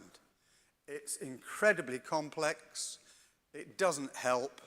You've got siloed mentality. You've got not invented here type behaviors. So very briefly, as I'm going to go through this as quickly as I can, a growth mindset. And the standard mindset, and the mindset of quite a lot of senior management, is your abilities are set in stone. We hire for expertise, and talent is what we hire for. We don't hire for attitude. But a growth mindset is it's the attitude that matters. It's your relationship with learning, with perseverance, with resilience. Most big companies in the world now have got a real resilience problem. They are losing staff. Staff don't want to come in. Staff, first setback, oh, I can't do this, it's too much for me. And you don't build resilience with a fixed mindset. You need a growth mindset. So when you've got technical skills, you need them. Don't let me put you need the skills to do what it is you want to do. But mindset and behavior creates the energy and the openness, and it's an accelerator. It does both. If you've got skill and the right mindset, you can power through when you have an issue, not give up at the first sight. And the problem with quite a lot, none of yours, you're all brilliant companies, but some companies, first, if they're big, first time there's an issue, somebody will say, no, not my problem. This very day, I don't know if you've seen today's news, Nicholas, we have this happening in the UK. The Prime Minister has just discovered that Peter Mandelson, our ambassador to America, failed the security vetting. But they've all immediately gone into, oh, well, that's a problem, that's not my issue, somebody didn't tell me. And that happens in big companies all the time. So here's something that at a Nicholas Hall conference you probably never thought you'd see. I'm begging you, please stop chasing results. And that means your finance director just shot himself. Your paymasters are having a fit. You don't get results by focusing on results. You get results by focusing on behaviors and habits. If you start looking at the habits of why something's working or not working, then you can affect the results. But just by looking at the results doesn't change anything. You get into the stupid KPI cycle. How many people here work on brands that are used in cold and flu, cough, cold and flu, winter type thing? So are we still doing the behavior of we load the trade with stuff at the back end of the year because it might be a good or bad season, and then in the first half of the year our numbers are massively down because nobody's bought a damn thing and we have to work out how we're going to fix that. It's behavior we know is stupid. It's behavior we know in the long term doesn't work, but we'll still do it because our focus is the result, the number, not the behavior. So there are 9 dimensions of growth mindset, and some of these came out in the discussions you just had with Nicholas. So it's your attitude to challenges, feedback. What's your attitude to failure? We heard, we're a bit scared of failure in bigger companies, so we daren't do it. So it's resilience, innovation, we've just had to talk about it. How curious are you? And we heard, I think it was about go and look at other categories. You all look at what each other's doing. Go and look at other categories. Go and look at what cars are doing. I'm worried for cars, I have to say, because you know all AI cars driving themselves, they don't need people anymore. Well, when I go online, to prove I'm a human, I have to say, that's a traffic light, that's a bicycle. Because apparently, AI can't distinguish them, and that's how they know I'm human. But they're letting these buggers drive around the streets who can't recognize a traffic light or a bike. That concerns me. But be curious. Agility we've talked about, and collaboration. What's your attitude to collaboration? Well, we want to keep it to ourselves. The best collaborations work because you've got something, I've got something, and together we can deliver to our end user something better than either of us can do. And you can set time limits. One of the 8th step on collaboration is work out what you're going to do at the end of the collaboration. Who owns the IP? That's all parts of the structure of good collaboration. It's like a prenup. You don't want to be arguing about the IP when you fall out. You want to work out at the beginning who does it. And learning, organizations should be learning organizations. The attitude to humility. Most big companies, and I don't want to be rude, are arrogant beyond belief. That we are here, we're wonderful. Well, yeah, it doesn't win you any friends, though. But humility sometimes might go helpful. So the 5 focuses for fast-growing companies, the 5 mindsets that you should consider. You should be ultra-focused, and Nicholas mentioned yesterday Appella and Unilever, really focused on what they want to do. You should have a culture that is about sharing, about respecting each other and doing these things together. It should, we saw the slide, it should be as simple as possible, the Da Vinci quote we saw earlier. Simplicity, absolutely. We got asked the question first thing this morning, do you get up being all excited about OTC? And of course, none of you did. And why would you? You're not stupid. But act like an owner. My 30 plus years in big pharma at different corporations, there's a lot of self-delusion goes on that, oh, I'm really into self-care because I believe in it, this is my brand. And then you leave and maybe not go and work for an arms manufacturer, but you go and work for a whiskey brand. Most people in the industry are not in the industry because they care about self-care. They care about a nice career progression through a big name company. I'm slightly odd. My whole working life has been on healthcare, and I've been offered jobs all over the place. I stick with healthcare. It's my passion. And learning loops. We give feedback usually at the annual assessment and say, do you remember back in January when you're working on that product? Of course they don't remember back in January. You've given them 15 projects since then. Feedback should be timely and a loop. So you should keep doing, this is what worked, this is what doesn't work. And you can learn as much from what didn't work. In fact, you probably learned more from what didn't work than what did work. I won't go through the 5 case studies of a sort of time. I love Appella. Apologies if you're not with Appella, but they're really good because their strapline is, we're making self-care as simple as it should be. And that's a tip to all of you. Make your products, your range, as simple as they could be. Anybody from Reckitt still in the room? We don't need 47 Nurophens. Nobody does. But you have a culture in your thing that the marketing director, his bonus is on how many products are launched. The salesperson, however, their bonus is based on what they do with a retailer. And the retailer is saying, simplify your range, there's too much, get rid of it.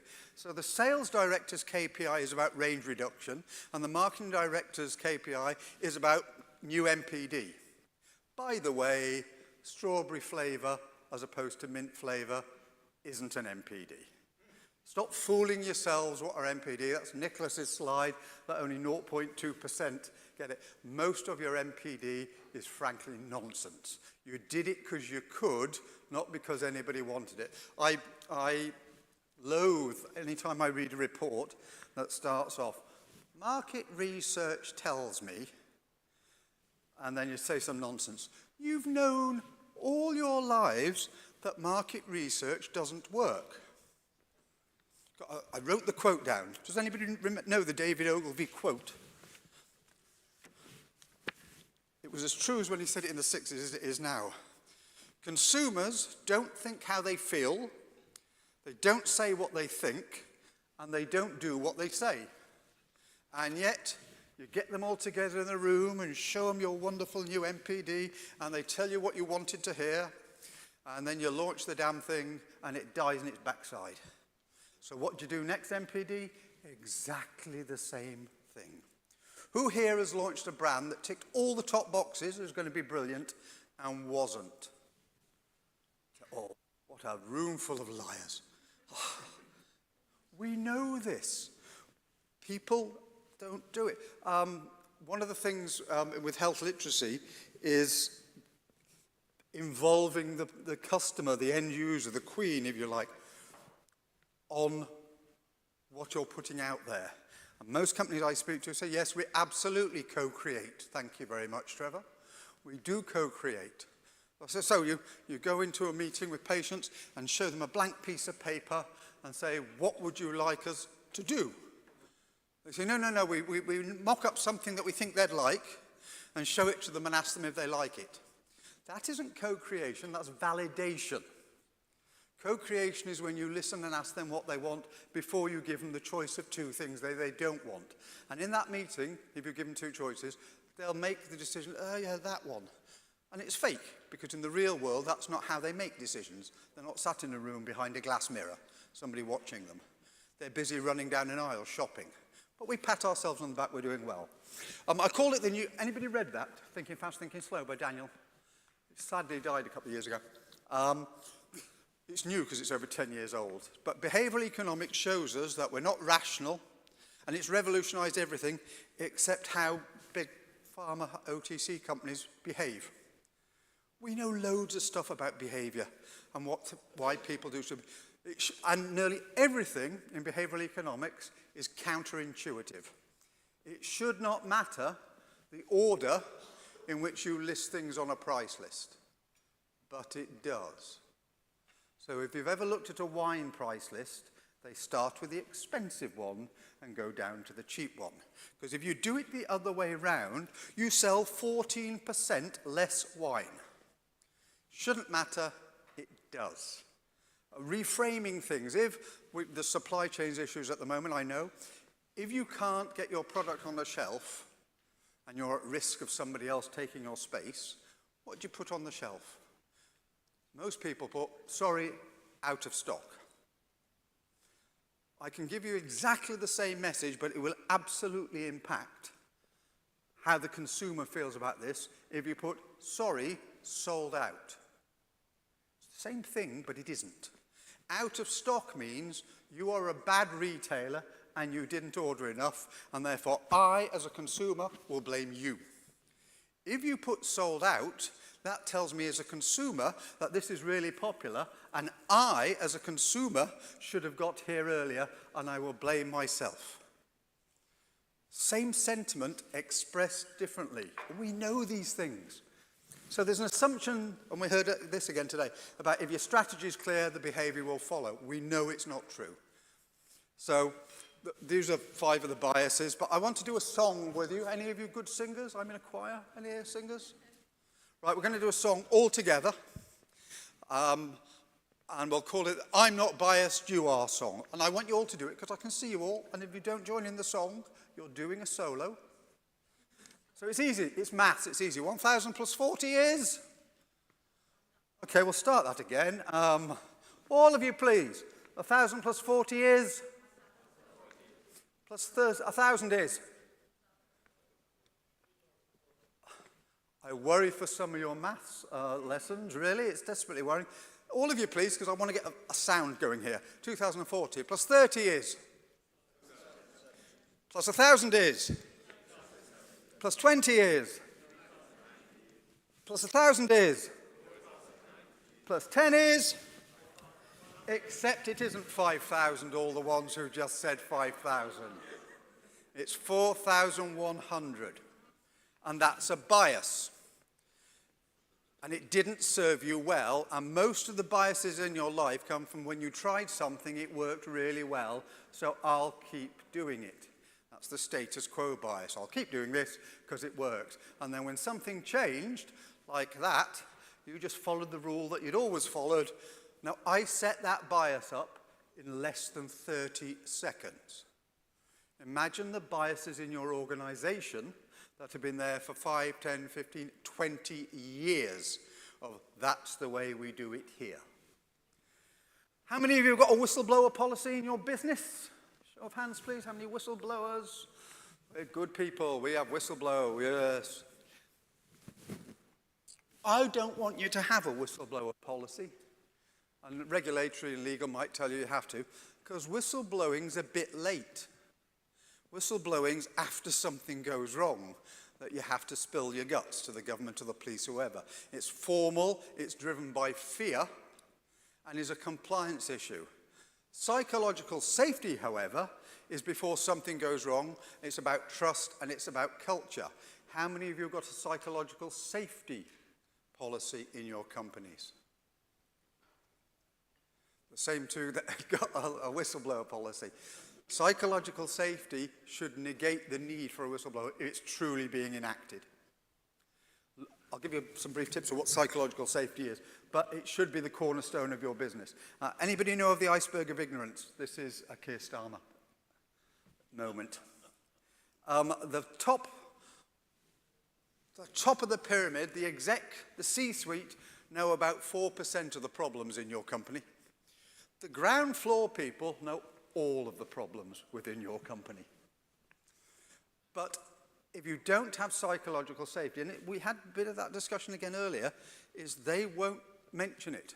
How many of you have been in a meeting where we all talked and said, we all agree with that? And yes, we do. And the second the boss walked out the room, we said, what a load of crap, that's not going to work. I've spent too much of my life in them. If you have a psychologically safe environment, you are absolutely all right to say, actually, boss, that's a bit dim. It's not going to work. So psychological safety, there are 4 quadrants. You have inclusion safety. You have the right, if you're in a meeting, you've obviously been invited, you didn't just walk in. You have the right to be there. You are valued. Your opinion is as valuable as anybody else. Collaborative safety, back again to collaboration. It's all right to engage, have access. That's the other 2 that interest me. Learner safety. It's safe to admit you don't know. It's safe to say, excuse me, explain that. So can you put your hands up again if you saw an acronym that you didn't understand in the last 2 days? Mauro, why didn't you say something?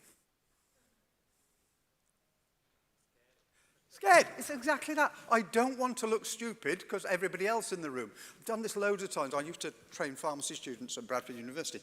And I said, the only stupid question is the one you don't ask. If you don't understand something, just stop and say, excuse me, Trev, I don't know what that means. And then I would test them.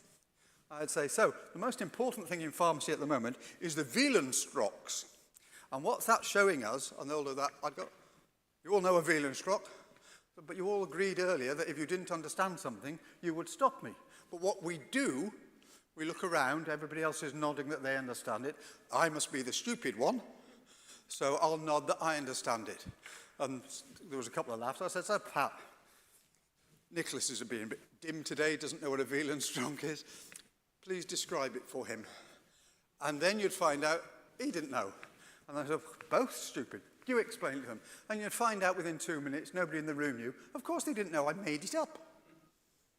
But they wouldn't feel confident enough to say it. We need organizations where people feel confident enough to stand up and say, that's wrong, or I'm not sure I believe that, or show me your evidence. So the foundation of the agile mind, the grow mindset, is psychological safety. Admit you're wrong if you're a leader. Ask for dissenting views. And as we heard earlier, nodding the head or not saying anything does not mean agreement. It means they're too scared to give you an answer.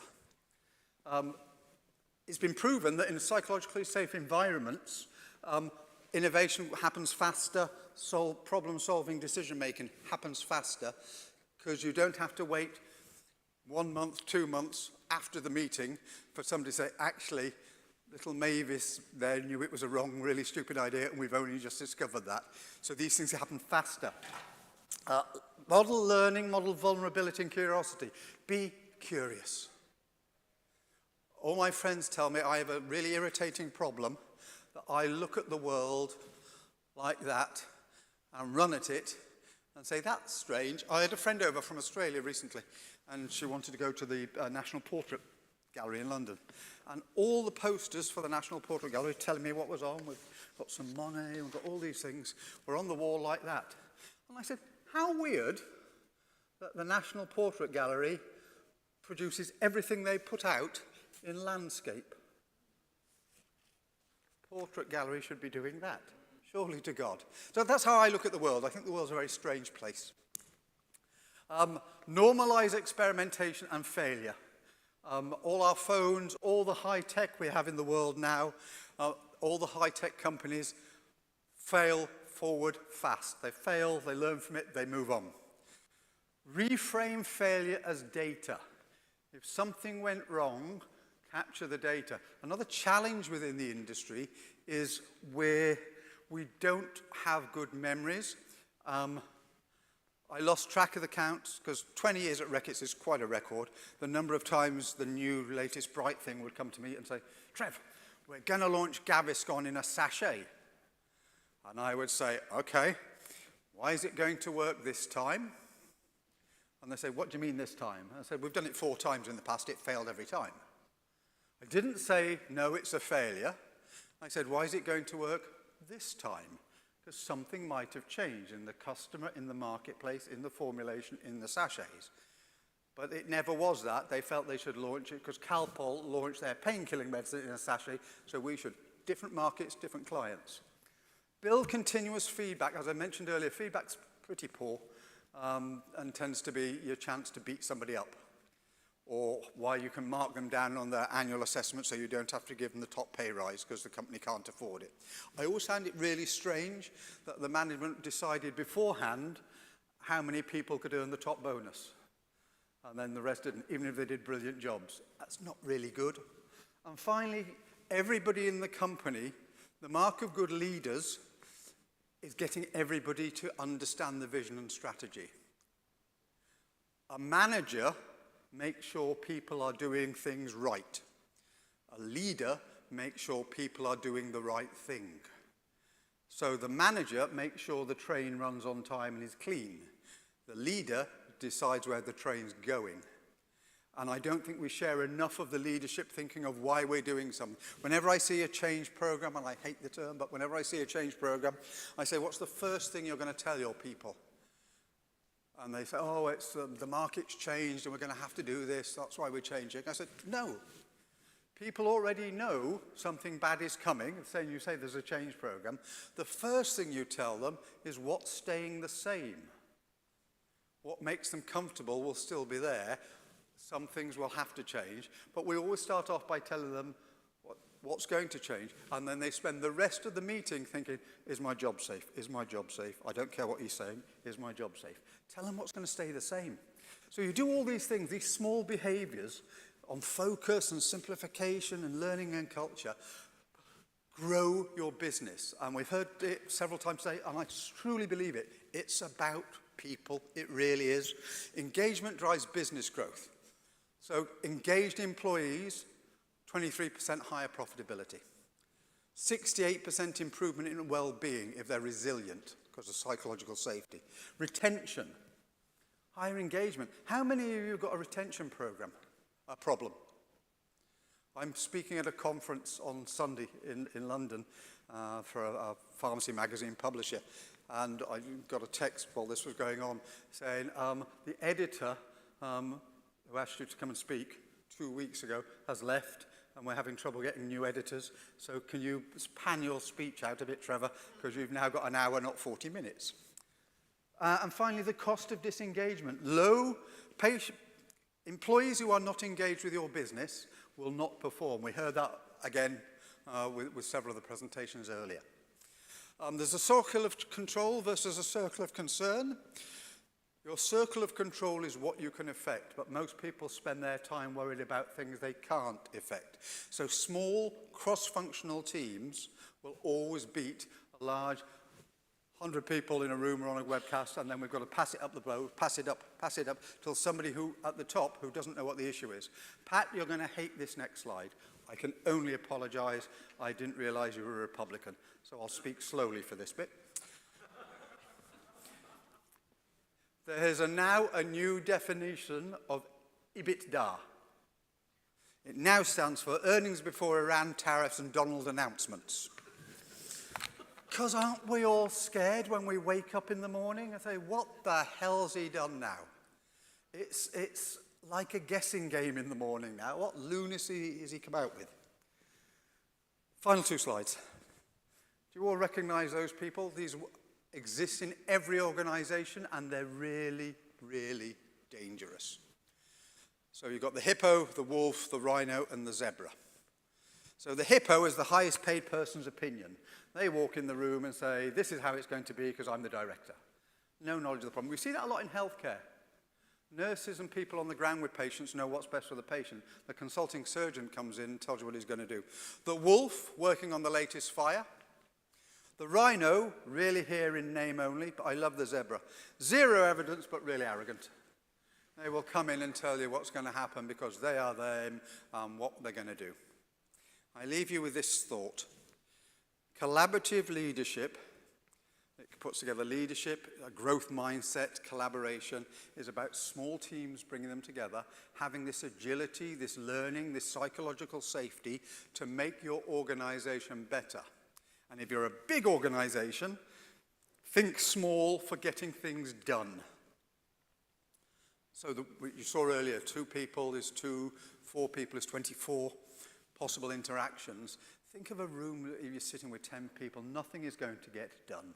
So think small, think growth mindset, think agility, and think about 3 things you can learn from that picture. Now, again, Pat, I'm sorry, it's America. I do apologize. But you see something similar in Britain.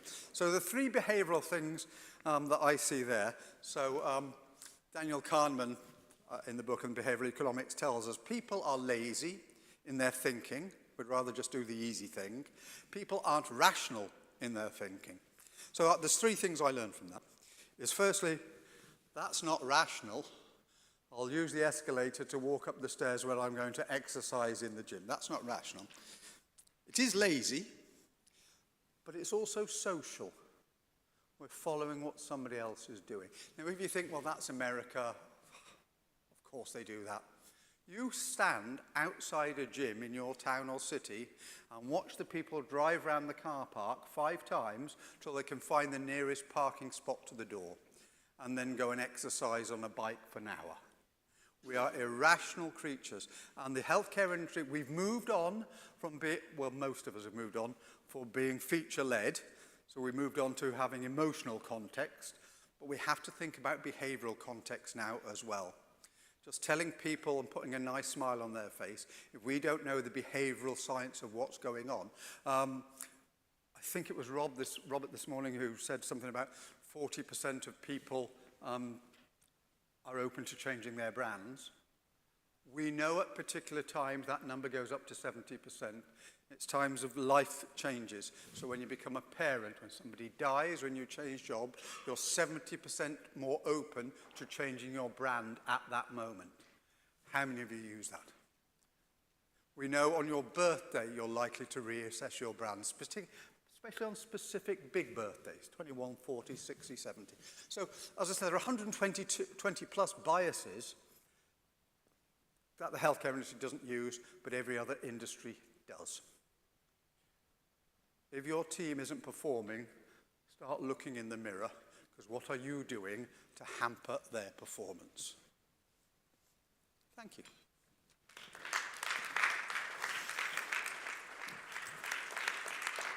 If you want to hear more of this nonsense, get in touch with Nicholas or myself at the Consumer Healthcare Training Academy.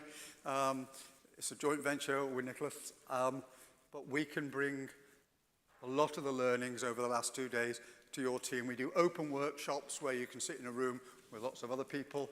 Some companies don't like that. They were a bit precious about whatever they're talking about. Or we'll do a workshop just for your organization. And the more departments you bring in, the better. Because you can't have one department being psychologically safe and none of the others being. How did I do? Oh, God, we're still here. Right. Brief summary from just the last section, Nicholas and mine. When you're thinking of launching an NPD or a new product, ask yourself why, and then ask yourself why again. Are you just launching it because you can, or is there a need for it? There isn't a need for 27 Strepsil. Strepsil reminds me. When I worked there, the market research told us that when people have a sore throat, they want a cooling sensation. So we launched Strepsils Cool. Next year, market research told us that when people have a sore throat, they want a warming sensation. So they launched Strepsils Warm. This isn't a lie. I said I'm leaving before you do Strepsils Tepid, quite frankly, because it's just, stop it. Don't base your research, your market research, on what somebody told you when you were looking through a mirror. Are you really excited about, ask yourself this honestly about any NPD you bring. Are you really excited about it, or are you, it's the job, I'll just whack out? Having a 12-pack and then launching a 24-pack isn't an MPD. We heard earlier about the paradox of choice. The more choice you give people, the harder it is to make a decision. They walk away. And yet all of your marketing departments will say, how can we bring another SKU into the marketplace? We know it doesn't work. Nicholas mentioned one of the interesting ways of looking at innovation is from mergers and acquisitions, but decide why you want to do it. Is it to add capability to your business or not? Pat mentioned in the USA, replicate it. If they've got something, steal it. We always say, borrow with pride and improve. So nick it, by all means, say you borrowed it, and improve it just a bit so you can't get sued. Think like an insurgent. Have this growth mindset. We can get in there, we can rattle things up, even if you're big. And America is still the land of opportunity.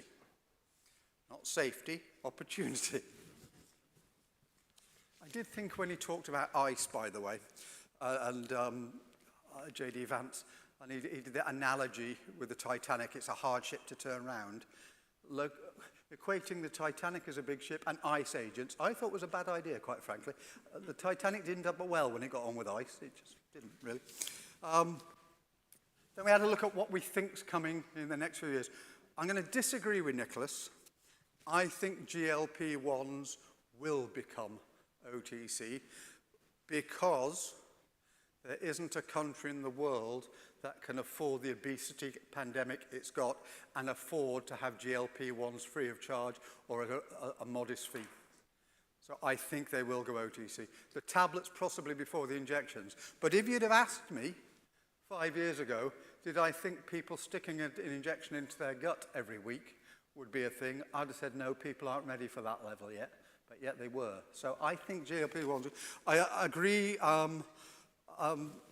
longevity is going to be really interesting. The OECD just put out a report on longevity. I contributed to the health part of that. There's some interesting things. We likened the longevity time bomb we've got to the pensions time bomb. And the way to solve the pensions time bomb was to get people to start saving a lot earlier. You didn't wait till they were 65 and say you need to save for your pension. And the same thing we think is going to happen with longevity. You're going to have to tell people they've got to start looking after themselves a lot earlier. They're going to have lifestyle modifications in their 30s or 40s if they want to reach their 70s and 80s.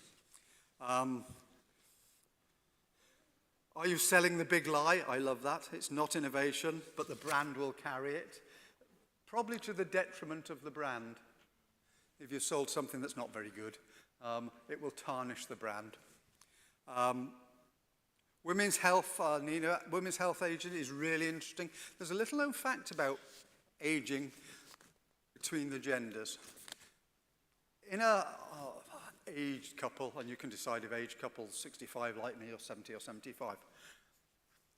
When the woman gets ill, the man is 3 times more likely to leave the marriage than when a woman gets ill. When a man gets ill, the woman is 3 times more likely to stay and look after him.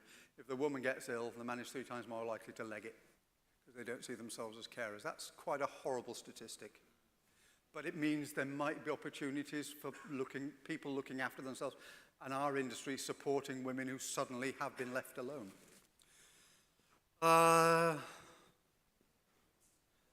That's it from me. Thank you so much for staying for this workshop. We've tried it different this time. It'll be interesting to see your feedback. Normally it's on the first day in a smaller room. But thank you. Thank you, Nicholas and the team, for everything you always do. Thank you all for staying. If you enjoyed it, I'm Trevor Gore. If you didn't, I'm Roger Smith. It doesn't matter. Thank you very much.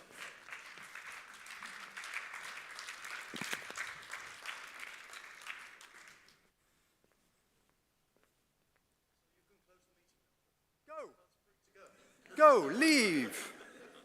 Go and phone your wife. Go and phone somebody else's wife. I don't care. Feel free to go. What time are they meeting for dinner tonight? Those who are coming, because it's an internal thing, including yourself, at 7 o'clock. So some people are being fed at 7 o'clock, the rest of you look after yourselves. Yeah, you're free.